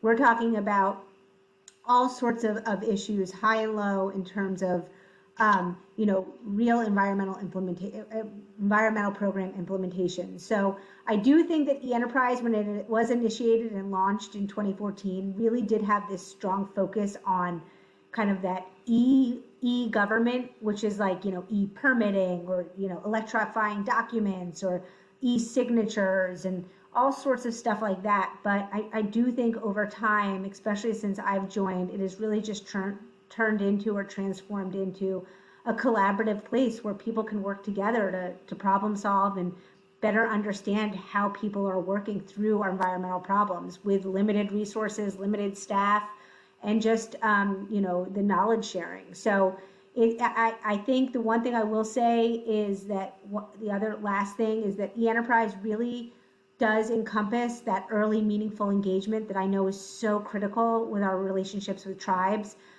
One of the analogies that we use is that we try and bake the cake together. We don't try to just go to the store and, EPA just buys all the ingredients for the cake, and then we come home and we bake it, and then we, go to the states and the tribes and we say, oh, what icing do you want?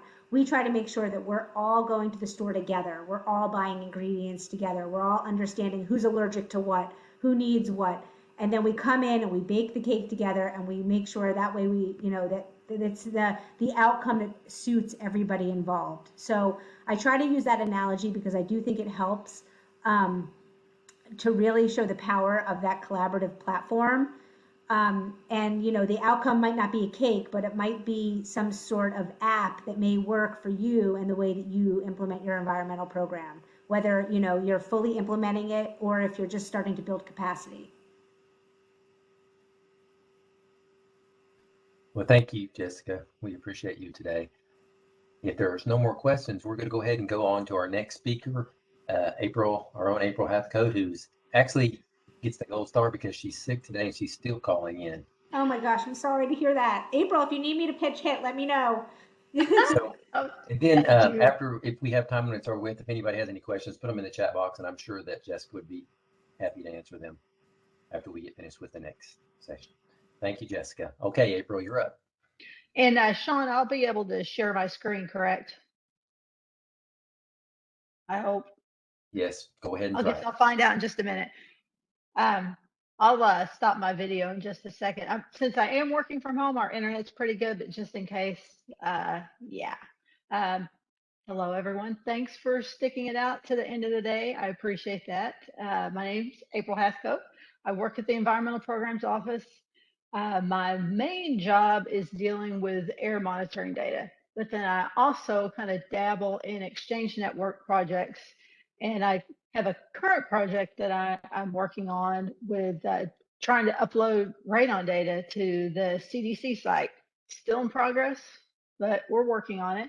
And in the past, we've used funds from grants to actually put our air monitoring data on a public-facing website.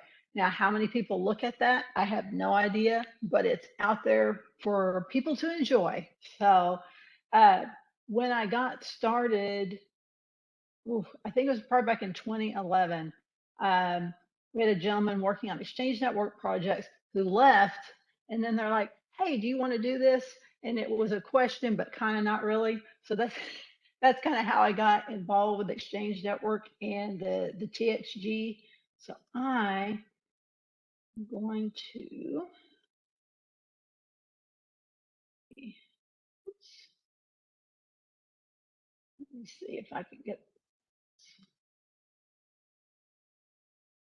all right. Can everybody see my screen? Yes, you're on there, April. Awesome, thank you. Okay, so today I'm going to talk about the Tribal Exchange Network group, which I appreciate Jessica's already mentioned us and already kind of briefly mentioned ITEP. So some of these things, you know, will be repeated, but that's okay. This presentation was actually put together by ITEP with by Lydia and Natasha, and I appreciate that. Some of these, if you were on this last year, some of this may be a repeat, but I've thrown in a few new slides, so just kind of stick with me. But I'm basically just going to go over just a brief intro to Exchange Network, the tribal perspectives about the Exchange Network, of course, talking about the TXG, the opportunities that we have for tribal support and assistance, and just contacts and links for more info. Yeah, let me try. You guys can see that, but there we go. I can see better. The Exchange Network, just the basic overall goal is the better environmental management and decision making. It's a partner-driven network.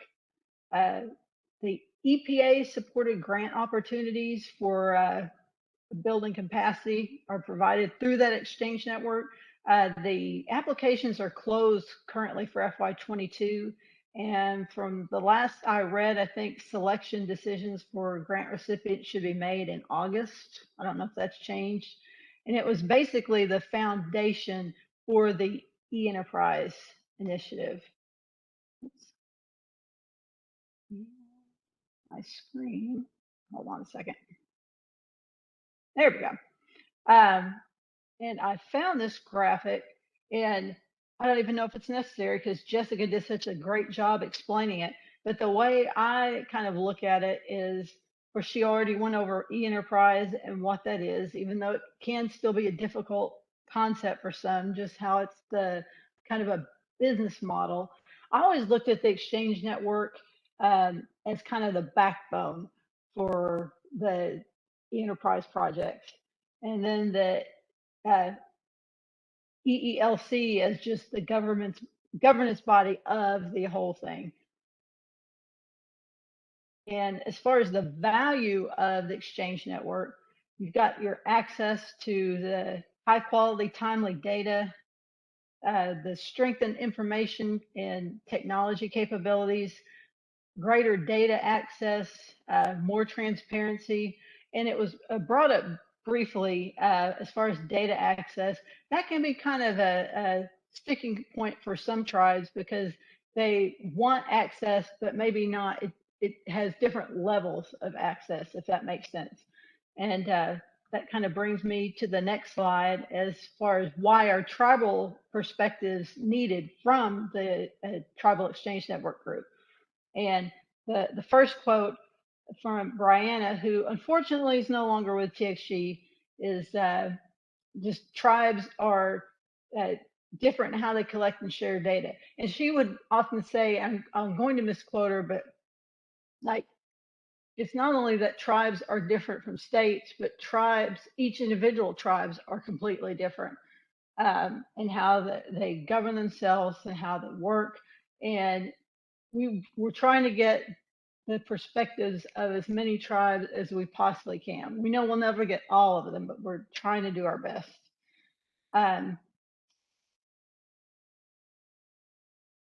So in other words, the tribes know best what tribal programs need to succeed and all the challenges they face. And we're trying to keep the pace of data management and exchange to a level where tribes can stay involved. And if we don't speak up for specific data management needs, then others with less knowledge of what tribes need or want will do that. So Tribal Exchange Network Group, we want to promote tribal sovereignty. We want to promote the capacity for them to do their work and to enhance their participation in the Exchange Network. And as was already mentioned, the Tribal Exchange Network Group is supported by the Institute for Tribal Environmental Professionals and through a cooperative assistance agreement. And you can see their website there for more information. And Lydia and Natasha, I don't know if they're on the call today, but they provide great support for us to do our work and help wrangle us every day. And so how does the TXG operate? We actually have a charter that was updated recently that defines the organization, what you have to do to be a member. We currently have, well, we had 8. Of course, Brianna dropped off. I don't know the status. We had a couple people that were interested in becoming members, but I don't know if they've been onboarded yet. We've conducted a needs assessment in the past. The latest one was in 2018, trying to get an idea of what tribal needs are, what their capacity is, what kind of training they're interested in. We also have a strategic plan that runs from 2020 to 2025. And just a brief history, which I know that has kind of already been touched on, but the first pre-exchange network one-stop grants were awarded way back in 2000. And this is before my time. I actually started with Cherokee Nation back in 2004. So predates me, although I know Cherokee Nation had some involvement from the beginning in some of these first grants. The Exchange Network Partnership and Governance was established back in 2002. And the first tribal governance group, which we called ourselves the TGG at that time, was back in 2008. And like I said, I think it was 2011 when I was first involved. So it had been going on a few years before I'd ever even heard about it. And back in 2015 is when the EELC Leadership Council was established. And it was 2020 when we renamed ourselves the Tribal Exchange Network Group, or the TXG. And again, that's the website for more information. And our main mission is supporting tribes' management, sharing of their data, and so they can use this data to advocate for their interests. And our purpose is promoting tribal sovereignty. We want to facilitate their access to the resources and tools, and also communicate and collaborate with EPA, the EN and EE partners to increase understanding of just the unique tribal cultural values and the concerns that tribes have. And this is our current team. Our fearless chair is Frank Harjo from Muskogee Nation, who's Region 6. Again, Brianna left, unfortunately, but she's been just such a great advocate. And even though it is a loss not to have her on the team, I believe she's going to work for the state agency. And in some ways, I think it's a great opportunity when people who are either tribal members or work for tribes go to a state agency or go to work for EPA. And then that just kind of helps spread that advocacy for tribes in other ways. So I wish her the best. I know we'll still hear from her. Our strategic plan, we have 3 goals. Our first goal was increasing tribal capacity to manage, analyze, and share data. And we want to do that by mentoring tribal staff to work with environmental data and supporting training and assistance activities that provide tribes with skills and knowledge. Goal 2, improving collaboration and coordination between tribes and EPA. So we want to engage with tribal, EPA, and other professionals at places like the Tribal EN Conference, the National EN Conference, and just other regional events like the recent National Tribal Forum on Air Quality and the upcoming Tribal Lands Forum, for instance. And goal 3 is just expanding access to resources for tribes that enhance engagement in the exchange network. So we want to work with EPA to provide feedback on the annual EN grant solicitation that they put out to make sure that the priorities still align with what we think tribes need or want, and promoting access to funding resources and other solutions for addressing restrictions on operation and maintenance costs for tribal programs. The TXG mentoring and technical support activities are as far as mentoring support, they offer this at no cost to tribal staff, and you can do it one-on-one or like a small group setting. And of course, things were for a while were only virtual, but they actually through ICEP they do have funds for travel. So if it would behoove somebody to actually be in person, they could pay for someone to come to your tribe, or perhaps for you to go and get training with another tribe for one-on-one assistance. So that is available on the site. And some of the stuff they've done too is just like working with R. They've been able to do that in an online format. But that's one of those things that I kept saying I'm going to learn, and I still haven't done it yet, is learning how to use R effectively. But that has been real effective for several tribes where they've done some online mentoring with learning how to use R. And they can also help with planning for an EN grant project. And that's a link. There's going to be some more links at the end, but you can use this link to request help from a mentor online. And I'll put my email address in at the end also in the chat. If you have any questions, you're welcome to email me if you have trouble finding the link. And tribes in the EN conference, we've had just a specific, we've also had a presence at the national conference where we've had like a tribal session, but then we have our own conference that's on a smaller scale. It's a little more intimate. And the past events are archived online if you're interested in that. We've also focused on Tribal Data and Technology Academy, where we have just a short workshops for tribes.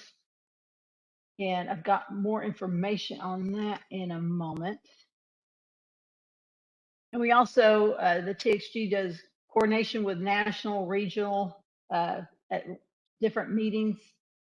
And we've done outreach at the conferences, like this, for example, for at our talk meetings, or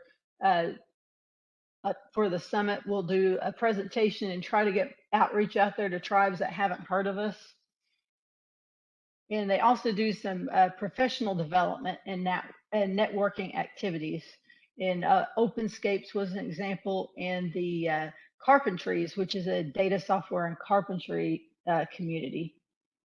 And that's a picture of one of our conference breakouts way back in 2015. It seems like forever since we've been together in person. Now, this is a very draft event schedule that we're looking at. The Data Academy workshops that I mentioned, those are all online. And I've listed an example of some of the workshops that we're looking at having. And the summer, some of these summers could shift into fall. I don't know. That's one of our goals at our next few TXG meetings, is to get the firm dates on these workshops. And we're also looking at having some webinars too, for like a GIS story map webinar, Excel data analysis, which is one of the Data Academy workshops that we had that was well attended. As far as the Tribal EN conference, which has kind of been on hold or just had like a hybrid, what we're doing, we're hoping in fall 2022, good grief, forgot what year it was. We're hoping to do in person this year. That is a goal, but also have the hybrid aspect. So for those of you that still can't travel, you can attend online. So that for some of you that are kind of curious about what it would be like to attend the conference, then you can kind of dip your toe in the water. They're looking at Flagstaff, maybe New Mexico, still hasn't been decided yet. So that is the plan. So I'm hoping that comes through, because it'd be nice to see some people in person. Again, we're an EPA supported tribal partnership group. We do have a link to the charter if you want to look at that. We have coordination with EPA and EN partners. I think I've already mentioned that. We're looking at more balanced funding support for tribal programs, trying to get some operation and maintenance costs, because we know that's a big issue. The members on TXG will also participate in other boards and work groups. The management board, I know that Frank's participated in that. I used to sit on the IoT. They haven't had any meetings in a while. They kind of did more of the technology end of Exchange Network and eEnterprise. So I don't know if that group, I haven't really heard much. I'm not sure if it's going to be sunset or maybe another group will take its place. So if they roll up things into the management board, we'll just have to see what happens. And TXG members, a few of us have been on the software licensing support group that was mentioned earlier. We've been participating in some of those calls and on the tribal sovereignty calls. And some big news is ITEP has a new TXG program coordinator. This is something that's been in the works for a long time. They're going to help out Lydia and Natasha, who do a great job. They are very busy and have lots of other things on their plate as well. And so they're going to come in and coordinate our work plans and activities, help us hopefully recruit some new members. Will help present and share information at different conferences and help us with our strategic plan and our activity reports. And I think she might be on the call.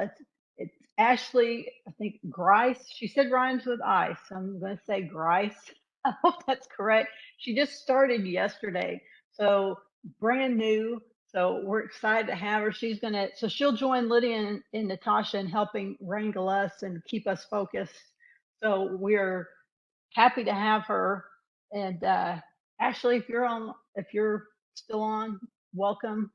So we're excited to have you. So we actually get to meet her in a call, I think on Thursday. So that'll be the first time getting to meet her. So we're very excited about that. And this is just some quotes from why we participate in the Tribal Exchange Network group.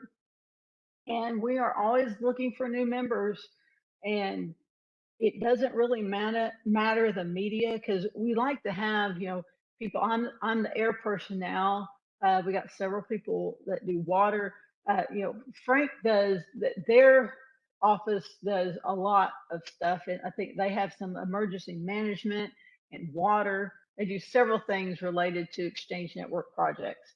So it doesn't really matter the media. And honestly, it doesn't matter to us if you're very new to the Exchange Network, because just because you're new to that doesn't mean you don't have a whole lot of experience either working with tribes or just whatever you do in your day-to-day work. We're happy to have your experience. So if you think you might be interested, please contact me, contact Lydia or Natasha, or soon Ashley. We would love it, or you can go on the website and do it that way. Here's some more links, as I mentioned, on how to get involved. As far as if you want to be a member, it's really not that involved to get to be a member. We just have to make sure that your employer knows you're going to be working with us and they're okay with that. That's pretty much it. As far as requesting a mentor, there's a little more to fill out, just because we need to know exactly what kind of help you need and what the media is and who would be the best person to work with. And that's the website again. It's a great website. There's a lot of information out there. And I think this is my last slide, just more contact information. And let's see, I can stop. Oh, sharing my screen. Let me put, whoops, putting my, I guess I can't type very well. So if anyone has any questions, you can email me directly, or you can feel free to go on the website there, and all our contact information is there. If you're interested in being a member, love to have you. Does anyone have any questions or comments or anything to add?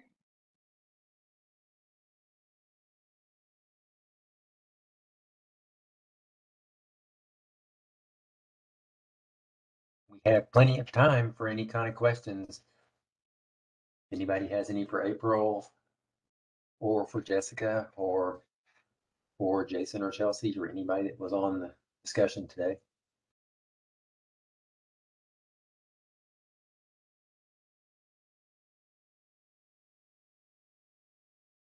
If not, I'm sure April would be glad to share any information. It's hard to do Exchange Network and e-enterprise in 30 minutes and try to get all the information together. I'm sure that, oh no, I think I see Spooky. Figured I'd share my cat. Everybody likes it when they show their animals.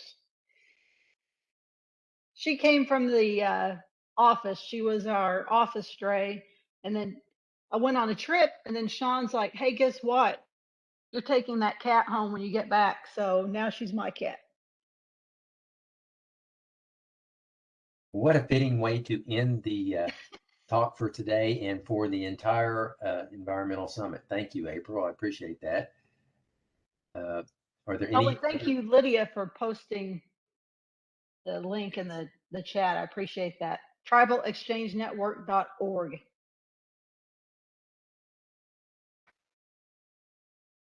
Anybody have anything else for April?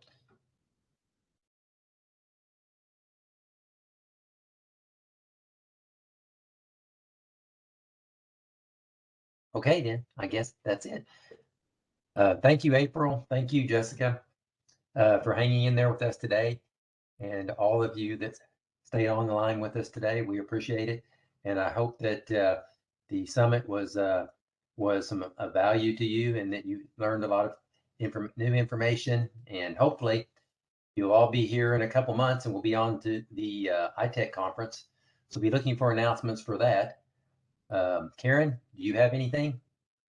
I just wanted to remind everyone, if you'd like a copy of any of the presentations, just email me and let me know. And I also wanted to say thank you to everyone. Thank you to all the speakers and all the participants. We had really good numbers as far as participation this year. So hopefully everyone got some good information.